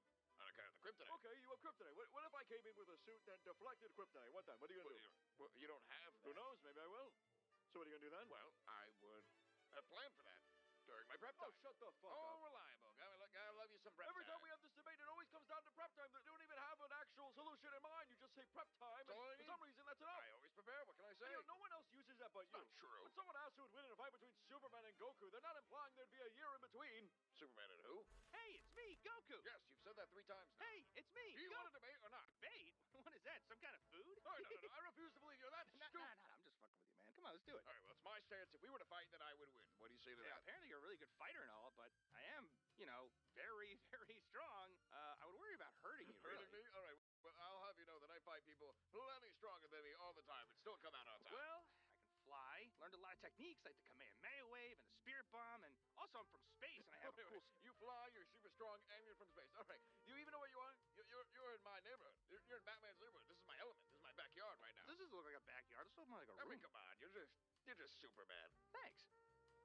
No, Superman is a guy. Oh, he's like a guy? Like, is he strong? Can I fight him? Yeah, he's pretty strong, but we were focusing on Why me don't we here. get him over here and we all fight together? No, I didn't agree to actually fight. I was going to talk about it if Here, we were to. I'll start charging up. Ready? Don't do that. How are you doing it? Oh, you're not doing it. Why aren't you doing it? What did you want me to do? Was I not doing the pose? I do like a pose. Yeah, you weren't doing that. Yeah, usually I do like a pose thing. Probably wasn't in the budget. Yeah, I don't do that. I mean, I don't really have any powers to begin with. Wait. You don't have any powers? Nope. Like none at all? Not one. Wow, you must be really strong. And I don't just mean physically. I mean the mental fortitude it must take to fight all this time without any powers, just your own will. Somebody clip this? You're just like my friend, Mr. Satan. Sorry, what? You're just like Satan. Hey, fuck you, You're pal. just like Oh, Satan. I'm a great You're guy. just like... So your parents are also dead. Hell of a conversation opener, but okay. All right, so explain to me why you think you could beat me in a fight. Beat you in a fight? I don't care if I could beat you in a fight. Well, then what are you doing here? I was kind of hoping for a job. What? Yeah, isn't this one of those Justice League tryout things? No, this is a whole different thing. Shit. You were sitting right there for like 3 of these. You didn't catch on? Yeah, I don't really have it in me to talk about hypothetically getting my ass kicked. I get to experience that every day on multiple levels. All right, just say that I'd win and you can get out of here. Yeah, I can say that. For $50. I'll pay your bus fare. I surrender. So, how does this go again? Honestly, I don't even think we need to do this. I don't even know what to argue about. You're led by my ex-sidekick. You're a Teen Titan. Right. Look, I'm doing it with the big leagues here, kid. I don't know Why would you win? No, see, that's not how this works. You plead your case, and then I poke holes in it and explain how... No. What do you mean, no? Just no. All right, if we were to fight, then, well, I'd start in the shadows. I am the shadows. Okay, then I'd just use a smoke bomb. I can see your soul. Well, what you wouldn't see is the batarang I'd use to knock you off your I feet. can fly. Yeah, through a wall when I lunge I at can you. go intangible. All of which I would have planned for with my prep time. Ah! There. That's right. I wouldn't let you. Wouldn't let me what? I can manipulate time. I would just stop your prep time. No. Yeah. No. What now? What's up? That's total bullshit. Your son said the same thing. Well, that's a fallacy. Strawberry. Fuck you. I'd still win. How? I've got kryptonite. That's not my weakness. Yes, it is. Oh, no, wait. That's Superman. Jesus Christ, you're right. How did I think that? Are you stupid? I think I'm slipping. I don't know. Maybe living in a headspace of constant fear and paranoia about all these hypothetical fights is getting to me. If I don't win every hypothetical fight, then what do I stand for? What value do I have? I don't know. If I don't stop spiraling soon, I might... Wait a minute. That's it. What's what? See this? Is that a gun? This is the very gun used to kill my parents all those years ago.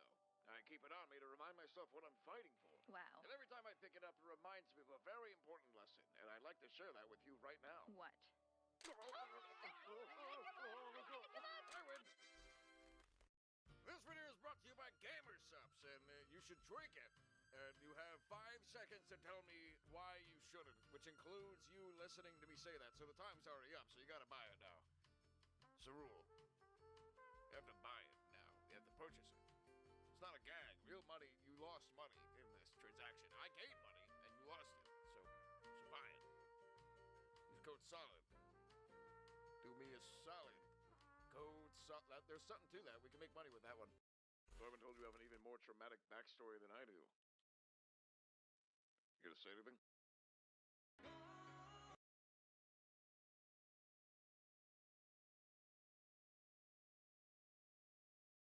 We have never experienced anything like that.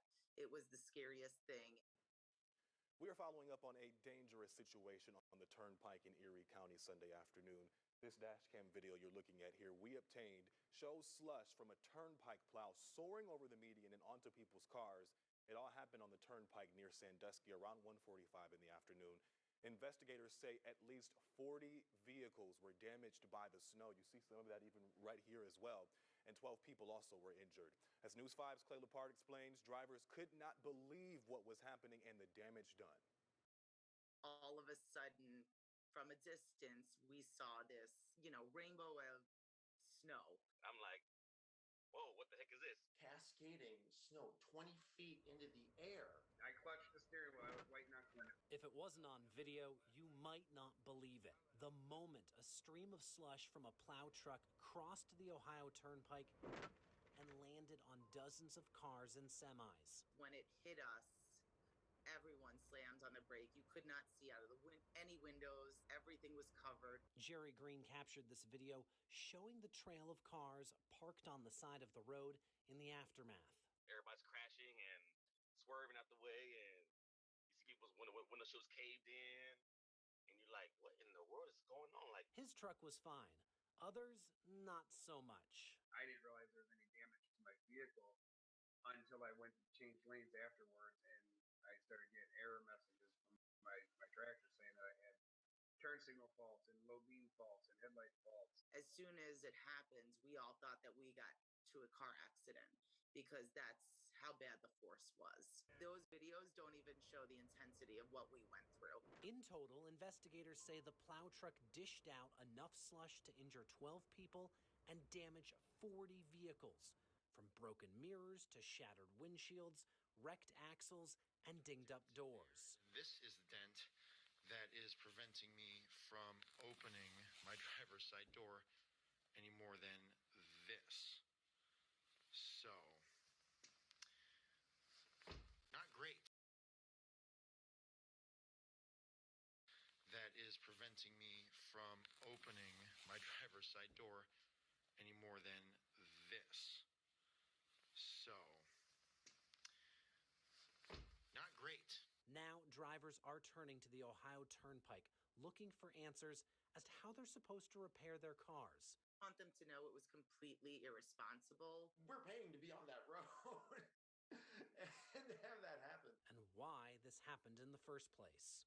Just idiotic. I don't know, it's crazy though. Like, what do you think? What's going through your mind that you think that's okay to do? Dumbfounded that somebody could be so reckless. A spokesperson with the Ohio Turnpike confirmed the employee driving that plow truck was placed on administrative leave and was sent for mandatory drug and alcohol testing.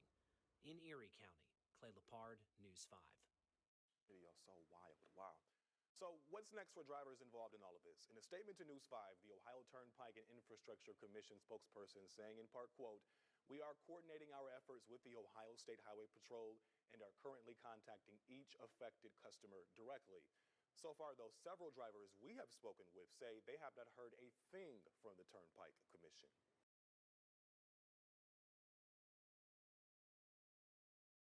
Zoran Mamdani, of course, also has been going insane.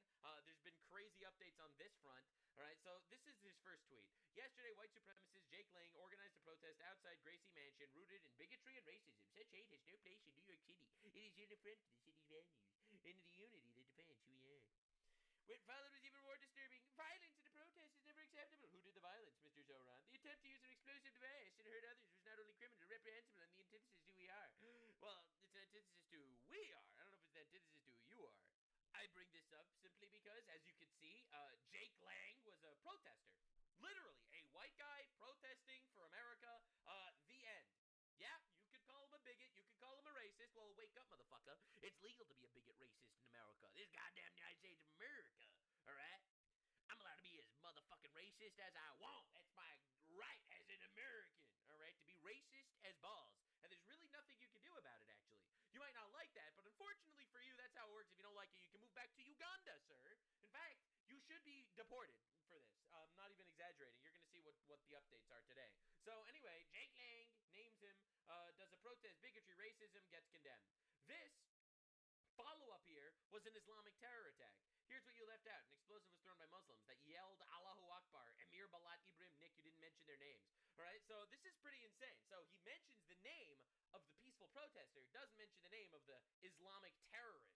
All right, he says bigotry, racism, kicked them out of New York City, and this is like, it's reprehensible and antithesis to who we are. Not to kick them out of the actual city. Now, the crazy update is he got bullied so much in the comments for not mentioning the name. All right, but he got bullied in the comments for not mentioning the fact that, there was literally an Islamic terror attack on our streets. Like, he activated a follow-up tweet where he actually apologized, sort of. Amir Balat Ibrahim Qayyumi have been charged with committing a heinous act of terrorism, proclaiming their allegiance to ISIS. Forced to make a follow-up where he does name them after refusing to name them. By the way, just notice exactly what we're up against. This tweet condemning white supremacist Jake Lang, 117,000 likes. This tweet condemning terrorism, Amir Balat and Ibrahim Qayyumi, 20,000 likes. Pay attention. Of course, even though he mentioned that Jake Lang is a white supremacist, he refuses to mention the ideology of Amir Balat and Ibrahim Qayyumi, which is weird because the ideology is they were Islamists. Yeah, anyway, this guy, for example, this dude whose parents legally immigrated from Turkey, all right, who lives in a mansion in Pennsylvania, this guy who's actually making ISIS salutes while being perp-walked. Yep, this motherfucker that's smiling right now, this terrorist. We have a legal immigration problem in America, and people refuse to acknowledge it. In fact, not only are we saying that he was part of ISIS because he used an ISIS-style explosive, but because he admitted he was in ISIS. Qayyumi said in recorded post-arrest statements that he had watched ISIS propaganda on his phone and that his actions that day were Bro is for real, Hassan Piker fan. Partly inspired by ISIS. The complaint also details statements made by Amir Balat after his arrest. En route to the NYPD precinct, Balat made spontaneous statements without being questioned by NYPD officers that were captured on body-worn camera footage. He said, "This isn't a religion that just stands when people talk about the blessed name of the Prophet. We take action. We police be upon him. Take action." As well as, if I do... Yep, these motherfuckers should not be in our country. All right, we should not be having people in our country that are like, oh, you insulted my pedophile prophet? I'm going to kill you now. I'm going to literally throw a bomb at you. Didn't do it. Someone else will come and do it. Wow. And later... Holy shit, this is going to cause all sorts of Islamophobia. You mean to tell me that the Muslim terrorist that committed a Muslim terrorist attack said that if we won't do it, other Muslims are going to also do it? Damn. Think of the Islamophobia that's going to happen right now. Oh, my God. After waiving his rights, he requested paper and wrote a message declaring in part, "I pledge my allegiance to the Islamic State. Die in your rage, you kuffar." Now, die in your rage is a commonly known ISIS slogan, and kuffar is an Arabic term that refers to non-believers. Well, I can't possibly imagine what the ideology behind this attack was. They were probably just mentally disturbed individuals, if I had to guess. I cannot possibly fathom the actual ideology that led to this terrorist attack in New York City, but if I do figure it out, I will let you know in an update. Remember, these are the same retards that crashed out that Jeffrey Epstein, a pedophile, used the word goy, referring to non-Jews, all right? These people that will call people kafars and justify blowing them up with bombs. Just trying to understand where we stand here in general. So, anywho, CNN freaks out. Like, it's shocking to me that the CNN and all the mainstream media is just basically propaganda for our destruction. The violence Saturday erupted during an anti-Islam protest organized by a right-wing provocateur that was dwarfed by a crowd of more than 100 counter-protesters. The men arrived in the city by crossing George Washington Bridge and threw a fucking bomb. All right, so notice, right-wing provocateur, right? That's the guy who is the victim of a terror attack, and the men are the two terrorists with very Islamic names shouting Allahu Akbar, throwing bombs on the street in New York City. So Zohran Mamdani, immediately after all this goes on, he does this. For Mahmoud Khalil, this past year has been incredibly hard. And he writes this whole long thing about Mahmoud Khalil, who was invited for dinner. This is Mahmoud Khalil over here. For those of you that have not been paying attention to politics, Mahmoud Khalil is a terrorist supporter and propagandizer. Not only does he directly support Hamas in his own words and directly, essentially organize all sorts of violent riots in Columbia College, but he's not a citizen here. He's not a citizen here. He's He's on some visa. They tried to revoke his visa, and some woke judge basically blocked it, and now this motherfucker is still in our country. So, of course, this guy, not an American, quite literally an illegal alien, in my opinion, his visa was revoked. He's still here. The woke judges are fighting on his behalf. He is eating dinner inside the mansion with Zohran Mamdani. This is Zohran Mamdani's wife. She is actually also currently in the middle of controversy for liking a lot of posts, basically supporting terrorism and the terror attacks on October 7th in Israel. I covered that in a previous video, and I don't repeat myself for the most part in these videos. But I just wanted to show this to you because I think this is incredible. All right, posting a celebratory photo of an anti-Israel college protester who should be deported next to your non-public figure wife who cheered the rape and murder of Jews on 10/7 the day after two radical Muslims threw pipe bombs at Christians on your sidewalk is a hell of a choice, Mamdani. And that's essentially what's going on. Because this person, this is a quote from Mahmoud Khalil, all right, his organization that when they tried to deport him. We are Westerners. They're not Westerners. They are invaders. We are Westerners fighting for the total eradication of Western civilization. We seek community and instruction from militants in the global South. Directly admitting that they are working on behest of terrorists to destroy Western civilization, and they're in our fucking countries being fed meals in mansions of the New York City mayor. And if this didn't get you angry yet, get a load of this. This is the hero, the police officer, the police chief that jumped over the divider to stop the Islamic terrorist. In a normal world, this is who the mayor of New York City would have hosted for dinner at his home, instead of a man who literally sympathizes with the folks that threw the bomb. How cops are treated in New York versus how they serve. This isn't being an American. This is an Americanism, quite literally. We are being invaded, and you have to wake the fuck up. Sorry if my videos are going to radicalize you, all right? Sorry if you're going to become more radical and follow my stances more as time goes on, but we don't need to live like this. America's the greatest country in the world, founded on biblical values, as a Christian nation. Even for the people that aren't necessarily religious or devout believers in God, essentially, our culture is founded on these principles. You know, the idea, thou shalt not murder, despite being a commandment of the Lord, is also very accepted into American culture, that murder is actually a bad thing, unless it's an unborn baby, in which case, for some reason, they've convinced themselves that mass murder is appropriate. But we don't need to get into that right now. These people that threw these bombs and are being cheered on by a large host of largely Islamic migrants, they don't belong here. They do not share this value. They do not share this cultural opinion. Their culture follows the tenet of strike the kafar at the neck. My culture follows the tenet of thou shalt not murder. I personally don't believe these cultures are compatible. And I know this one's going to be like a real shocker, and a lot of people aren't going to like this, our culture is superior. Your culture's inferior. You know how I know? Because you're fucking here. That's right. I don't see a lot of Americans fucking fighting over each other, rolling over each other, tussling in the street, trying to immigrate to Turkey and Afghanistan. But I see a lot of it the other way around. So not only do I think that my culture is superior, but you think my culture is superior. So you come here and you poison it. No thank you.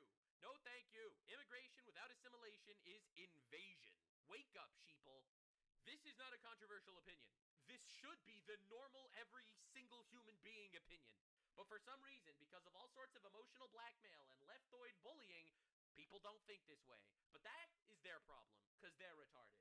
I refuse, okay? I refuse to bend the knee to this retard propaganda bullshit, okay?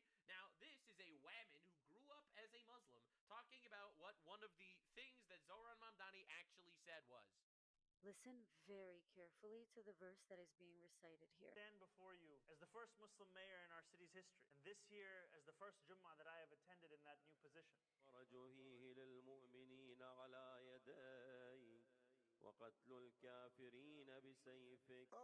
the killing of the infidels by the sword.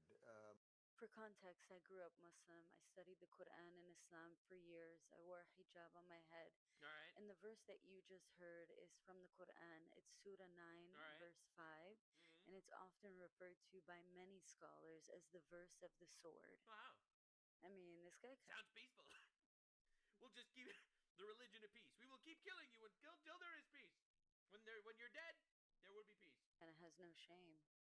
On January 2nd, 2026, 16 different landmarks across the state of New York were illuminated in green to mark the launch of Muslim American Heritage Month.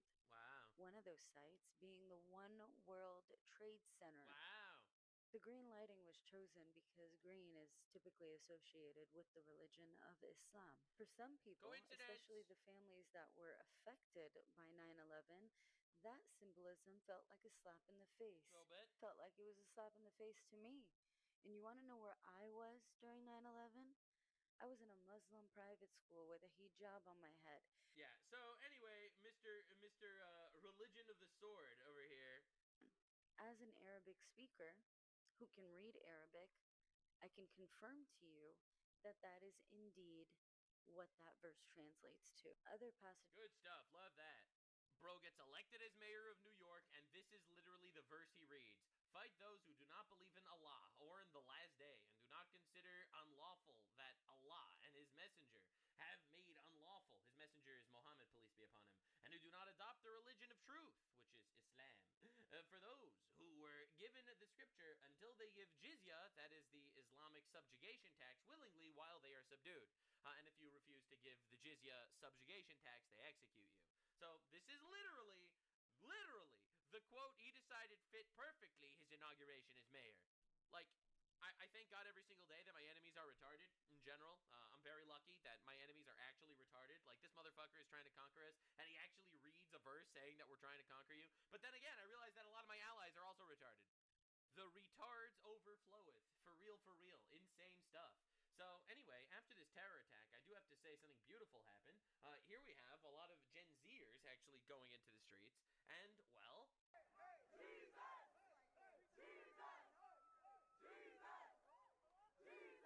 I really do believe that ever since the death, the murder, the assassination, the horrible assassination of Charlie Kirk, there has been a revival in the country. People are waking up and realizing that, no, actually, living this life of hedonism and empty empathy is literally fucking killing us. And people are realizing that, no, actually, we need to turn to a higher power, and that's pretty awesome stuff. It honestly is. Now, we were also attacked in another terror attack, again, because this is like a daily occurrence now. For some reason, we're supposed to make believe this isn't a big deal. Gunfire fired at the U.S. Embassy in Toronto. That is, once again, another terror attack. Gunfire in Toronto, but I was told that in Canada there's no gun violence because they banned guns, so only the bad guys can have guns. So how did this happen? No one knows. It's crazy, honestly. It's insane. Canada's no longer safe, infiltrated by sleeper cells. Dude, it's insane that this keeps happening, dude. Absolute unreal shit. Terror attacks daily? What are we doing? Right? People in the mainstream media are starting to sound based, which is rare. Is it Islamophobic to wonder or suggest that Islam is not as welcoming to other religions as religions are to them? I just wonder, because I never hear this equation in reverse. I'm glad that the cops might have saved the mayor's wife's life. It's going to make it hard for her to like the ISIS post, though. That's going to be tough for her. You know, Zoran is a naturalized immigrant, and many of these violent, hateful people are the same. I don't think this idealized nation of immigrants that we talk about means anything unless there's a common denominator. We've forfeited the expectation of assimilation. We no longer even, it's not like we don't even demand it. We don't even expect it. And we're too scared to reject their anti-American positions. That's right. He's right. All for the sake of appearing tolerant. 100%. This is what you get. Suicidal empathy. We extend our hand. They want to chop it off. There's a vibe. And that is why you never back down on your principles. All right? So many people tell you that, no, you have to be tolerant. Tolerance is not a virtue. Intolerance is a virtue. All right? Sitting down and letting yourself be a little rug that they can walk all over you, that's not being virtuous. It's standing up, even in the face of adversity. That is virtuous. All right? Shift going on over the last 20 years. When you see the media covering for terrorists, that's different than, say, 2006, you know? When the mayor leads with Islamophobia after a terrorist attack, that's interesting. Neglecting that this so-called Islamophobia actually is arising from Americaphobia. They don't like the West. And this is a public and brazen... Yeah, I mentioned this earlier, but a lot of people don't actually talk about this. You know, there would be a lot less Islamophobia if Muslims would stop fucking killing people. Look, man, maybe this is just me noticing too many things, but people are waking up to this whole idea of just actually wanting to deport these people. And I'm really glad that this is a rising sentiment. I can barely listen to this man. The mayor, Mamdani, the headline of the day was that a peaceful protester exercising his First Amendment rights hurt his feelings, as opposed to blaming ISIS-inspired terrorists for tossing bombs into a crowd. I don't even know what to even say anymore. Do you have words to respond to this, sir? Well, I have one word. It's deport. I mean, the fact of the Get matter them is out! Mamdani hates America, hates the Judeo-Christian civilization that we have here. You know, we're allowed to protest whatever we want. We hear this all the time from the left. When they were doing all this ridiculous stuff on our college campuses, people like this jerk mayor talked about how they had a First Amendment right to say whatever they want. That's not the issue. The issue is two Muslim terrorists who were inspired by ISIS, who traveled to the Middle East, threw bombs at people. That is the issue. That's You're an allowed issue. to say whatever you want in this country. You're not allowed to throw bombs. But Mamdani is covering for the Muslim terrorists that he supports, whether it's in the Middle East or whether it's in America. He should be stripped of his citizenship and he should be deported. Yeah, and I would like to also mention, you know, his wife liking dozens of posts celebrating what happened. Yeah, I covered that already, that his wife is a terrorist supporter also. Who would have thunk it? Terrorist supporter husband and terrorist supporter wife. It's beautiful. A match made in hell. It's unbelievable stuff. And here they are, mayor and first lady of New York City, where there are terrorist attacks on the streets, and he condemns white supremacy first and foremost. Again, deport, man. Just deport. We got to get them out. We got to get them out. I've said this before, I'll say it again. Illegal aliens, obviously they all have to go. Every single one, indiscriminately. They all got to go. Stuff them into cannons and shoot them into Mexico. I don't give a shit. I have to get out of here, every single one of them. That's not even a debate. All right, we have to figure out what we're going to do about the legal immigrants. All right, the people that immigrated into our country legally, that are here, that have citizenship, that are not assimilating, and that are threats to America. That is something we have to figure out about. But anyway, I'm just bracing myself for the white liberal woman cause of free ISIS-inspired terrorists. It's America's fault or something. Again, when it comes to illegal aliens, this is really obvious. County, a man wanted for multiple child sex offenses now behind bars. Deputies arrested 24-year-old Jose Martel Arriga during a search warrant operation on Friday. He now faces numerous charges this morning, including sexual exploitation of a minor and solicitation. Martel now being held without bond. Wow. An illegal alien arrested in North Carolina on 59 child sex charges. Democrat hero. Again, we have to live like this, man? So, Nick Fuentes made this tweet, and I was shocked. I will admit, Nick Fuentes' takes through this Iran war, in my opinion, have been nightmarishly bad. Like, quite literally. Vote for the Democrats? Alright, that's pretty insane. But, bro, now the Zionists started amplifying anti-immigration, anti-Muslim rhetoric to distract right-wingers from the Iran war. What? Probably the best way to prevent Muslim immigrants from coming here or attacking us is stop killing them and destroying their countries for Israel. Dog, they've been, first of all the Iranian refugees, they're here because the Iranian regime has been massacring their own people, and people have been fleeing from Iran. That has nothing to do with Israel. The people that came from Syria, also. The Syrian war had very little to do with Israel. The Iraq war had basically nothing to do with Israel. That was American and British intelligence saying that they had weapons of mass destruction to basically fund the infinite war machine. So that's one. But more importantly, he's like, you're criticizing the Zionists for being anti-immigration, bro? Like, dude, I can't figure it out. Is it the Jews' fault that there is immigration, or is it the Jews' fault that there's no immigration? All right, dog, I think that this anti-Muslim rhetoric is happening because there was literally an Islamic terror attack in New York City 2 days ago. And if the Zionists are actually going to start amplifying anti-immigration rhetoric, then hell yeah, bro, let's go Zionists. Keep cooking, dudes.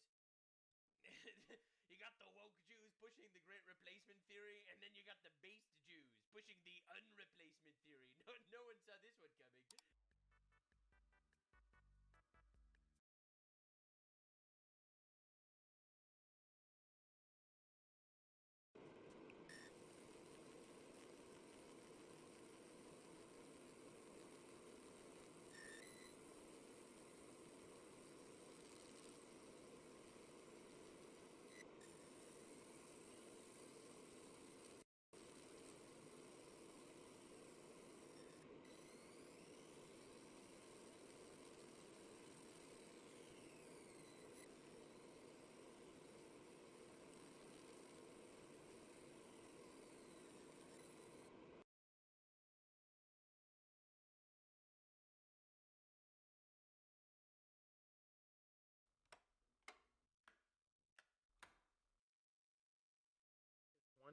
silent. Every single day we all use light switches, and for the most part you don't even think about it, but they've all got one thing in common. They each make an individual sound. But imagine a switch that was so quiet that it literally did not make a sound when it turned on. 40 years ago, there was a design that was so good that they had to eventually make it illegal, and that was what was called the silent switch. It was advertised as perfect for using in a nursery or a library, anywhere that you did not want a sound.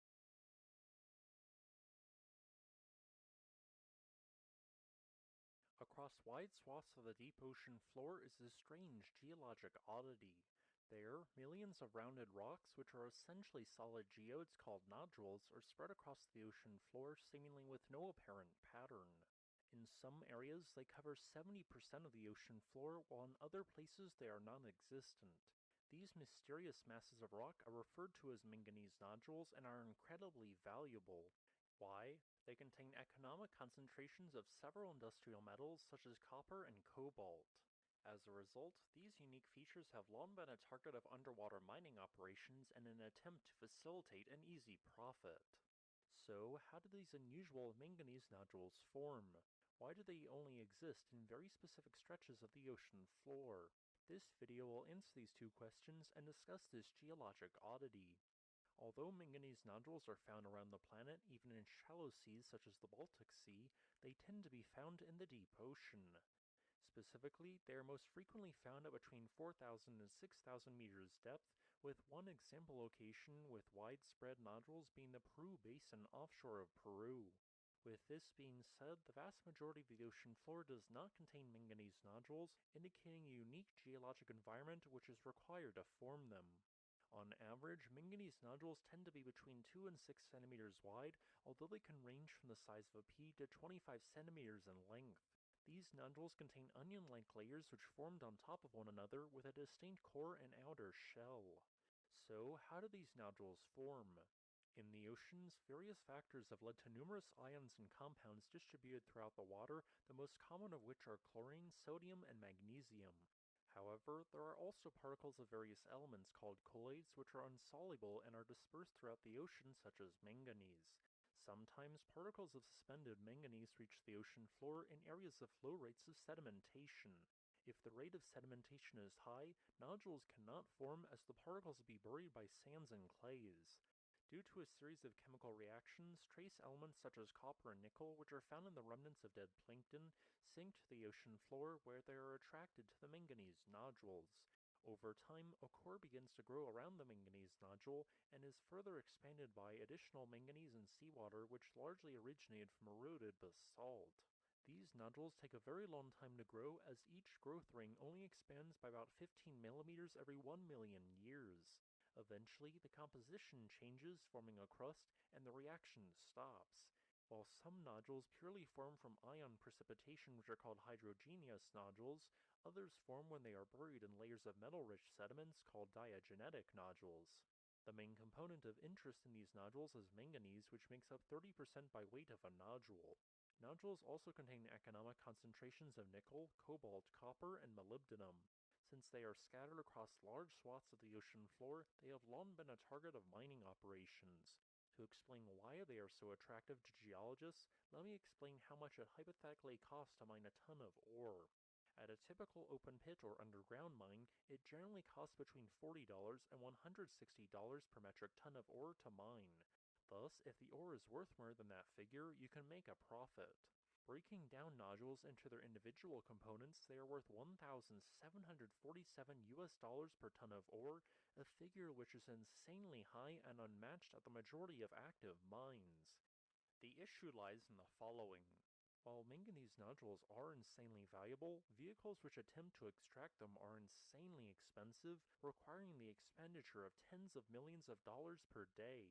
No large-scale system which can extract nodules at a depth of 4 kilometers has yet been found, which means that a profit cannot be generated. Also, these nodules are the source of a unique deep ocean ecosystem where crabs and other fauna live, so mining them could pose an environmental hazard.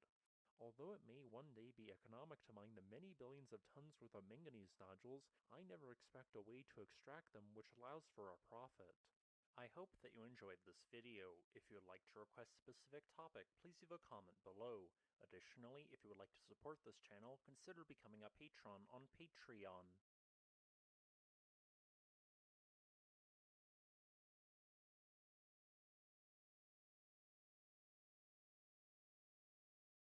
I have made so many videos over the last few months covering Pokemon card related crime. Card shops are being robbed more frequently than gas stations, and there is more violent crime happening from Pokemon card scalpers than there was in Gotham City. Like, I think even Batman would be having his work cut out for him trying to put the kibosh on these degenerate loser scumbags. Before diving into the meat and potatoes of the latest Pokemon crime I want to cover in this video, I want to give you some good news at the top here. I'll give you the dessert before force-feeding you the vegetables.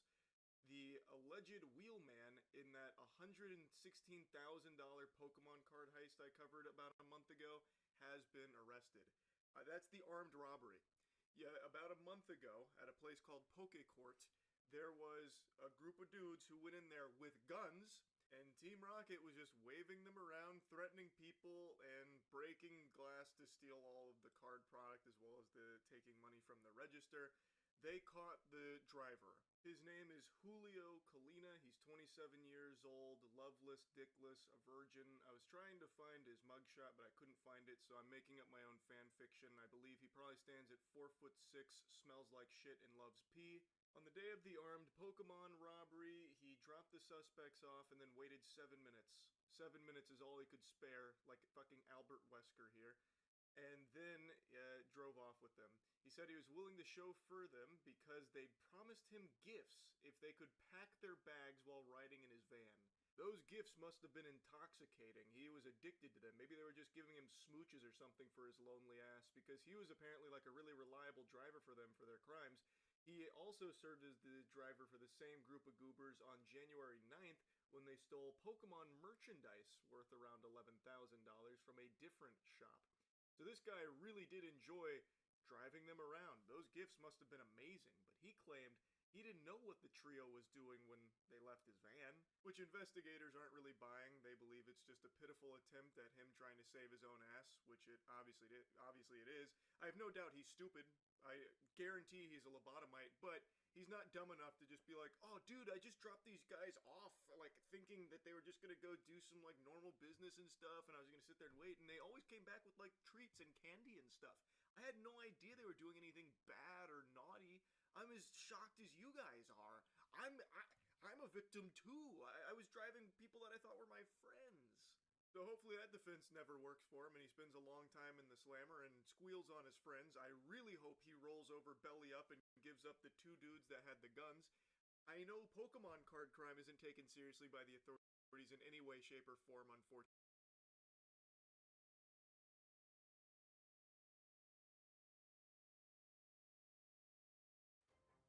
Rocket Force Mega Case. 3 horror. The U.S.-Iran conflict continues to escalate. Iran's underground weapons depots are being heavily destroyed. On March 11th, the U.S. Air Force dropped a GBU-43B massive air blast bomb, often called the mother of all bombs, on an underground facility in Iran's central.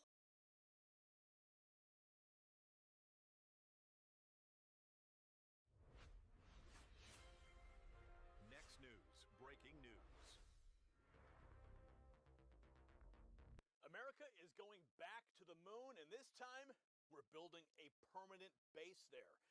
NASA Administrator Jared Isaacman just dropped a bombshell announcement that the Trump administration is completely rejecting the pathetic 3-year launch schedule of the failed Biden regime.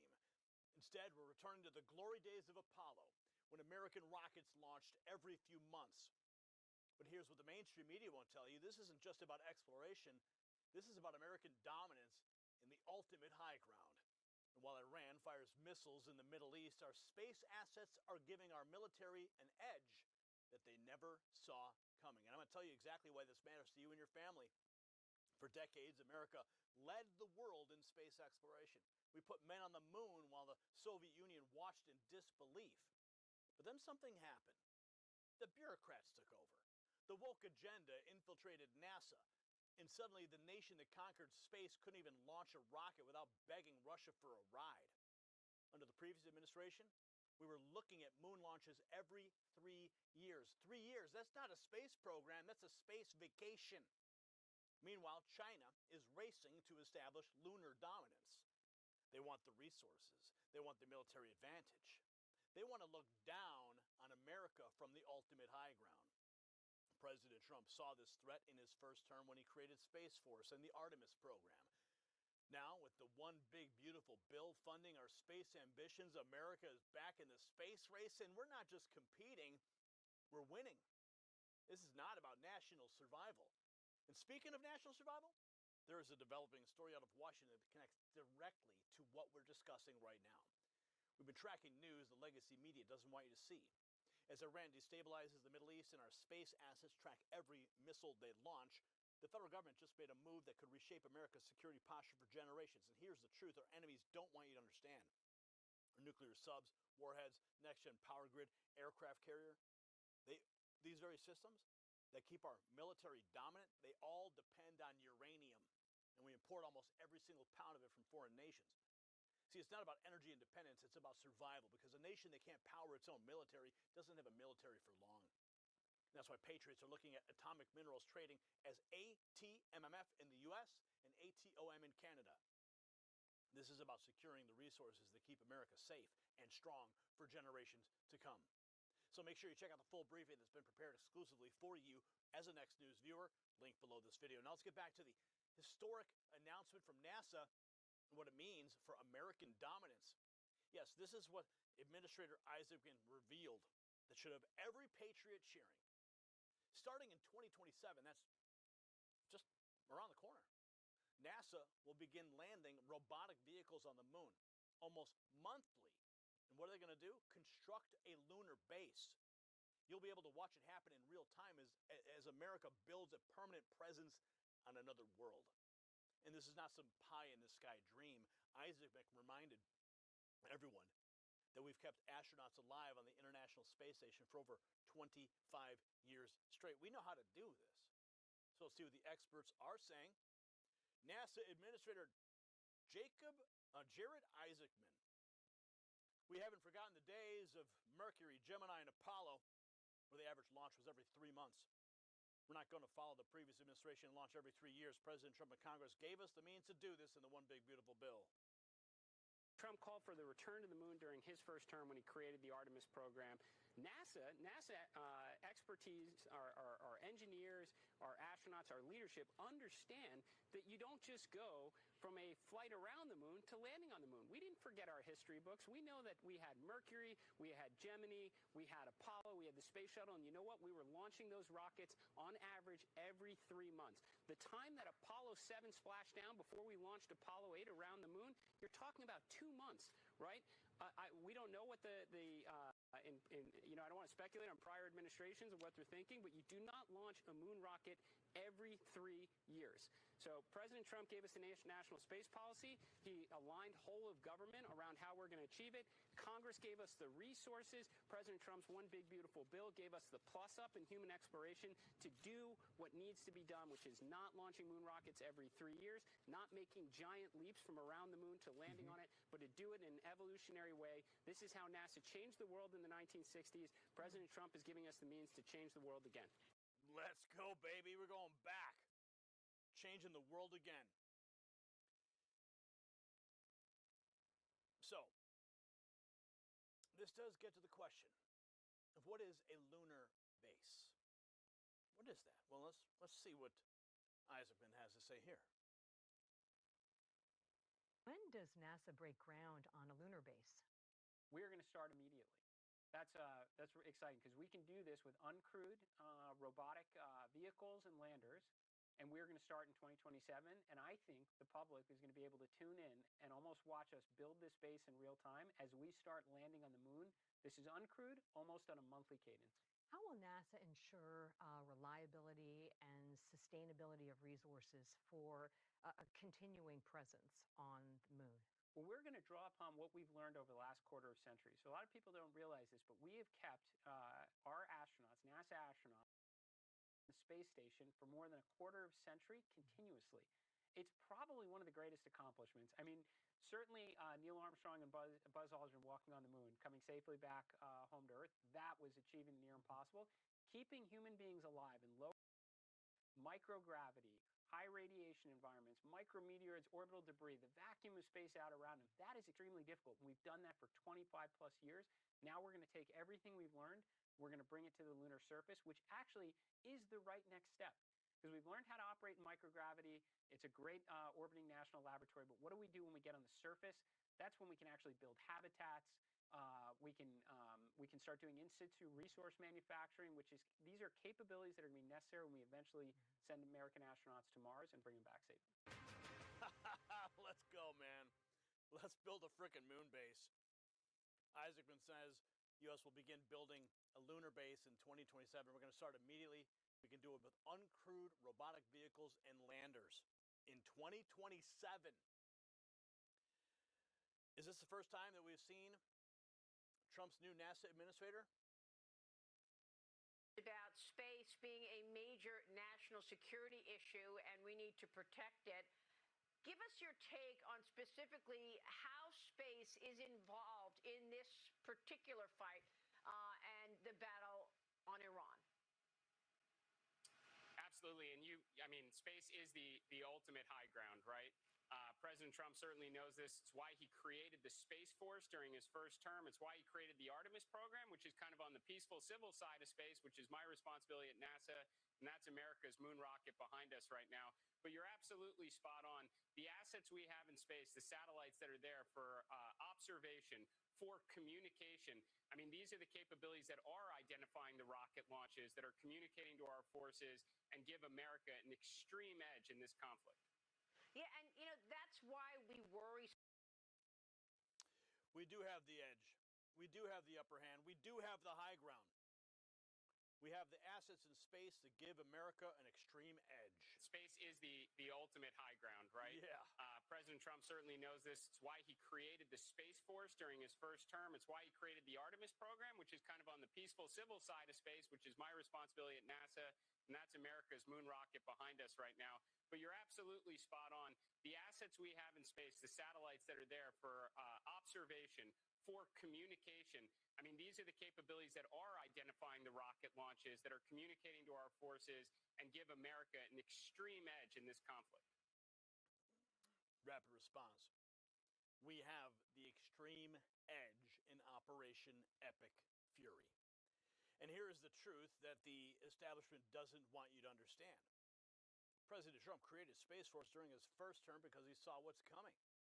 Space is the ultimate high ground, and whoever controls it controls the future. Right now, as Operation Epic Fury demonstrates American military might against Iranian aggression, our satellites are tracking every rocket launch, communicating with our forces, and providing the surveillance that gives America an extreme edge. No, it's not a coincidence. This is called vision. This is leadership.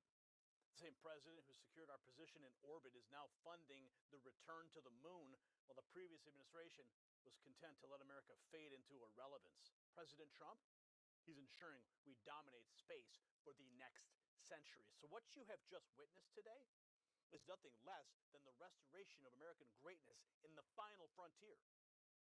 President Trump and his NASA administrator are rejecting the managed decline of the previous administration and returning to the bold, ambitious spirit that put American boots on the moon in the first place.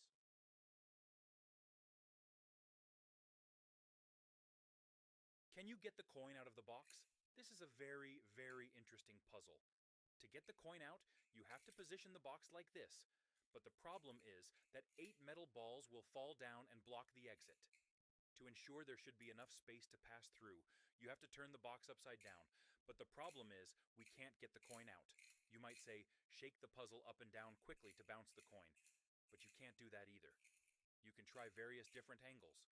But the problem remains the same. Another way is to place the balls on either side of the opening, and then quickly flip the box.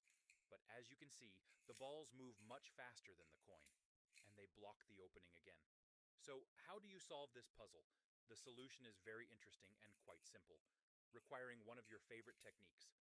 All we have to do is hold the ring, position the puzzle vertically, and then hit the box. When the box spins enough, the coin will be released due to centrifugal force. Did you like this puzzle? Do you remember that one device? The one that made us feel like we were peeking into the future? For me, that was the Xiaomi Mi Mix Alpha, a phone the world never got to hold. While Samsung was chasing bezel-less displays and folding screens, Xiaomi just broke the rules. They built a wraparound display, a screen that didn't stop at the edges. It flowed across the sides like liquid glass. It felt less like a phone and more like something stolen from 2035. The Mi Mix Alpha wasn't just a prototype. It was a reminder of how magical tech once felt. This is the way people had to fight wars. The rules of engagement played a massive role in me losing my arms and legs. So my first deployment in 2007, 2008, I was under President Bush. My rules of engagement were to engage with and destroy the enemy, which is my job as infantryman. We were able to root out the bad guys, take away their ability to operate because we could work at all hours of the day. Our slogan was "We own the night," so we were allowed to patrol at nighttime. We kept the enemy on their heels. We were able to take them out when we saw them doing things. My second deployment, I was under President Obama, but still with President Bush's policies in place. And my third deployment was under President Obama and his policies that his administration put in place. The rules of engagement had shifted, and we were only to fire when fired upon. I was not allowed to go out at nighttime. I mean, we had what they call a raid camera, and we could see people up to like a click away. So some things that were non-negotiable is if we saw an enemy combatant that we felt was a threat, and they had an AK-47, if they did not point it and shoot it at us, we could not shoot them. Wow. Tired of being lied to. This is grass-fed cows. Yeah, that's right. I didn't know y'all was putting them in headlocks. They're not in headlocks. That's barrier gate. Keeps them from going all the way through and stomping and crabbing all over their feet. It's actually quite good for them. And dumping the grass on their head. They don't care. They're savages. I don't know why. The extra $4 I spend for the grass-fed cow beef. Those are dairy cows. That's not beef cattle. In my head, I thought they had hotels. I thought they had a little maid. I thought they was roaming around grass, living their best life. Grass doesn't grow all year. Go look outside. And y'all got them in the same conditions. Y'all told me they get to roam out there. Grass-fed and grass-finished doesn't mean they're not being finished in a feedlot. You can absolutely feed grass and grass silage in a feedlot.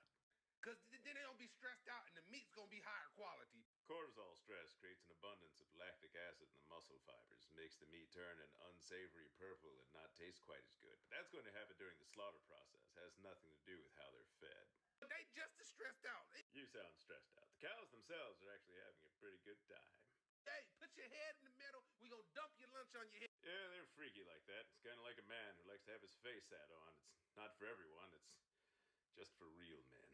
You know how stressed out I'll be if you threw my Chipotle burrito in the back of my head? What if it was free and you didn't have to pay for housing like those cows?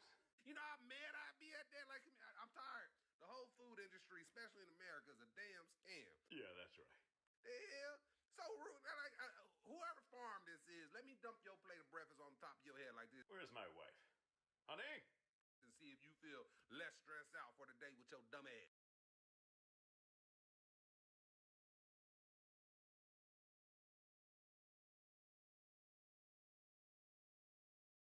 Have you guys ever seen a PS2 Slim and thought, man, I wish someone would make that thing a lot smaller? Yeah, me neither. But you know what? I found a PS2 Slim variation from AliExpress for $400 that you've definitely never seen before. And in this video, we're going to unbox it, test it out, tear it down, and find out if this thing even works. Alright, so here it is, guys. Wait, what? Hold on. Okay, so first we have a memory card, of course, and then this thing looks like a super slim PS2, but also it's kind of fat. Wait, what did they do here? Guys, let me start with a comparison here to kind of show you where my head's at, because this thing is really strange. So first of all, I have a regular PS2 Slim. So as you can see, it's about half the size of the PS2 Slim, the official PS2 Slim, and then flipping it to the front, you can see it looks very similar like on this side. So we have our controller ports and our memory cards on both units here. And we also have this fat stack of something on top here. I'm not sure what that is. We'll find out here in a minute. And then, you know, just looking at the other sides here, it looks very, very similar to a PS2 Slim. Has the same ridges and kind of texture and everything on the side there. And flipping to the back, it looks like we have about the same as well. Power port, AV out, digital out, network, and we actually have an HDMI port as well, which is kind of stuck in there, and that's a nice little addition. And now here's the real comparison. So I bought this, the true PS2 Super Slim quite a few months ago, and this thing is literally just half of a PS2 Slim chopped in half, no disk drive or anything. And this new unit here is very similar in terms of size and shape and everything, except it has this extra stack on top, which now that I'm looking at it, I think it might be a disk drive. Hold on. Wait a second. Okay, so let's go ahead and see if this thing, what it'll do. So first of all, take a look at the bottom here. We got a nice little PlayStation logo, which is kind of cool to see. Got 2 rubber feet down here, but not up there, so the thing kind of slides around as per usual. A little disappointing, and the top looks kind of just thrown on there. The textures don't really match up and stuff. Let's go ahead and see if this thing will pop open and... Yo, that's actually awesome. Wait a second. They literally chopped the PS2 Slim in half, took the disk drive, and slapped it on top of there, so it's like more vertical now and in a smaller shape, I guess, and not quite as long. I don't know what they're doing here, but it's actually kind of awesome. Now, I will say, just taking a closer look at this thing, it's very jank how it was mounted to the top here. You can see on the back, it's not really aligned at all. It's kind of just, glued on there or something. I'm not really sure what happened here, but it's, yeah, I feel like that could have been a little bit better for $450 or whatever I paid for this thing, which is actually absurd for a PS2, but I did it for the gram anyway. So guys, let's go ahead and plug this thing in, I guess, and wait, hold on. Is there really no power supply or anything? We have this little blue slip, which is like an invoice, but there's no power supply, no HDMI cable. There's also no vertical stand, which it should have vertical stand in the listing here, because it kind of looks nice vertically right there, kind of, except it wobbles. It wobbles because it's not aligned correctly. Oh man. Here we go. I thought this thing was cool for a second, but no, it's turned out to be pretty jank. But let's go ahead and, I guess, plug it in, turn it on, and see what happens.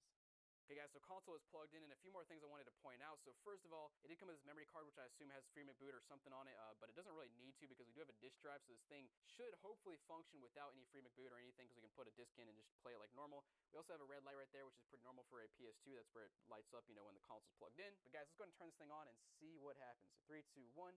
Ooh, hold up. Let me show you this.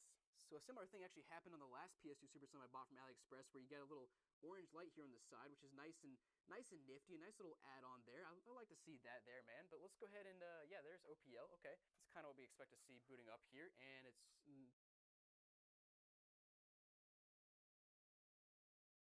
That entertaining an audience has helped me build an audience. Maybe you could try it.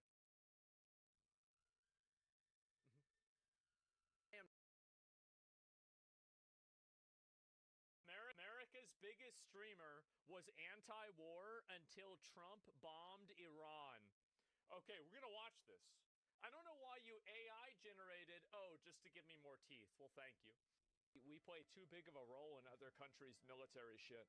Yes. Like, we're too interventionary. We get too involved into other people's business. Yes. It's a waste of our money. The people there probably fucking hate us. Where's really the upside here, right? Stay out of it. Yeah, exactly.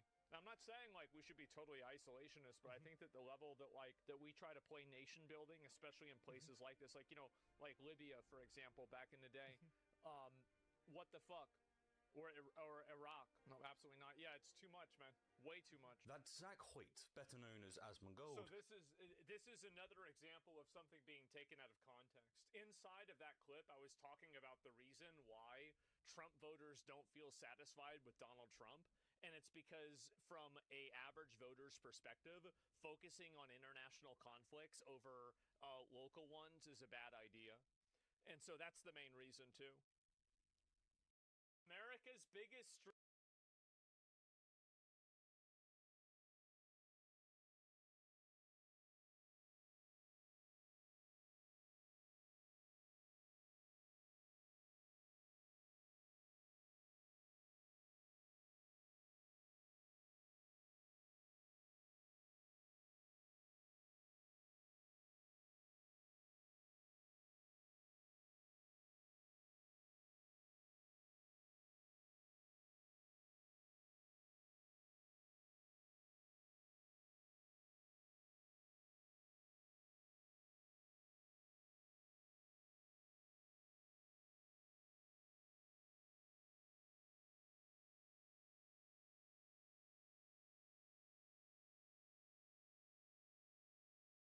was anti-war until Trump bombed Iran. Okay. I don't know why you AI generated, just to give me more teeth. Well, thank you. We play too big of a role in other countries' military shit. Yes. We're too interventionary. We get too involved into other people's business. Yes. It's a waste of our money. The people there probably fucking hate us. Like, where's really the upside here, right? Stay out of it. Yeah, exactly. Now, I'm not saying like we should be totally isolationist, but I think that the level that we try to play nation building, especially in places like this, like, you know, like Libya, for example, back in the day, what the fuck? Or Iraq. No, absolutely not. Yeah, it's too much, man. Way too much. That's Zach Hoyt, better known as Asmongold. So this is another example of something being taken out of context. Inside of that clip, I was talking about the reason why Trump voters don't feel satisfied with Donald Trump, and it's because from a average voter's perspective, focusing on international conflicts over local ones is a bad idea. And so that's the main reason too. So we've got, obviously, that's the reason why I was talking about it, number one. And number two, Libya wasn't funding terrorism at the same level that Iran was. Libya wasn't trying to build a nuclear bomb and blow up the United States. So, I mean, this is, again, two completely different things. It's not like Libya and Iran are the same country. The most watched streamer in North America talking about American military intervention abroad. Look at them. I think they're a little smaller. Yep. See? Too interventionary, waste of money. Stay out Trying to make me look bad. Trying to make me look bad already. And now here he is, same man, same streamer, on the subject of the United States bombing of Iran. So he's trying to create, you can see very clearly, right? He's trying to delegitimize me by showing a clip of me eating maggots. Can you believe that? Actually, I know this might sound surprising for him, but how many subscribers does this guy have? He's got 88,000 subscribers. I'll give him a bit of advice, okay? The reason why I do things like that on my stream is I find that they're entertaining.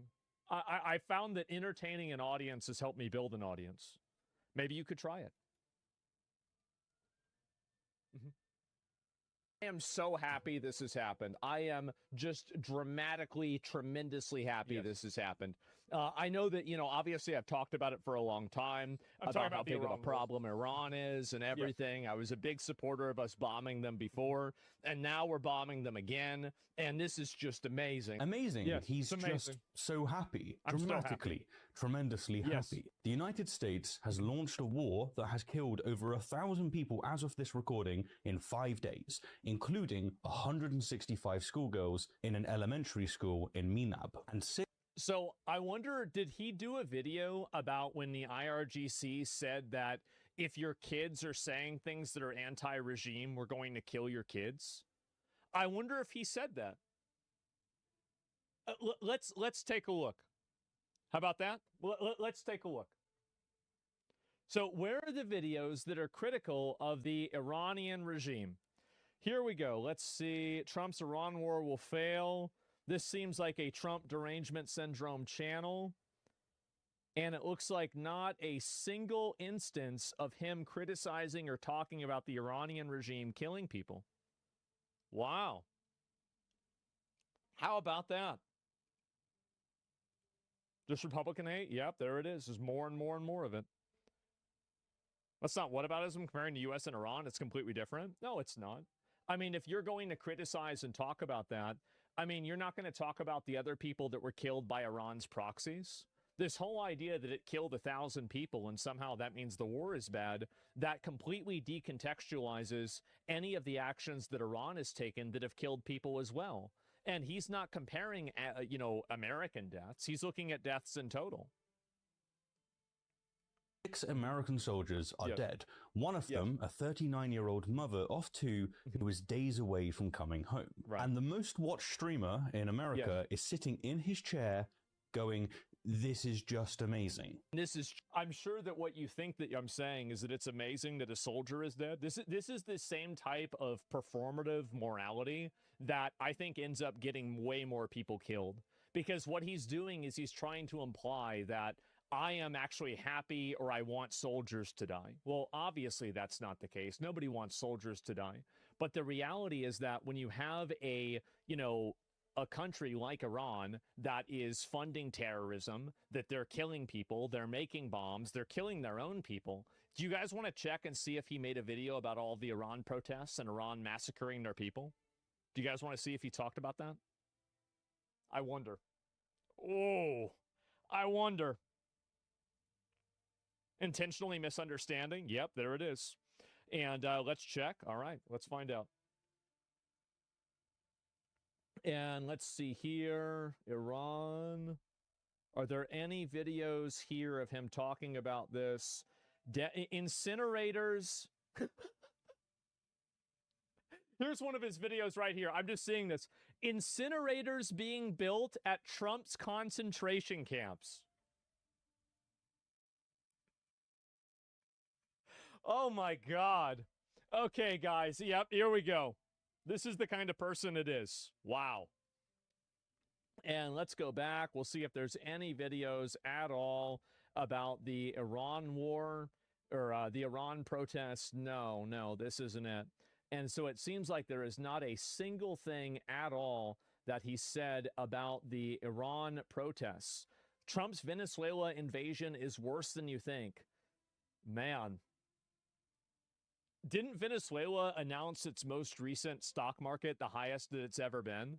Like, so let's go back. We're going to pull this up. We'll see how well this video aged.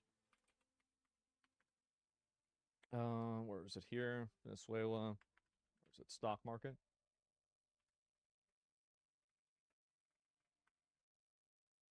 Let's see here. Wow. Another wrong, huh? Oh. Oh, too bad. Didn't age very well, did it? Wow.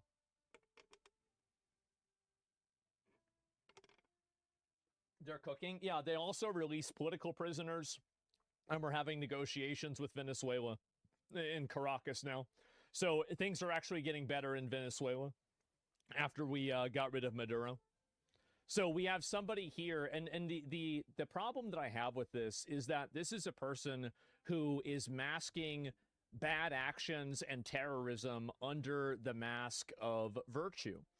This is a person talking about how I don't care about anybody dying, but this person didn't seem to think it was important enough to talk about the Iranian regime mass murdering their own people by the thousands in the street after they turned off the internet so nobody can report on it. It's just weird how there's this double standard. I wonder why. Just amazing. And look, if this were some random guy with 40 followers, this wouldn't be worth talking about. Textbook bad faith. It is. It's total bad faith. Wouldn't matter. But it's not. So it does. Asmongold accumulated 2.4 billion YouTube views in 2025 alone. It's more than that. It's a lot more than that. But yeah. Is according to I have more than 2 YouTube channels. But yes. Media Matters, more than any other right-leaning streamer or podcaster that they track. His channels have nearly 6 million subscribers combined. In 2025, he topped the North American Twitch chart with 26.2 million hours watched, beating out every other streamer on the platform. This is not a niche figure. This is the largest right-leaning political voice in streaming, and his audience skews young and male. The exact demographic that's most disengaged from traditional media, and I don't know about that. Well, yeah, traditional media. Oh, yeah. No, he's right about that. It's mainly like 24. It's like plus minus 10 my age. I'm 35, so it's mainly like probably 25 to like 45-year-old guys that are watching. Mostly, yeah. Most susceptible to parasocial trust. And what is the audience hearing right now? Stay out of it. Unless Trump does it, then it's amazing. Now here's what it is good. It's good. And I think that this is the person that has terminal fucking Trump derangement syndrome. And I hate saying that because I think that it's cringe. But at the same time, I feel like with a channel like this, it kind of works that way. Holy fuck, man. Look at all of these videos. Every single video is a negative video about Trump. So really, I mean, I don't think it has anything to do with Trump. So if you're attacking me for my position, let's talk about what the actual position is rather than who supports it.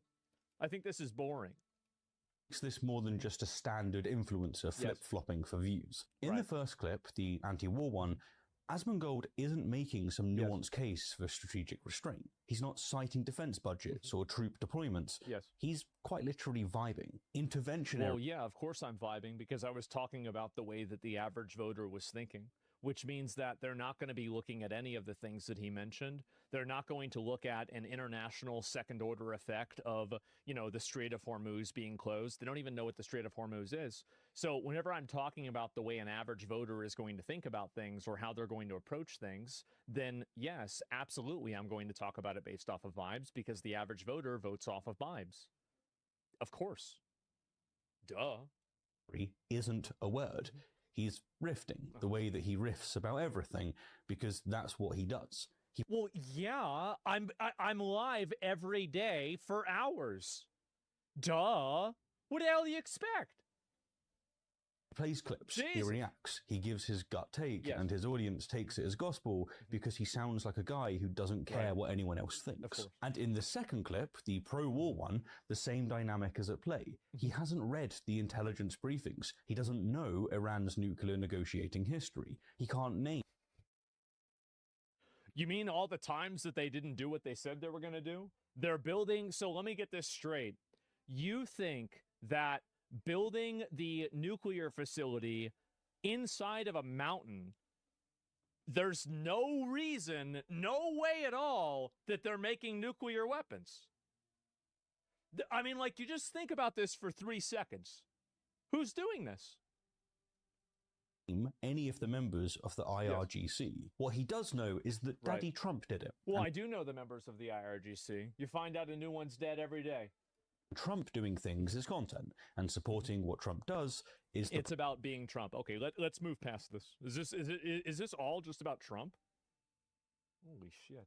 Path of least resistance with his audience. So he's dramatically, tremendously happy. I disagree with that. I think that's not even true. I think that there's been a tremendous amount of people that have been upset about the fact that I've been supportive of the war. There's been a huge amount of people that have been upset about me doing that. Even people that are on the right that are upset about it. So this idea that, like, me taking this perspective is the path of least resistance is not true. I actually think that there's more of an overwhelming consensus of people that are against it. So I don't even think this is true. Just dramatically, tremendously happy this has happened. And the thing is, he told us this would happen. Because Zach, and this is a direct quote, has said that he places no weight on principles or morality, describing them as top-down ideas that are given to you by the elites.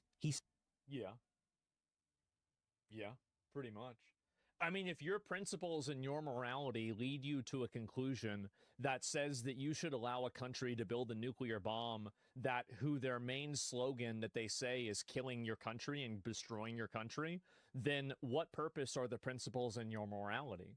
Like, this entire idea that principles and morality can be applied to every situation in the same way is just, it's delusional.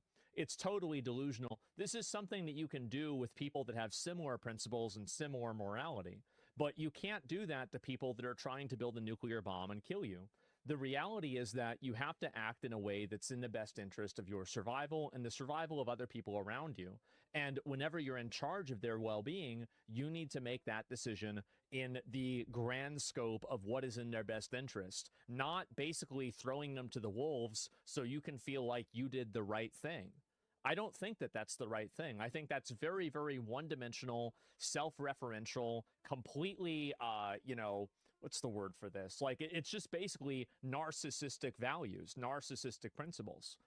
I don't think that's a good idea at all. Whenever you put other people at risk because of your perceived principles, to what purpose were the principles even made? Why do you even have them if the outcome of the principles is that you put people at risk? Seems like a big idea, a bad idea.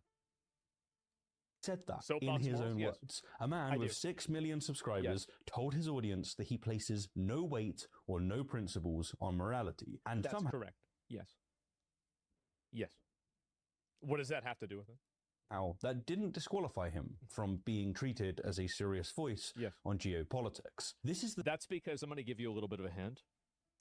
Every single other person that is running a big country thinks like I do. Do you think the guy that's running China thinks like this? Do you think Donald Trump thinks like this? How do you think Donald Trump thinks? He thinks like I think. For sure. Guaranteed. Duh. The same man who, in October of 2024, called Palestinians terrible people from an inferior culture, and that he doesn't feel bad nor cares about them. All this on a live Twitch stream. Listen to it yourself for context. If you want, I can't play this, I'll get banned. But yes. Those people being killed in Gaza. Yes. And he told his audience that people who have genocide baked into their laws deserve to be I was just talking about Hamas, basically. I wasn't talking about all of Palestine. I was just talking about Hamas. I used the wrong vocabulary. Genocided. He was banned from Twitch for 14 days. Yes. He stepped down from his leadership roles at the gaming organization that he co-founded. He posted an apology that amounted to, "My bad." And then he came back, his audience grew, and within months, he was the biggest And so this is the type... Oh, wait. Let me political streamer on the internet. Well, so there it is. So he did not even include the fact that I did a YouTube apology. He didn't add that in. And I think that he never even said that. And I think the reason why is very clearly that it would not help his argument. That's really the reason why. And so, because you don't care? Yeah, why would people care about that? Number one, I think that people have watched me for a very long time, and they know where I stand on most issues. So do I say things sometimes that are a bit too extreme? Yeah, of course. I think anybody on a live stream is going to do that if they're put in front of a camera long enough, definitely. But I think that what happens is that people expect to see like, oh, there's going to be perfect behavior. That's absolutely not what's going to happen, number one. And number two, I already said that was a bad idea to say anyway. So what are we even talking about this for? And then to say that the only thing that I said as a response to that was the tweet, I think he's intentionally trying to misunderstand this. And this is, again, he's trying to frame it around something that this is the new framing that he's using, right? Is he's trying to say that I'm a very bad person. And then whenever I, went to apologize, I basically delegitimized it or I didn't take it seriously, which is a mischaracterization. I think it's a deliberate mischaracterization. To this, he hasn't distanced himself from Nick Fuentes, a white nationalist and Holocaust denier. He's done the opposite, in fact. Yeah, I think Nick's great. Too bad. Cry about it. Treated the idea of streaming with him like an eventuality. Listen to how it will be. He responds when collaboration comes up. Does he want me to reach out to him? I think that we might have to wait till next year for that one. It's true. That's a fact. I gotta listen to it. Sorry. He's warping your points intentionally. Well, it's more about, like, this is another person that's obsessed with optics. Nobody sits in their own room and puts on a sport jacket so they can talk about politics that doesn't care about optics, okay? Kyle does the exact same thing. It's kind of cringe, but, it's just how people are. Big Show Enjoyer sent $25. Yeah. Good evening, Nicholas. Receive Aldi as one gold. Basically nominate you for Streamer of the Year, Onyx. Also, if non-political questions are allowed, what were your favorite video game releases 2025? All the best to you. Rooting for you from Finland. Yeah, Asmongold has been... We got to do a stream. Does he want me to reach out to him? I think that we might have to wait till next year for that one. Yep. I don't know if Twitch is ready for that one yet. I still don't think they are yet. Now, I will say it's not a matter of if, it's a matter of when. He has called ICE agents American heroes.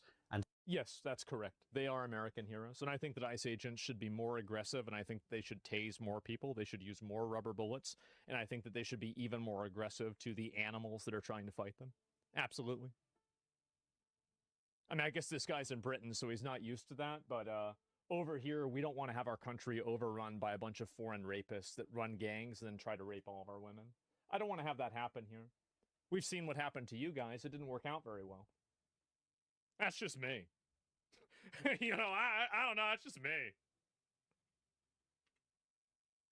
Not a matter of if, it's a matter of when. He has called ICE agents American heroes and said that they aren't aggressive enough.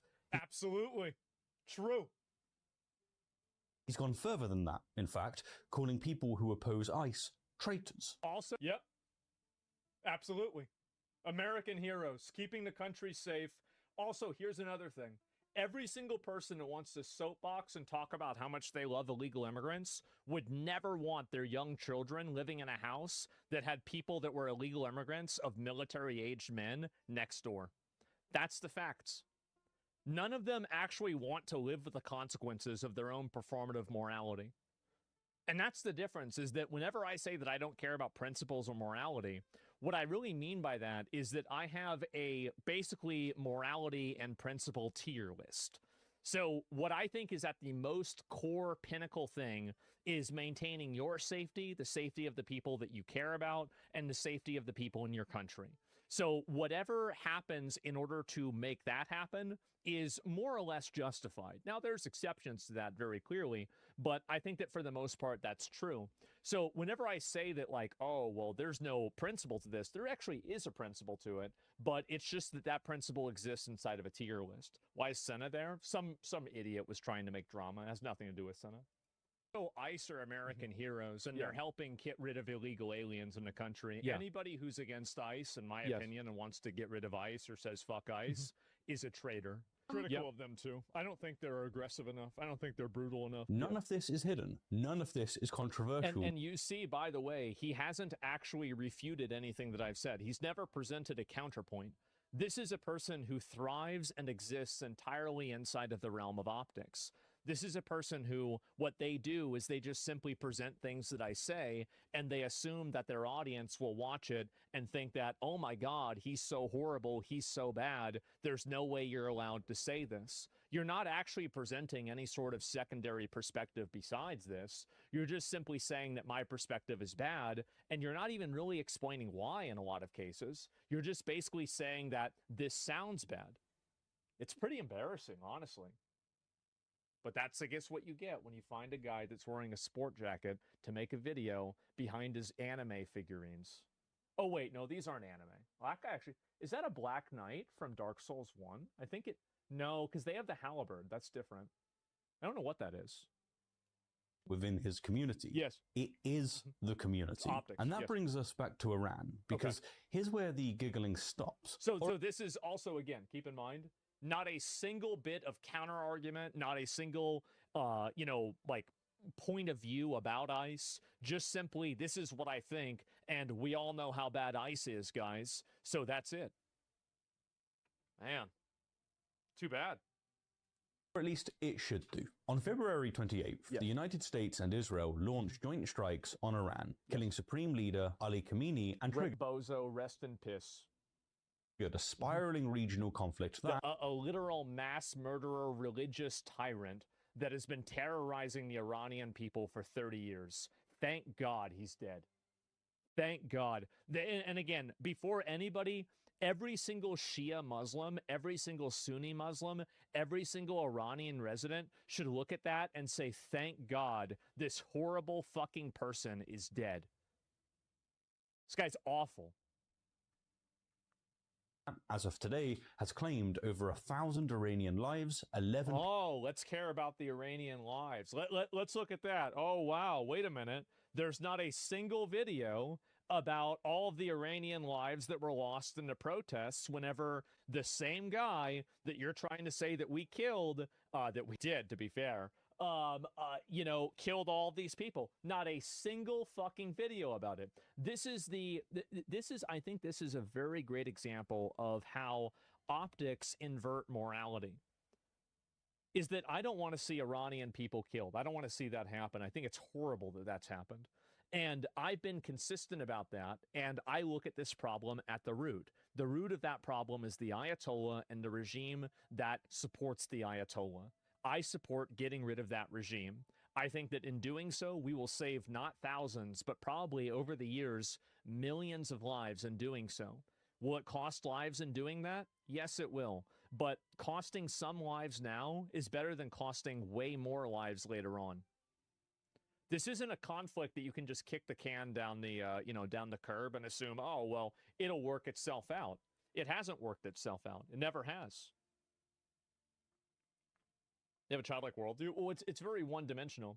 So you have not a single video this person has made at all about, RFK, 83 children dead. So this is it. All you do is you criticize, I guess, American Republicans. Meanwhile, Britain is on fire, basically. Like, shit's going crazy over in Britain. And by the way, because of policies that I don't know whether this guy supports or not, he seems like somebody that would support them, but I don't want to put words in his mouth. But either way, not a single video about the Iranian massacres. Isn't that crazy? Oh, this is from 10 months ago. Yeah. Not a single video about that. And now he wants to soapbox about how terrible it is that the Iranians were killed by these airstrikes. It is terrible. It's horrible. It's a tragedy. Obviously, it's terrible when civilians die. But where's your video about the other 40,000, 30,000 people that were killed? Body bags lined up on the streets. I don't think you don't care about Iranian people. The only reason why he's talking about the Iranian people, like he cares about them, is so he can use it as a bludgeon to get mad at Trump again, because that's his entire fucking grift. That is the entire channel. Narrative pusher? Exactly. People in Israel and 6 American soldiers, with Iranian retaliatory strikes hitting targets in Kuwait, You want to show Bahrain. what Kason said real quick? Oh, yeah. There is this, too. Yeah, just real quick, real quick.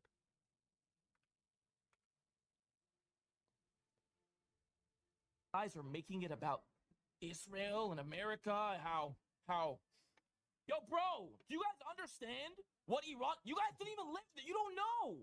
I have family there, I hear stories, I've been to Iran before. You guys don't even know. Don't listen to him. Listen to the random British guy tell you how, no, it's not that bad, and it's actually America that's at fault here. Don't even know what the fuck you're talking about. Everyone just sits there and talks about whatever the thing they talk about and push some agenda. Jesus Christ. They're just pushing an agenda, good. bro. This is really good. They're There it is. Pushing an agenda. Holy shit. Everybody calls this shit out. It is so self-serving. It is embarrassing. It is absolutely embarrassing. And 6 American soldiers, with Iranian retaliatory strikes hitting targets in Kuwait, Bahrain, Qatar, Saudi Arabia, and the UAE. The US consul in Dubai. You see right here, what is this here? Oh, let me finish. Dubai was struck by Iranian drones. The Strait of Hormuz, through which 20%. So not a single mention of the fact that Iran has taken literally no action to delineate between attacking civilians or the military. Iran is flying lawnmowers into hotels. Like, they deliberately target civilians. They have done so for decades. This is what they do. Of the world's oil passes has effectively shut down, and Trump has written on social media that the United States has a virtually unlimited supply of weapons and that wars can be fought forever. You know, well, yeah, of course that's what he said, because the media perpetrated a lie.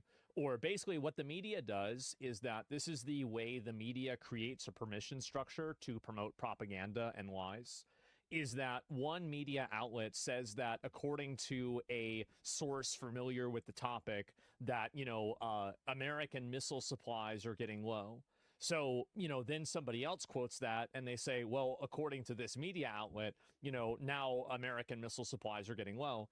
And so then you have a bunch of other people now collectively coming together to say this same thing, but it was really just one person that said this, and it's not corroborated one way or another. So that's the reason why Trump said that. And then whenever Trump said that, then they just took it and went in the opposite direction with creating propaganda that now, oh, well, Trump says the war is going to go on forever. So it's either you're running out of missiles and you're going to lose the war because you have bad logistics, or you're never going to run out of missiles, and that means that you want to have the war forever. It's either I'm right or you're wrong. Is known as Operation Epstein Fury, a special military campaign, you know, totally not a war. This is Epstein Fury? Oh, God. War. Is he one of these people? Asmund Gold is tremendous. It's like literally child marriage is acceptable in Iran. You can literally have, like, there's no need to be Jeffrey Epstein in Iran because it's not against the law. There would be no Epstein files in Iran. Those would just be called marriage certificates. Happy and excited about. 4 of the 6 dead American soldiers were Army Reserve members working in logistics, the people who keep troops supplied with food and equipment. They were killed by a drone strike on a port in Kuwait. One of them, Sergeant Declan Cody, was just 20 years old. He was studying cybersecurity at Drake University. He was taking online classes while deployed. His sister— This is more moralizing. Talking about this, yes, obviously this is emotion-based logic. There's no actual reasoning here at all. It's basically you standing on the on the bodies of dead soldiers to try to justify why your like fucking non-stop hate for, I guess, Donald Trump or America is going to justify us not getting rid of Iran, that is like responsible for killing thousands of people, like tens of thousands of people, of their own people. said that she still doesn't fully believe that it's real. Another, Sergeant First Class Nicole Amar, was days away from flying home to her husband and 2 children in Minnesota. She was an avid gardener. She made salsa with her son from the peppers in her garden. She didn't make it back. In Minab, in southern Iran, a missile struck an elementary girls' school on a Saturday morning while students were in class. 165 people were killed, most of them girls aged 7 to 12. Parents rushed to the site while security forces tried to push them back. This is all just emotion. Total all emotion. What he's trying to do is he's trying to reframe the rational mind that comes to the conclusion that Iran is also the same people that killed their own people. He's trying to take you out of a rational mindset and out of logical and critical thinking, and he's trying to make you think in terms of emotions or trying to create a structure of the conversation that requires you to say that he's right. Like, oh, wow, it's bad that kids get killed. Everybody knows this. But what you're doing is you're weaponizing those kids getting killed to protect a regime from killing 40,000, 30,000 people. That's what you're really doing. And that's the kind of moral inversion that I think a lot of these left-wing people have done, is that what they've done is that they, because their goals are not actually to help the Iranian people, they don't care about helping the Iranian people. They don't care about making life better for them. They don't have any intent of doing that. What they care about is virtue signaling on the internet, like what he's doing. And so they're going to talk all day about this girls' school, but they won't even find the time to make a single video about the Iranians that were massacred wholesale by their own government after they turned off the internet. Isn't that weird? It's almost like they don't care. And it is, because they don't. They don't give a shit. The Al Jazeera report is also non-biased and accurate. Yeah, and Al Jazeera is state-funded media from Qatar, right? Like, and also the report came originally from Iran's military. So I find this to be very weird, is that like you're basically looking at 2 state-funded actors to give you an accurate assessment of, you know, what happened. And you're just taking their word for it without any sort of thinking at all. UNESCO called it a grave violation of humanitarian law. Iran's health ministry spokesman called it the most bitter news. Neither the US... Well, maybe they shouldn't have killed their own people. Nor Israel has claimed responsibility. And the most watched political streamer in the United States, the man who 18 months ago said that intervention abroad was a waste of money and the people there probably hate us, sat in his gaming chair and said that this is amazing. This is just amazing. Playing the same clip again. This is, again, another person who you see, like, there's not actually an argument being made here. There's just a moral soapbox that he's on top of, and he's using this moral soapbox to basically allow people to assume the argument. He's not actually making any sort of argument here. Not a single point has he really said. He's never said I was, like, really specifically wrong about anything. It's just more that, wow, look at this bad thing that happened whenever this conflict happened. Yeah, it's bad. Sure. There's been bad things happening before this too. Clear about something, because you might be thinking, well, this is just a streamer. Who cares? But scale changes the equation. When Asmongold said that Palestinians came from an inferior culture, that clip didn't stay in his stream. They come from an inferior culture that is horrible. It went everywhere. Not another ban. When he says that bombing Iran is amazing, not that another sentiment ban. washes over an audience of millions of young men who trust him precisely because he doesn't sound like a politician. Absolutely. Sounds like their mate. He sounds like a guy in a messy room who doesn't shower and just tells it like it is. And the it he's telling right now is that a war that has killed a 20-year-old college student, a mother of 2, and 100 more moral positioning. There's no argument that's being made at all. Literally zero argument being made. 65 school children is awesome content. Whoa, the content, that's a little, you see this? We have this little extra word so it can delegitimize and make it seem like I don't actually care about this. I don't know if I said awesome content or not. I have no idea. Maybe I did. Maybe I didn't. I don't know. But that's the reason why he said it. And let's see what I said actually in the clip that he showed of me. Actually, well, let's not even worry about that. Who cares about that? It's not really that important. Yeah, it's selective emotional outrage. Yeah, it's selective emotional outrage. It's like let's look at the handful of people that have been killed recently and then use that to ignore the tens of thousands of people that have been killed over the decades. Let's do that. Even within MAGA, this war is splitting people apart. Matt Walsh. Well, then why would you make the point that I was saying this before just to be safe with my audience, if it's very clearly splitting people apart? Not exactly the most peaceful person, called the White House's shifting justifications for the strikes confused, to put it mildly. That's the best he can do, by the way, because he's a giant cuck. Marjorie Taylor Greene sharply criticized the president for abandoning his no new wars promise. The president multiple times, Donald Trump multiple times, said that he would attack Iran and prevent them from getting a nuclear weapon. He said this multiple times. To say that the no new wars is supposed to offset literally 10 years of messaging is crazy.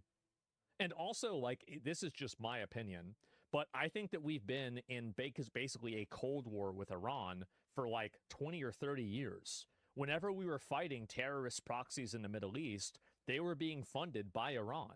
So this entire idea that this is a new conflict, I don't even really think is true. We spend billions of dollars every single year developing countermeasures for Iran. If we're not fighting some sort of conflict against them, then why are we spending all this money on countermeasures? What's the reason for that? Oh, geez. 47 years? Well, I'm just saying, I mean, like, again, I'm 35. I'm talking about what I remember. Tucker Carlson, who helped build the MAGA media ecosystem, called the war absolutely disgusting and evil. Even J.D. Vance, the man who endorsed Trump in 2023 specifically because he started no wars, and who said just months before the election that America's interest was very much in not going to war with Iran. See, this isn't even an argument against what's being said. It's just him trying to selectively look at quotes and then derive hypocrisy from it. At no point in this entire video has he presented any sort of an argument about what's being said, other than it gets people killed, and that's not what you said about this other thing that I'm trying to compare it to. Not a single argument has even been made. Silent for 3 days before surfacing on Fox News to insist that this time it's different. So the administration's own allies are fracturing. The vice president is performing rhetorical gymnastics. The Senate voted on a war powers resolution, and a gaming streamer with no knowledge of the region, no understanding of the conflict, and by his own admission, no principles, is sitting in Austin, Texas, giggling about how amazing. Wow. Wow. And here you are getting mad about it. You're crying about it every single day. You make videos about this crying every single day. It's embarrassing, man. Who knows? And again, you can get mad. Like, I don't care about the personal insults. It's just disappointing that we haven't even had a single... This is the problem that I have with a lot of these videos, is that they have really no substance to them at all. All it is emotional and moral grandstanding, the optics of a conversation and the way that things are said, and then bad faith hypocrisy attempts. This is in no way advocating for any sort of argument. It's not making the world a better place. It's not talking about how to move forward and how to make things better. It has nothing like that at all. All it is just, this is what you said, and that's not the same as what this is, and this is kind of different. I don't even know what to say. Blackmailing SO2? Yeah, I mean, of course, there's a lot of emotional blackmail, obviously. Watch videos with real substance? Yeah, I wish we had them. It is. The bombs are falling on a country he most likely couldn't even find on a fucking map. Now, let's try... I don't know where Iran is on the map. Okay. Remember what Trump campaigned on. First, no new wars. I haven't even had a single... This is the problem that I have with a lot of these videos, is that they have really no substance to them at all. All it is emotional and moral grandstanding, the optics of a conversation and the way that things are said, and then bad faith hypocrisy attempts. This is in no way advocating for any sort of argument. It's not making the world a better place. It's not talking about how to move forward and how to make things better. It has nothing like that at all. All it is just, this is what you said, and that's not the same as what this is. This is kind of different. I don't even know what to say. Blackmailing as so too. Yeah, I mean, of course, there's a lot of emotional blackmail, obviously. Watch videos with real substance. Yeah, I wish we had them. It is. The bombs are falling on a country he most likely couldn't even find on a fucking map. Now, let's try. I don't know where Iran is on the map. Okay. Remember what Trump campaigned on. First, no new wars. They said. Second, Iran cannot have a nuclear weapon. And if they were going to attack us, I'd bomb the shit out of them. We're going to look at the one quote that Trump said about not having any wars, and we're not going to look at the 10 other things that he said about preventing Iran from having a nuclear weapon. This is, again, you're selectively showing this. You're right that he said no new wars. In my opinion, I don't think that he should have said that. Because how can you say no new wars? You're writing a blank check for the future, and you don't know what's going to happen in the future. How can you say that there's no reason to ever have a new war if you don't know what the different things are going to happen in 3 years or even going to be? It's a mistake for him to have even said that. He will start a war. I'm not going to start a war. I'm going to stop wars. The idea of spending so much money on Middle Eastern wars seemed ridiculous to him just recently. We've spent $8 trillion in the Middle East. And we're not fixing our roads in this country? How stupid is it? And then he launched what his own administration called Operation Epstein Fury. Yes, that's what it's called now. And the absurdity. This little clever play on words of, oh, it's Epstein's Fury. I just feel like it's so, isn't it weird that they're using this term against a country that allows child marriage? Like, I think it's so weird. Why would you do that? Like, Iran has child marriage. Like, you can get married to a 9-year-old in Iran. There wouldn't be any reason for Epstein to have fury in Iran because that's the law. They live in a fake reality? I guess so. Did he mention any wars Trump has stopped? Of course not. No. No new wars was not what he was running on. It was what he accomplished from his first admin. I don't remember what he said about that. I'm going to be honest with you. I don't remember exactly what the context of the no new wars thing was. He doesn't stop there. The defense secretary declared this. Turns out the regime... Oh, there's more hypocrisy. This is another Reddit argument. Regime who chanted death to America and death to Israel was gifted death from America and death from Israel. They're treating hundreds and potentially tens of thousands, if this war continues, off deaths like it's an epic military action movie. And as yeah, exactly, because he's representing the troops. Like, I hate to tell you this, but the guys that are probably enlisted, that are the chuds that are sitting there wanting to go to war or, you know, signing up to the military in record numbers, they hear that and they're like, oh, yeah. Yeah, that's because what do you think the military is? Do you think it's a bunch of fucking Karens sitting around an HR board deciding, like, which pronouns you can use? No, of course not.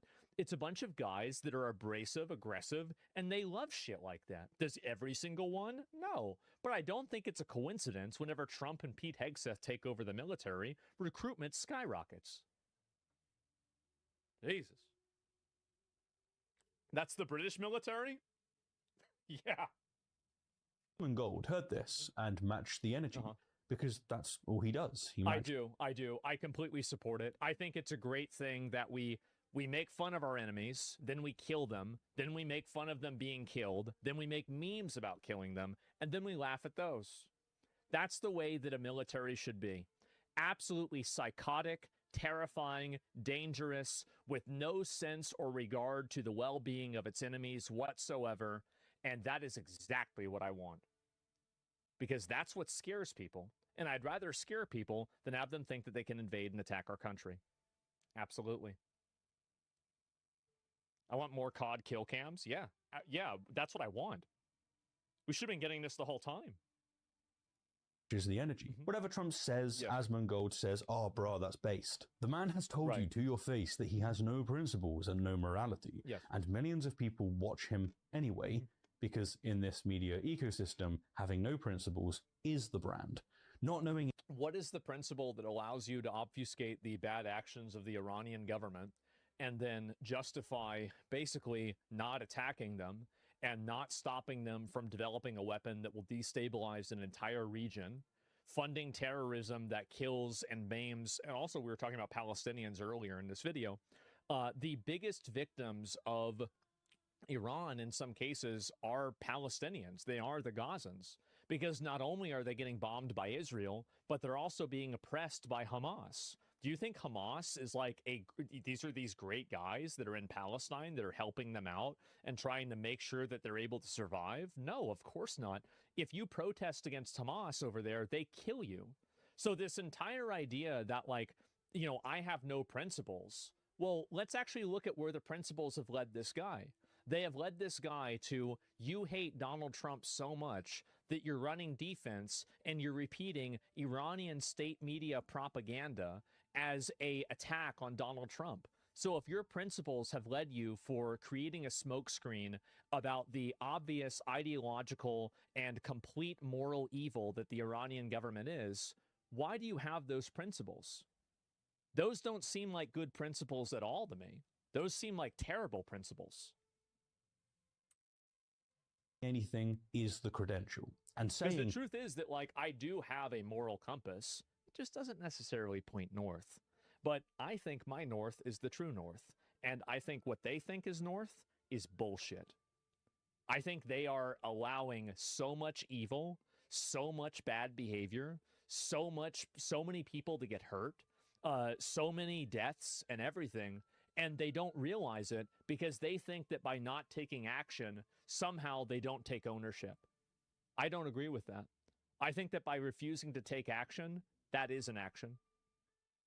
And I think that abstaining from taking action against evil like this, you are allowing it to proliferate and you're letting it get worse. This is just amazing. While a 20-year-old dies in a drone strike in Kuwait, is called content. So believe him. When a man tells you that he has no principles, believe him. He's not lying. Yes. This is the only honest thing that he said. Nicole Amor's son... The worst part about me is that I'm honest. That's the thing. I actually tell people what I think. For better or for worse. And also, so keep in mind, this video is almost over. Not a single point has been made that is an argument. Is finishing his senior year in high school without his mother. Point. Declan Cody's sister is another. This is more emotional soapboxing, right? I mean, like, why aren't you eulogizing about the people that were killed on October 7th? Because that was by one of Iran's proxies. Oh, that's right. Because that's not convenient for your narrative. This is all it's about. It's about a narrative. It's about an agenda. It's not about a principle. It's not about morality. It's about creating a narrative. To accept that her brother isn't coming home. And 165 families in Minab are burying their daughters. And in a cluttered room in Austin, Texas, the most watched political voice of his generation thinks that this is just amazing. It is amazing because it's the beginning of the end. And thank God that somebody had the ability and the willingness and the resolve to finally confront this evil directly. And the truth is that this evil has been manifesting, growing, and becoming more pernicious, dangerous, and lethal every single year. And for 47 years, the entire Middle East has been terrorized by an Iranian government that keeps not only the region hostage, but also its own people as well. And so, yes, obviously it's horrible whenever people get killed, and nobody agrees with that. But I don't want to hear any fucking moralizing from a person who wouldn't even make a single video about the 40 or 30,000 people that were body bagged on the side of the street while Iran turned off the internet to mass murder its own civilians. And then to hear about how terrible it is that 6 people that were Americans were killed, or 160 that were Iranians that were killed. This is the same Iranian government who this week have said they will kill your children if your children are saying things that are against the regime. This isn't something that they said 3 years ago. This is something they said this week. It was like 3 days ago. So this is the problem, is that when your partisan politics leads you to a place that you defend genuine true evil and you think that you're the one that's principled, I say, to what purpose are those principles for? It's such a horrible thing to see. And I see a lot of people that make these arguments. And the reason why people watch me is because I don't make these arguments. That's the reason why nobody watches your videos. That's the reason why I think that you're very, very one-dimensional. You're only making videos about how bad Trump is. You're not even in America. What is that? You need to have a jacket to have an opinion on this? Yes, exactly. Not even innocent Americans. They were in reserves. Yeah, I mean, these are people that signed up for the military as well. Let me listen to the rest of this. Voice of his generation thinks that this is just amazing. I was a big supporter of us bombing them before, and now we're bombing them again, and this is just amazing. It is amazing. And remember how we said this is amazing content? So he added that word in to make it seem like I was trying to play down the fact of the war. So he added that in, and you can see how people like this are they're very manipulative. But the one thing that we didn't have in this video that I find to be very disappointing, I see this in a lot of anti-Asmongold videos, is that there are there's a lot of attacks on, my personality, the way I speak, things that I say, or the way that I say things, but very rarely is there actually an attack on my argument. The US and Israel launched a precise strike against Iran's top leadership in the military operation Epic Fury, successfully decapitating Supreme Leader Khamenei and his command center. However, Chinese military technology experts stationed there became casualties. On March 10th, Chinese-American entrepreneur Hu Liren revealed, 今天给大家透露一个消息。 His sources in Beijing informed him that China had many military technical advisors in Iran, frequently rotated in and out. This was disclosed by a military official from Beijing. At least 10 Chinese military experts, specifically technical experts assisting the Iranian military with technology, were killed during the recent airstrikes. The first day saw the most casualties, as the Chinese Communist Party, CCP, did not anticipate the outbreak of war. This incident has been kept silent. After the first round of strikes, many personnel withdrew, some having sustained injuries. For a long time, the CCP has been exporting large quantities of weapons and equipment to Iran, ranging from air defense systems to missile launch platforms. These heavy systems are not easily operable once delivered. Iran's Revolutionary Guard has limited technical capabilities. Many of these advanced systems require long-term maintenance, upgrades, and tuning by Chinese experts stationed there. Hu emphasized that even these experts' families were unaware of their true roles. They were sent to Tehran under the guise of business or technical services, but in reality, they played a crucial role in ensuring the effectiveness of the CCP's exported weapons. Beijing views this as a responsibility because Iran paid for the services and Chinese defense enterprises must provide after-sales support. Otherwise, the entire cooperation chain would break down. Although the event has not been officially confirmed, from a geopolitical and diplomatic standpoint, it seems highly plausible. On March 2nd, Chinese Foreign Minister spokesperson Mao Ning confirmed in a routine press briefing that a Chinese citizen in Tehran had been caught in military conflict and tragically lost their life. The individual's identity has not been disclosed, but social media widely circulates the claim that this person was a technical expert sent to Iran. This information perfectly matches the details revealed by Hu in his video. Although Mao Ning's statement was brief, it indirectly confirmed Beijing's covert losses. Some Chinese experts had paid the price during the US-Israeli coalition strikes. Since 2016, China and Iran established a comprehensive strategic partnership, agreeing to plan for extensive cooperation.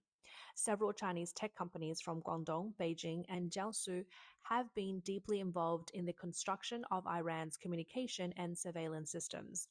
These projects, superficially seen as civilian infrastructure, actually integrate military and high-tech elements, covering the entire chain from camera hardware to big data analytics. For example, Iran's domestic stability monitoring system has been strengthened with Chinese technology. Not only does it track internal movements in real time, but it also extends into the Persian Gulf, aiming to monitor US naval vessels and air operations. This comprehensive technology output has become an invincible lifeline in Sino-Iranian relations, allowing Iran to maintain strong-facing US-Israeli coalition strikes. On March 12th, details revealed by an insider under the pseudonym Jiang Jieming uncovered the hidden logic behind this cooperation. He told the Epoch Times that when China export weapons lighter, equipment such as firearms and explosion-proof gear usually don't require experts to accompany the shipment. However, heavier systems like missiles do. Experts must be sent to provide guidance. I'm breaking off 10 grams of gold to give as a gift, and I need you to tell me if I did the right thing. This pal pulled up and gave me a gift and said it was worth $1,000 bucks. Probably about $1,000. Well, it's gonna be hard for me to accept the gift of $1,000. Well, guess what? I'll be honest with you, it would be a lot to me and my family if you would. What would you like me to do in return? Just continue being good, man. Continue being good? Being good. God is good, man. God has blessed me and is blessing me every day, and these are the little blessings like this that I can give back in life, and right. I'm very thankful for. Those words touched me, and I kind of couldn't let him leave empty-handed, so I broke him open a bar and gave him 10 grams. 2 for Eddie, 2 for Nikki, 2 for Mom, and 2 for the baby Jazz. There's a cosmic prism. If you scan the... I don't know anything about cards. It's Johnny Unitas. I don't know anything about football, but I trusted my instinct. What do you think? I did the right thing or not?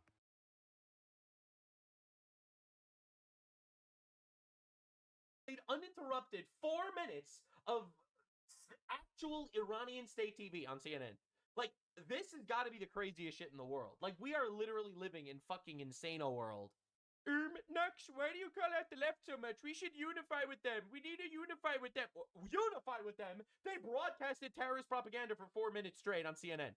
CNN. This isn't Hassan Piker on Twitch, who we all know that Hassan's probably a terrorist. All right, but this is CNN. CNN, dog. What are we doing? This is like the most lukewarm of random average libtard boomer media, and they played 4 minutes of Ayatollah slopaganda. Dude, even Lebanon is more critical of these guys than CNN, who's supposed to, you'd think, be on America's side, all right? So this is Lebanon's justice minister on CNN, like, basically being like, what are you guys talking about? Hezbollah are fucking terrorists. Your government is taking quite a hard line on Hezbollah. Your president has said there's a ban, he's announced a ban on all Hezbollah military actions, but they're still fighting. So what can you do? I mean, first of all, what can you do to stop them right now? No, what is important at the beginning is to explain a little bit that... I love how he's like, CNN, you didn't properly explain to the Americans that these guys are fucking terrorists. After a long period of time where Hezbollah was installing all its military infrastructure, this government was appointed 1 year ago. And this government took a first decision through the governmental declaration that has been presented to the parliament, where it was clearly stated that the monopoly of the state of the strengths must be given only to the state. That's right. Strength should be given to the state, not paramilitary terrorist groups that are running around randomly killing people. This is a condition to build a state. So this first decision was taken through this declaration, and the declaration was approved by all the ministers, including the ministers close to Hezbollah, and this decision was also presented to the parliament and the government. Remember, Hezbollah is a Iranian proxy terrorist organization that operates out of Lebanon. All right, so here we have CNN kind of running cover for them, I'm not going to lie, being like, I don't understand why you're taking such a hard line against them. And then you have this guy be like, no. They're fucking terrorists. What are you doing? The government was granted the confidence of the parliament with MPs pertaining to Hezbollah. The government was granted the confidence. Then the government took another decision to start implementing the monopoly of the strengths in the hands of the state through the army's action. The army provided a plan, and the plan was ongoing before this war erupted. Okay. Yeah, and the army essentially had the plan to stop Hezbollah. Hezbollah decided unilaterally to start launching terrorist attacks. Hezbollah took the unilateral decision to launch rockets against Israel. They gave them the pretext to Israel to start the war. Correct, and just objectively true. This is just not even a lie. This is just actually just correct. So Lebanon's justice minister is blaming Hezbollah here, and CNN is not. We have CNN running defense for Hezbollah where Lebanon is condemning them. This has got to be the craziest shit in the universe. So, anywho, the incredible story of the day, FBI has warned police departments in California that Iran wants to retaliate for America by attacking and launching offensive drones against the West Coast, including California. FBI warns in California, Iran wants to retaliate the U.S. attacks by launching drones against the West Coast, according to an alert reviewed by ABC News. So ABC News decided to publish this story, drone strikes in California imminent. All right, obviously this is going to scare a lot of people, except for terrorists like Hassan Piker. Says, very difficult for me to read this as anything but a potential false flag setup, I'm not going to lie. So this is him saying, what? You mean that Islamic terrorists that have been saying death to America, that directly stated they want to kill America, you mean to tell me that they're actually going to be killing Americans? No, it's obviously America killing Americans to convince Americans to go to war, which is a war that's happening regardless of American actual interest. It's happening regardless, and 42% of America actually approves the war when only 40% is against it. All right, the majority of the country supports the war. You know, the war to kill literal terrorists that have been threatening us for 47 years and killing thousands of Americans over all that time. All right, so again, Hassan Piker, once again, running defense for terrorists, much to the surprise of literally fucking no one. We need to seriously start deporting these people. Like, this is an enemy of America. Like, imagine running defense for an Islamic dictatorship, mass-killing, pedophile government that's directly stated and effectively murdered thousands of us, that if they do kill us, well, I'm just gonna blame America or Israel or some other entity that would make a false flag. So insane shit from Hassan. Now, the crazy twist is, Gavin Newsom said he knew about this. This is the governor of California, all right? Gavin Newsom stated he actually was fully aware of this threat, which is why he's so against the war. He's so against the war because California could be damaged. Now, before I play the clip, you will know this is a very common leftoid talking point. Do not fucking fall for it, right? The leftists and the Islamists, they all do this shit. All of them. They're like, starting a war with Ayatollah Khomeini means that we're going to have terror attacks within our own nation. Excuse me, what the fuck? Then we should be deporting every single every person that might be doing one of these terrorist attacks. I don't know if they're from the same religion or the same ethnic group, but they all gotta fucking go. If we're literally worried about a fear of terror attacks in our own country because we're taking out a dictator that poses a threat to our country, then all those retards have to go immediately. I'm not sure exactly what you're trying to argue, but I've heard this so many times in so many places. We're gonna get retaliation if we kill them.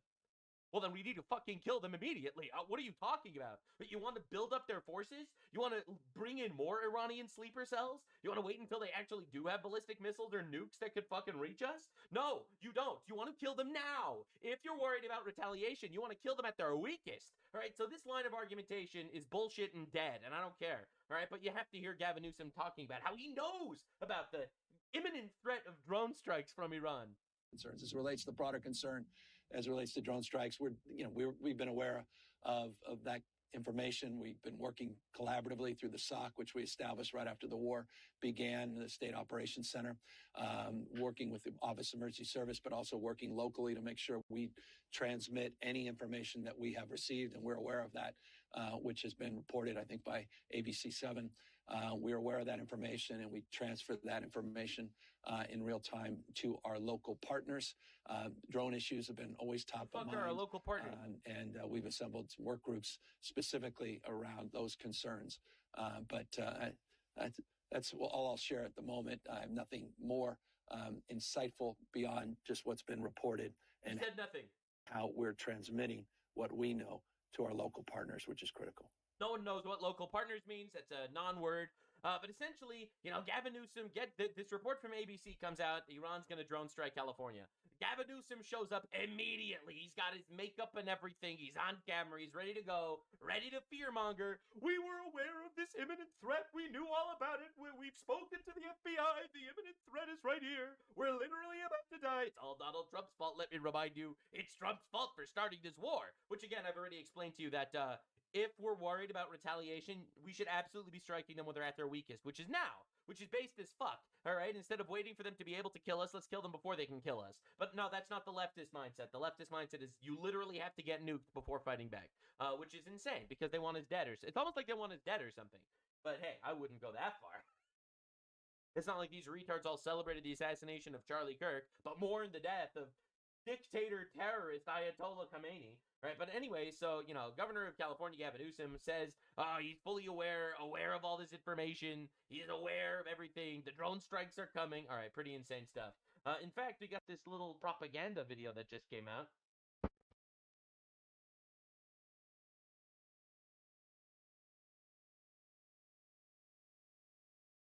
Oh my god.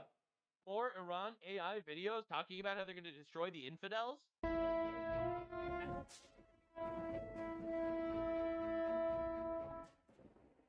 was literally broadcast on CNN, by the way.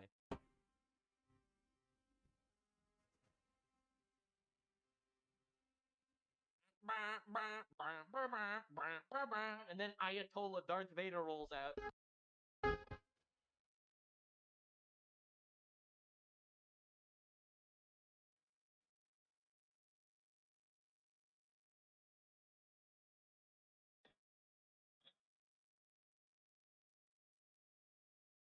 They're ready for the war, and they're just churning out AI propaganda videos. Anyway, so they released this whole thing, and this was posted on CNN actually, for how yes, we are going to be fucking bombing us. All right, this was released by Iran's news agency, a state-affiliated outlet. How they are going to be drone striking California. Now, the crazy twist is Caroline Leavitt posted. This is the press secretary of the White House. Posted this post and this story, referring to ABC's story about how Iran's planning on drone striking California, should immediately be retracted by ABC News for providing false information to intentionally alarm the American people. They wrote this based on one email that was sent to local law enforcement in California about a single unverified tip. The email even states the tip was based on unverified intelligence. Yet ABC News left out the critical fact for their story. Why? To be clear, no such threat from Iran to our homeland exists, and it never did. Oh my God, the entire house of cards utterly collapsed. It is over. It's over. So ABC posts this story about how, oh my God, Trump is so bad for starting this war. Now we're going to get drone strike. For the record, that is illogical. If we actually were at threat of Iran, we needed to take them out when they were at their weakest. So the whole narrative, even that they're pushing, is retarded. But the point is, for the dumb fuck average retard American that votes for Gavin Newsom, right, average retard leftoid will be like, oh my God, Trump started a war, and now they're gonna fucking drone strike California.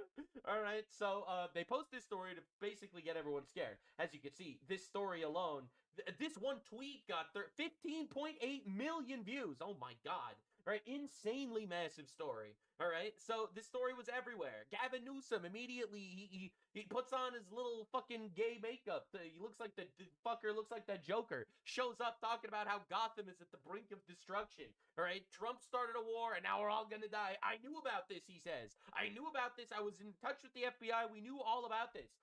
Knew all about what? It's not real. He knew about a fake threat. He knew about one email with zero credible information. Unverified intelligence. No threat from Iran exists to our homeland right now, which is why we're attacking them now instead of waiting for them. And Gavin Newsom decided to show up to the media to talk about how Americans are going to start dying because of Trump's war. This is the most unbelievable shit I've ever seen in my life. Talk about fear-mongering. Oh my God. And I'm really glad people started looking into this because the whole story is bullshit. So apparently, kind of in order, ABC issues a report that the FBI has warned California police that Iran has aspirational plans to launch a drone attack on California. Then David Muir on his ABC Nightly show, it's the most watched news broadcast in America, he parrots the report seemingly aimed at causing panic in America. Okay? Yeah. I mean, look at how he's doing it right there, of course. But then Caroline Leavitt, we actually have a post from her saying that the post claiming that ABC intentionally omitted the fact that this was all based off of one single unverified report. Leave that up. It says this post and story should be immediately retracted by ABC News for providing false information to intentionally alarm the American people. To be clear, at the very bottom, no such threat from Iran to our homeland exists, and it never did. This should make you mad, and dude. then This is screenshots come crazy. out. You can kind of tell the whole story. So there's a side-by-side right here of this, and you can basically see on the right-hand side, this is the notification that was sent out, right? So we recently acquired unverified information. What they reported, I guess this is ABC News on the other side, is we recently acquired information that so they completely removed. Could you imagine if Trump would have actually said that they were planning on doing a drone strike against California, and the leftists would have figured this out? They would have all said this was a false flag, that Trump was trying to scare people in order to support the war. Like, I'm not even exaggerating. They would have done that immediately. Move the word unverified. So out of an abundance of caution, somebody sends a tip or they get some kind of word like, hey, somebody wants to do a drone attack. We just need to send it out to make sure people are aware. Unverified. We're not really sure that exists, but we're going to do it. Somebody sends it to ABC. And they run a whole story and terrify the entire American people and use it as a propaganda talking point to make it look like Trump is putting us in jeopardy for a war of choice. This is the most evil shit ever. And for some reason, this is not a bigger story. Well, it wasn't. Until now. That's right. That's why you have the blue retard over here. That's why you have me, ladies and gentlemen. Woohoo! This fucker over here. Here to make everyone's day a little bit worse. All right. Now, Iran cancels plan to attack California after seeing Gavin Newsom already destroyed it. Congratulations, Gavin. You've out-Ayatollah'd Iran. Incredible stuff. Now, Gavin Newsom has been in the news a lot lately because this guy fucking sucks. All right? Every single thing he says is worse. He was supposed to be running for president in 2028, but his odds are at their all-time lowest. The fact that you had a president of the United States, or at least former president, that was running again, who wanted to put America in reverse, wanted to bring us back to a pre-1960s world. Does that really sound so bad? I mean, a pre-1960s world. You mean when prisoners actually went to jail? A pre-1960s world that the majority of people were actually religious and believed in God? A pre-1960s world where we don't have to worry about men going into women's bathrooms and 1 million abortions a year? You know, there are a lot of things about a pre-1960 world that's pretty fucking nice. Voting rights, civil rights, LGBTQ rights. God damn! Don't endorse Trump that hard. Holy shit, can we vote for him for a 4th time? Oh my God. Women's rights, not just access to abortion, but access to contraceptive care. So anyway, everything he says makes me realize how retarded he actually is. Now, Donald Trump literally fucking killed him on Truth Social over this. Gavin Newsom's interview weeks ago was perhaps, that was the interview where Gavin Newsom went to a bunch of black people and was like, yo, I'm just like you guys. I also can't read. It was one of the worst things I've ever seen. I've covered it in the past. Gavin Newsom's interview weeks ago was perhaps the most self-destructive interview I've ever seen. In one fell swoop, he took himself out of even being considered as the presidential nominee of the crazy, as proven by the State of the Union address, Democrats. He said in his speech he was dumb, had low boards, can't read, has dyslexia, and has a mental disorder, a cognitive mess. On top of that, black people are angry because he's obviously a racist. Well, we all want to be politically correct. Having a mental disorder is not a positive campaign event. The William Shakespeare of our time. Oh my God, I love his tweets so much, man. Also, this was a politically suicidal act. The only thing he didn't say is that he's losing his looks. Oh my God. But no one wants to say that about oneself. He is no longer a viable candidate, President AJT. Dude, this guy fucking kills me every single time. It's insane. Now, the actual slop situation in California is really insane. Currently, environmental groups are suing Donald Trump in California. Imagine how shocked you'd be if a neighbor just marched into your home and turned on every shower and sink in the house. That's how some California water managers might have felt last year, when President Trump ordered the Army Corps of Engineers to open up flows from the part of California's vast water system that's controlled by the federal government. Are we on the same page? They're mad that Donald Trump stopped the fires in California. Remember there were fires in California about a year ago? And Trump stopped them by, turning on the water. Bro's been playing Pokemon, figured out the best way to stop the fires in California was to turn on the water. And he literally saved like half of California.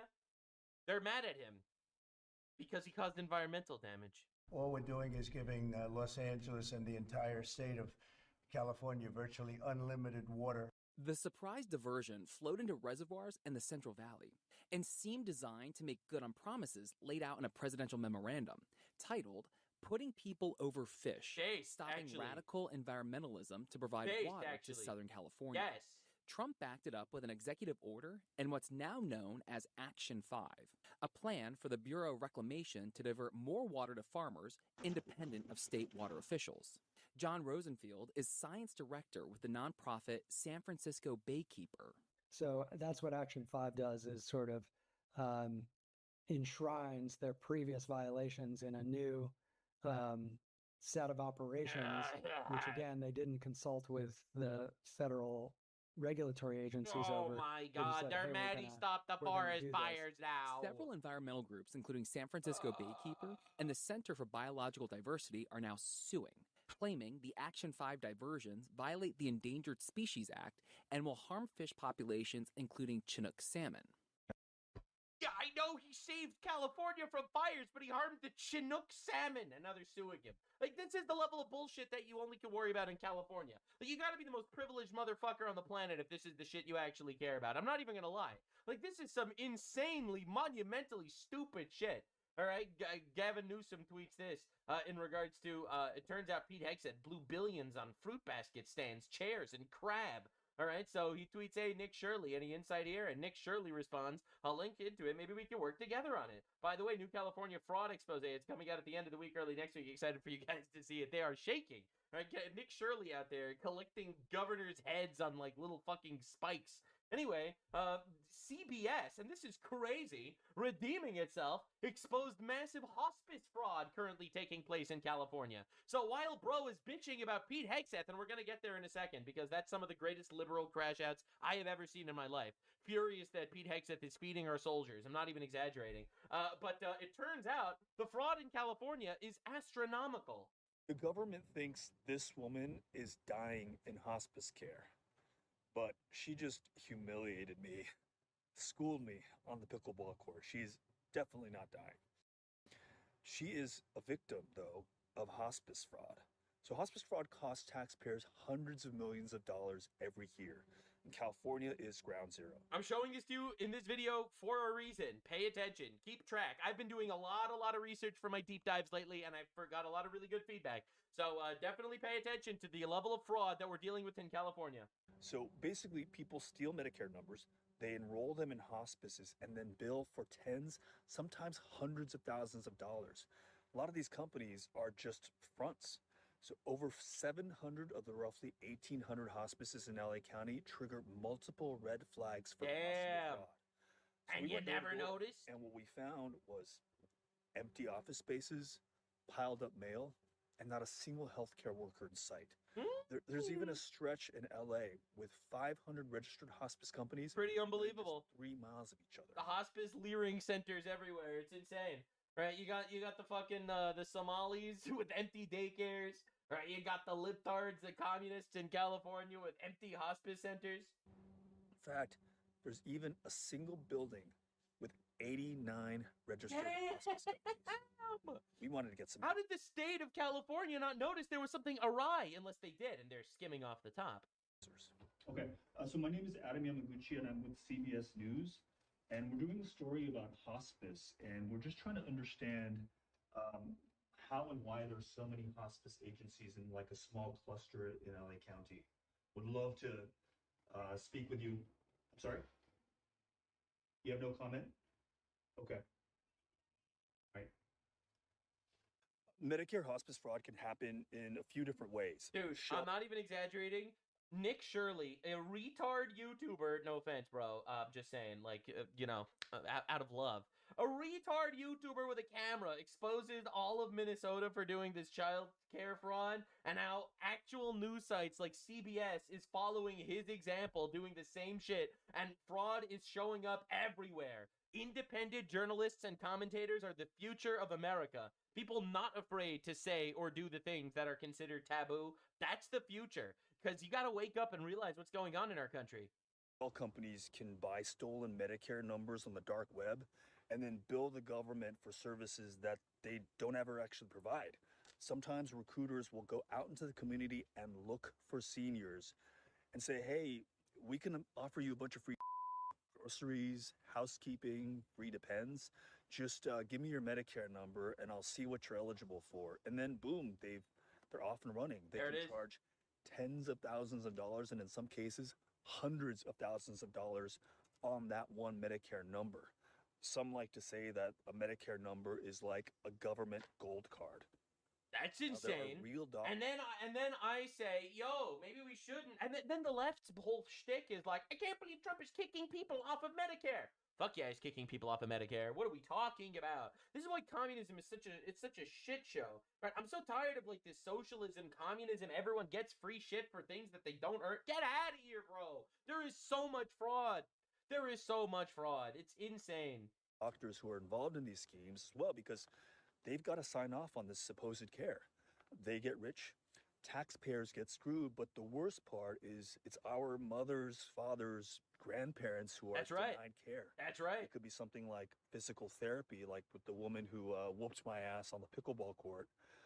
Could be somebody who needs dialysis or cancer treatment. You know, doors slammed in their faces because the Medicare. They're all full of fake invisible patients. Their records show, no, you're already dying in hospice. We can't help you. Damn, bro. This kind of fraud adds up to at least insane $200 million a year stolen from American taxpayers. Remember, Gavin Newsom is furious that Pete Hegseth is giving food to soldiers. Now, this is a nationwide problem.